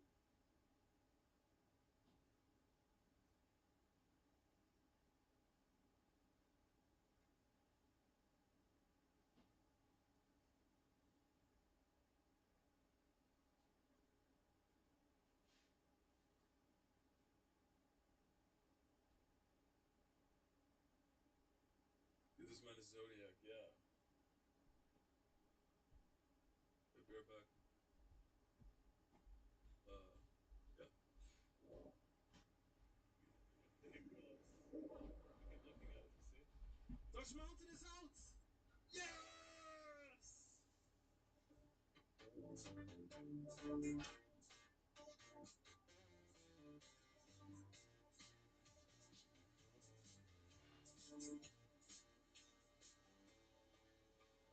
Lex Veldhouse is climbing a mountain. Why is he climbing the mountain?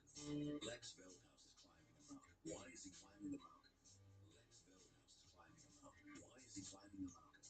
Lex Veldhouse is climbing a mountain. Why is he climbing the mountain? To hug Dutch Mountain. To envelop Dutch Mountain. To fuck Dutch Mountain. To shatter Dutch Mountain. To own Dutch Mountain. Dutch Mountain. Dutch Mountain. He wants to fuck Dutch Mountain. Tough online guys, range charts in there. GPO solves 17 new rewards. Challenging death. Why do I climb Dutch Mountain? Because I'm in love. Yeah. He's out. The king is dead. The mountain is shattered. He's gone. He's gone. Oh. I lived Dutch Mountain. I did it. Get wrecked. Alright, we're guaranteed 1300 here and 450 there. So we're minus 2200 prop. That doesn't look so bad right now. Today we won the billiards. Oh,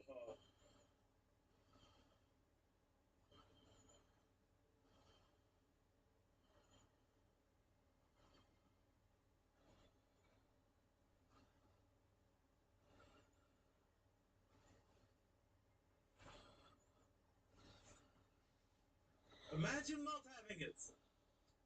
Imagine not having it, Vaishnav. Deep Rock goes from Wolcott says 12. Oh my god, he got it! Oh my god, he got it again! Sorry for screaming, but he got it 2 times in a row. Okay, 2 balls of ammo. I spinned again. He got it. I didn't even expect it. He has a top viewer role. Oh no, wait, he was one of the most viewers, the biggest viewers in 2024.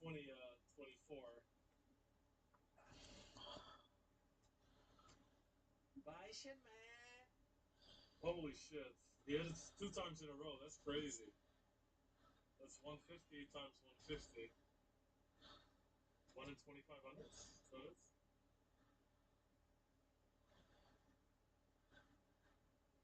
no. Unreal. Unreal. This guy is unreal.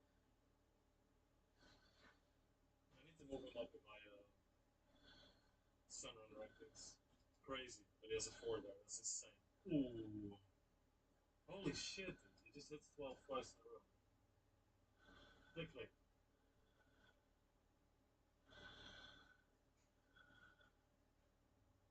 He has a 6. He has 6, 7. I swear to God.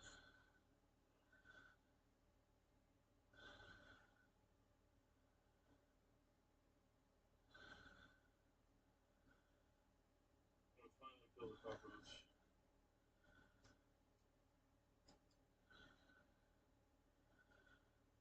Nice. Oh. Nice. GG. Alright, nice. Guys, collection. This is the first thing I see when I come back from break.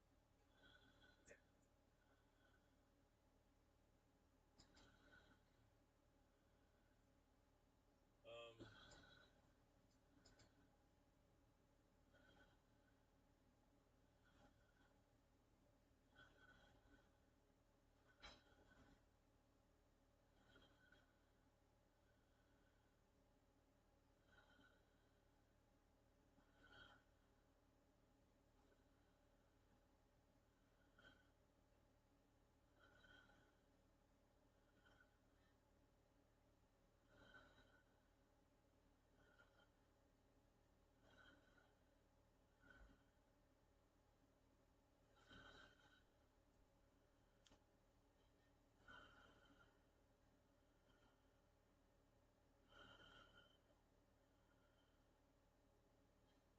okay.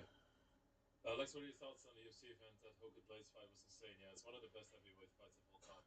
It's actually crazy. Like, I have so much respect for the fact that they were able to still punch in the third round. Heavyweights, they, like, I mean, that's crazy.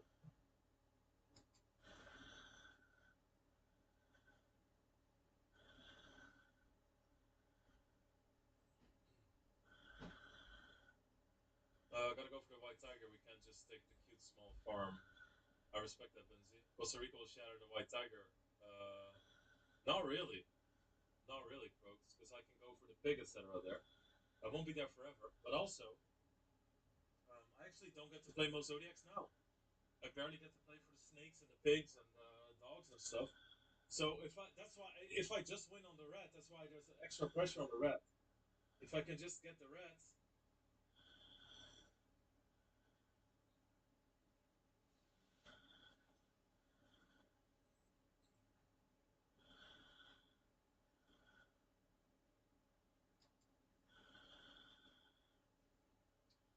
sorry, I raised another gun. Okay, if they check again, I'm betting.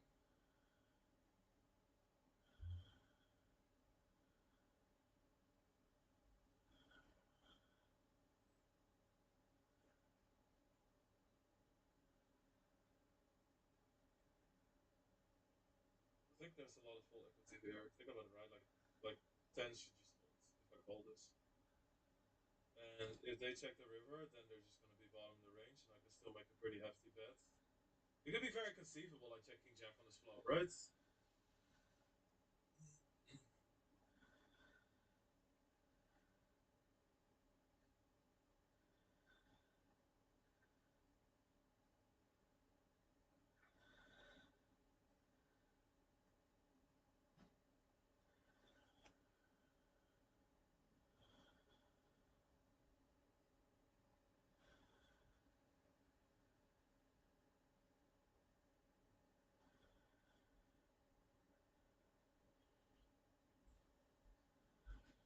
Okay.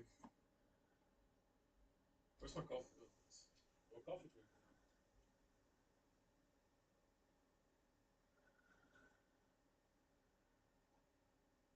Hey.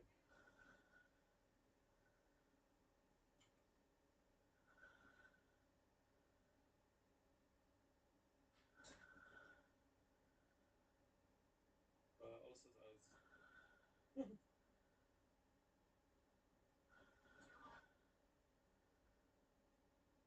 Oh ja, zeker. Kom maar terug.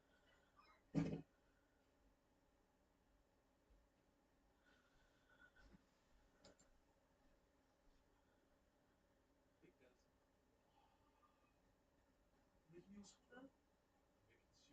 Mickey is super mooi. En die is zo goed. Nou, gezellig dat je kan spelen. Leuk dat je er bent. Akkerlak. Gooi naaf. Ja, ja.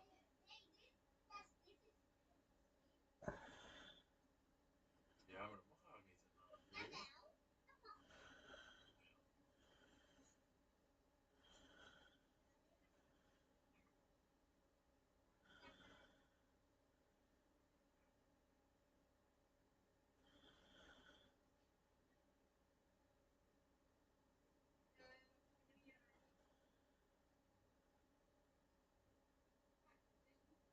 Okay, to be honest.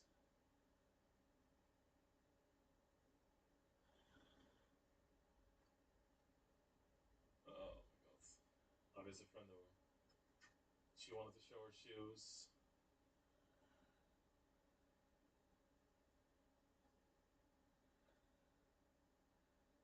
I think I'm not good.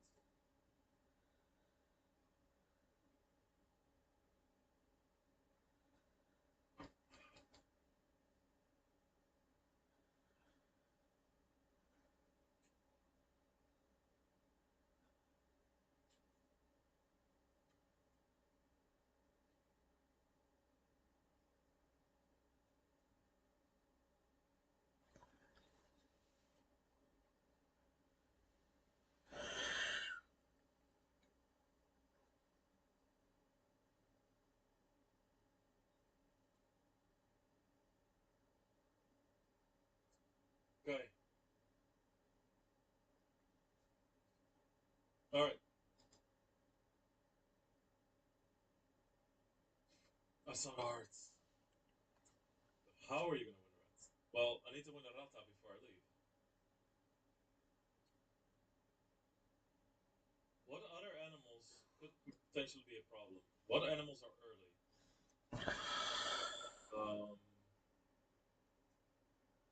What animals are early?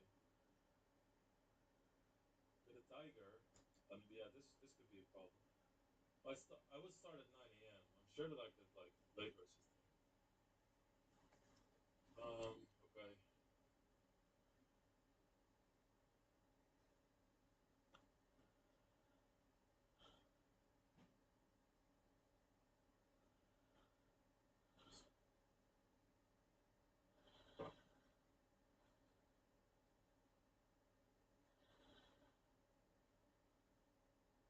Oh, the Dutch Mountain. Oh, that's funny.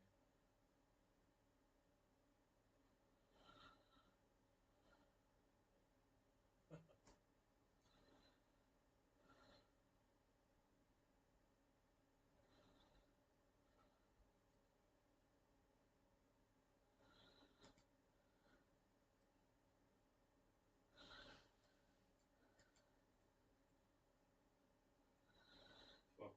You guys made an emote. Should make a rat emote that is Lex's face is the rat but angry. Um, listen, Bruce and Kay. Did you get out of the bed with the wrong foot, as we say in the Netherlands, on the wrong side of the bed? Because I don't know what this is. Maybe you're jet lagged, but I don't like this. You wish my direct competition. Look at it. He's fucking cycling through the animals that he has. He had a dragon earlier. Now he has a hyena. This is my direct competition. Then you talk about an emote with a rat face. A rata. I don't like this.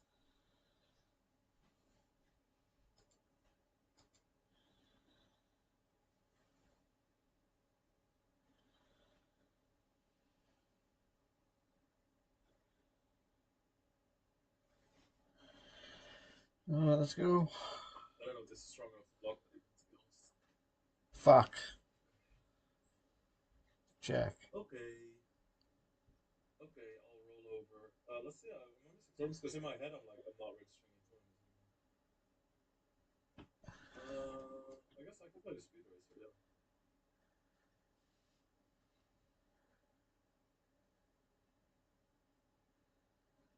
So cute. She said, "I have new shoes." I was like, "Oh, they're so nice," and she stood there like that.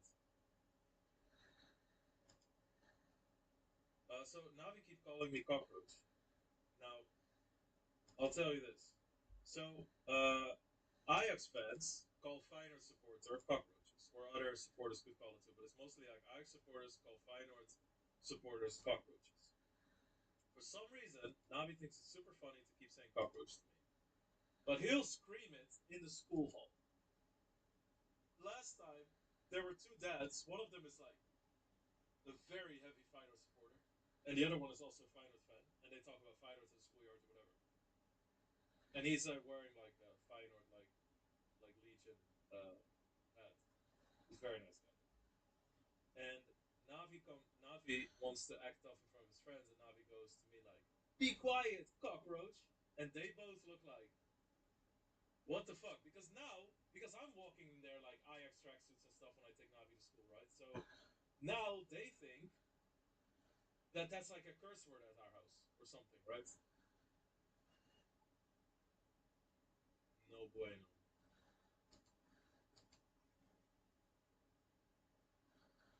No bueno.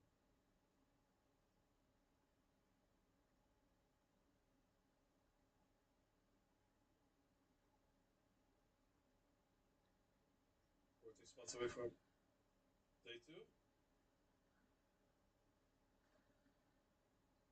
Holy shit. Nice. Yes. Good. Nice.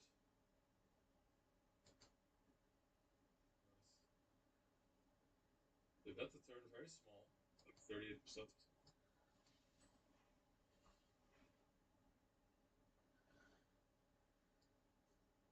Whoa! With a bounty and a speed racer just registered. Thanks for looking up. Lucky shoes. I wrote the shoes for luck. That's all we needed.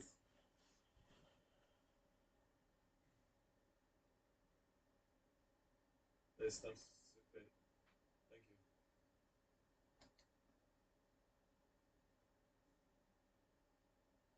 Oh my god. So good.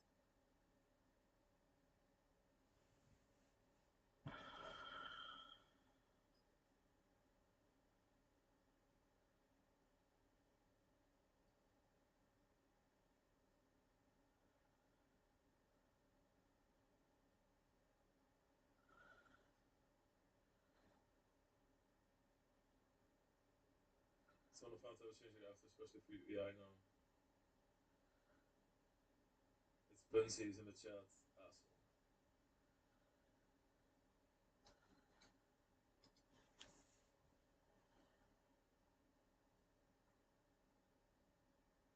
Thank you for face cam now. I can paste the ChatGPT and make it look like a rat. I'm just sitting like I'm a fucking monkey in a cage, man. Bunsy doubles. Nice hands.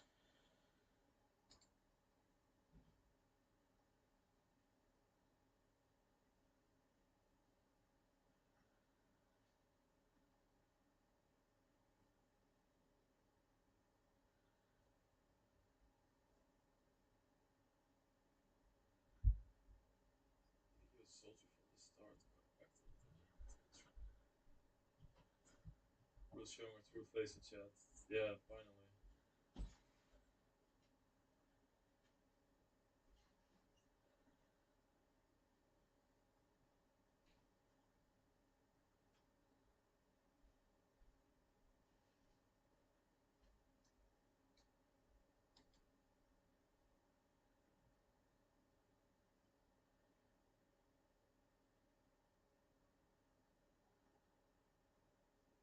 Any plans to gamble today? Yeah. What's the GG equivalent of the old 2250 dono? Definitely the 250 Sukabliet. That is in the morning schedule, yeah.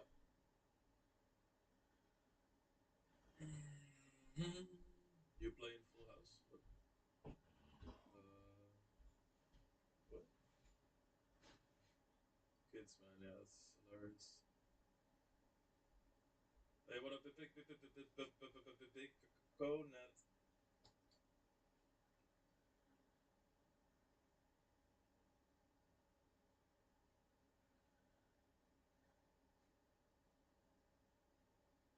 Guys, we made it. Magnus Magus just sent me a friend request.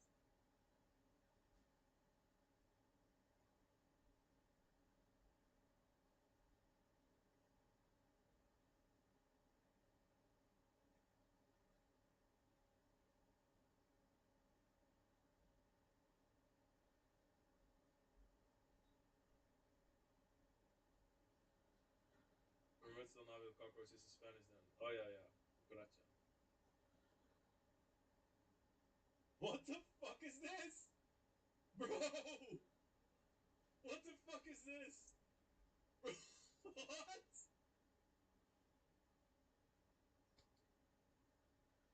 Bro, what? Fuck me.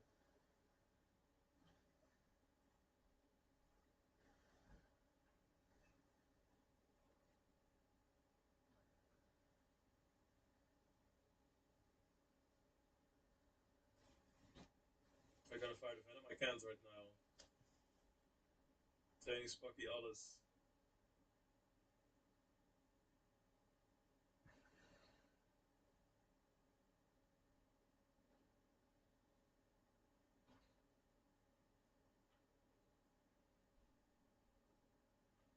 What the fuck is this?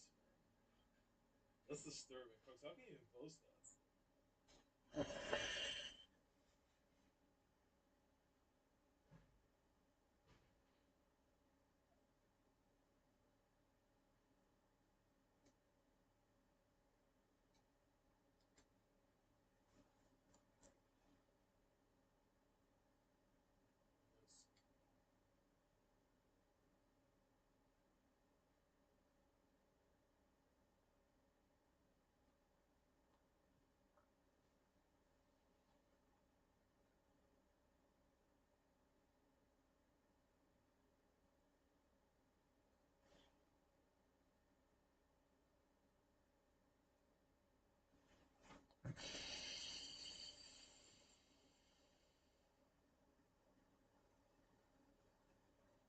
Hey.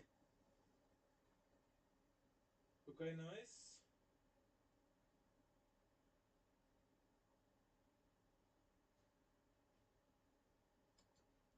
Brave. No, no, no, no, no, no, no. The first. Oh, Betcha, how can you do this? Look at this. Oh my god, I should not. Oh my god. Betcha FCT. He should be sort of on my side, even though he's cartel. Look at what he posted on Dutch Discord. Avatar.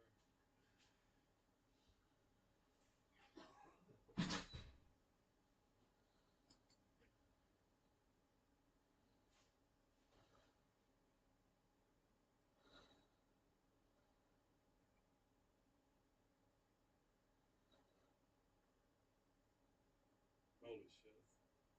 This is the worst day ever.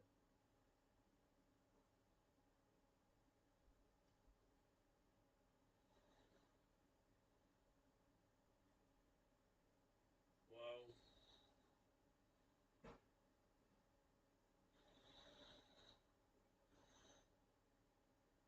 Yeah.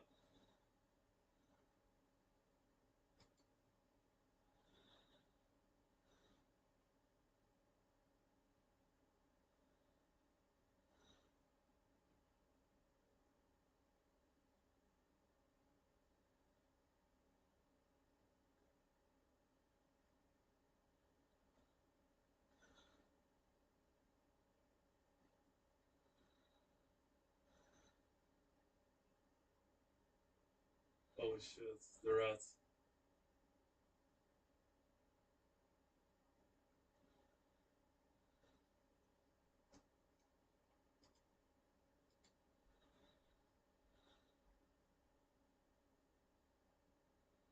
This is like mature. So like Kuckerluck, yeah, I was close. Yeah, Kuckerluck. Navi loves saying it, man. It's a new thing. Like he used to just do this, right? Every time we saw him, he'd just go like. Now it's Kuckerluck, Kuckerluck, every day.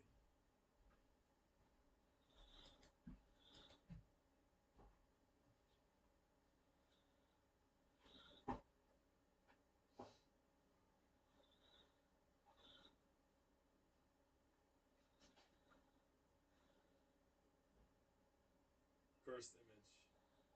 Yeah. You have to like make a little cross when you see that. Are the things planned for World Festival like challenges? Yeah, yeah, yeah. Full thing. Full thing, Sebastian. Michael. Lex Veldmaas.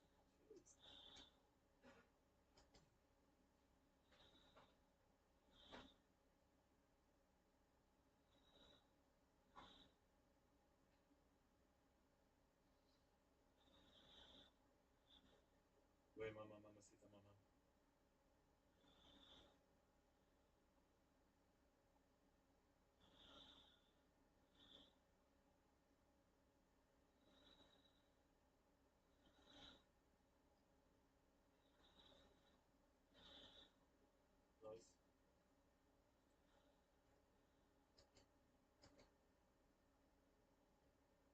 apologize in advance, but that pick is slight resemblance to Splinter.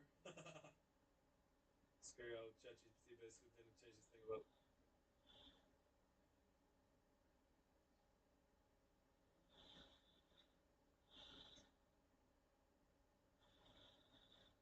Yes, but Fane.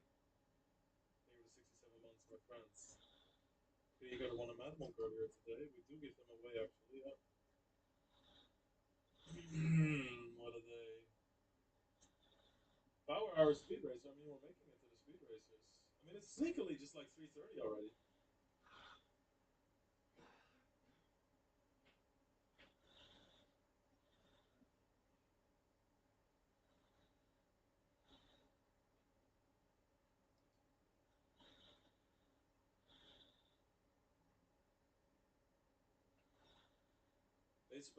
Eight spiders left.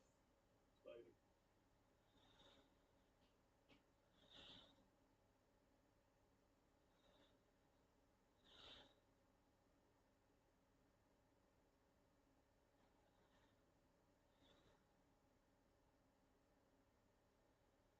Like a model of melon. Nice. Nice. 33. I mean, it's be so nice. I can't stream this, but maybe that's not so bad for mystery bounties. Chat was so annoying. Whenever you call lights for an all in, not great.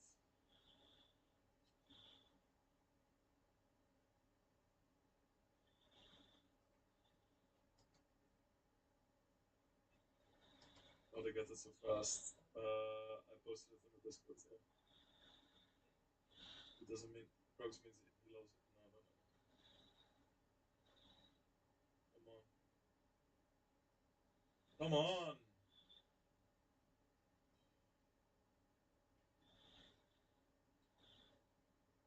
Holy shit! Not again.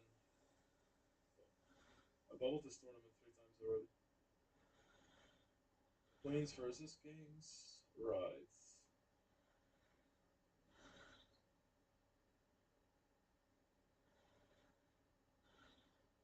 Wait, the other guy had sevens? Who cares? So they flopped the set. Because then I would have just lost against the second white guy as well. Right? Sometimes it's so useless that people show what they know.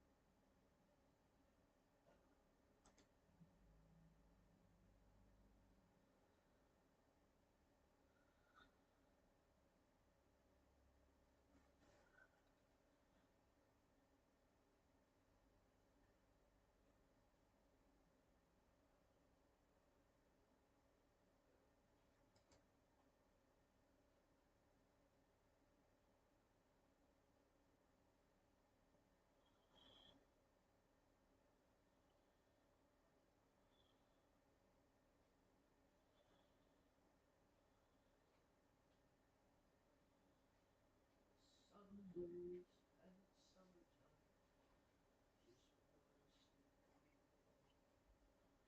Sundays and summertime. I hear this.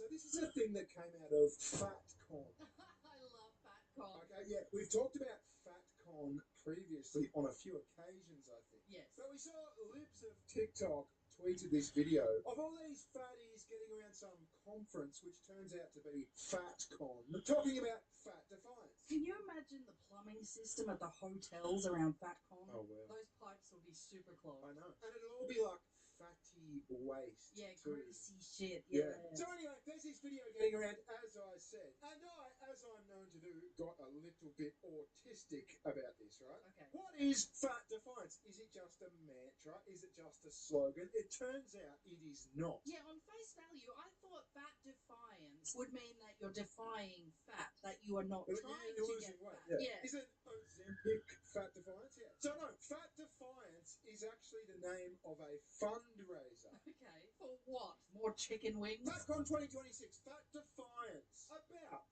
As the year draws to a close, we invite you to join FatCon in our end-of-year giving campaign, a pivotal opportunity to support a movement that champions fat liberation, inclusivity, and empowerment.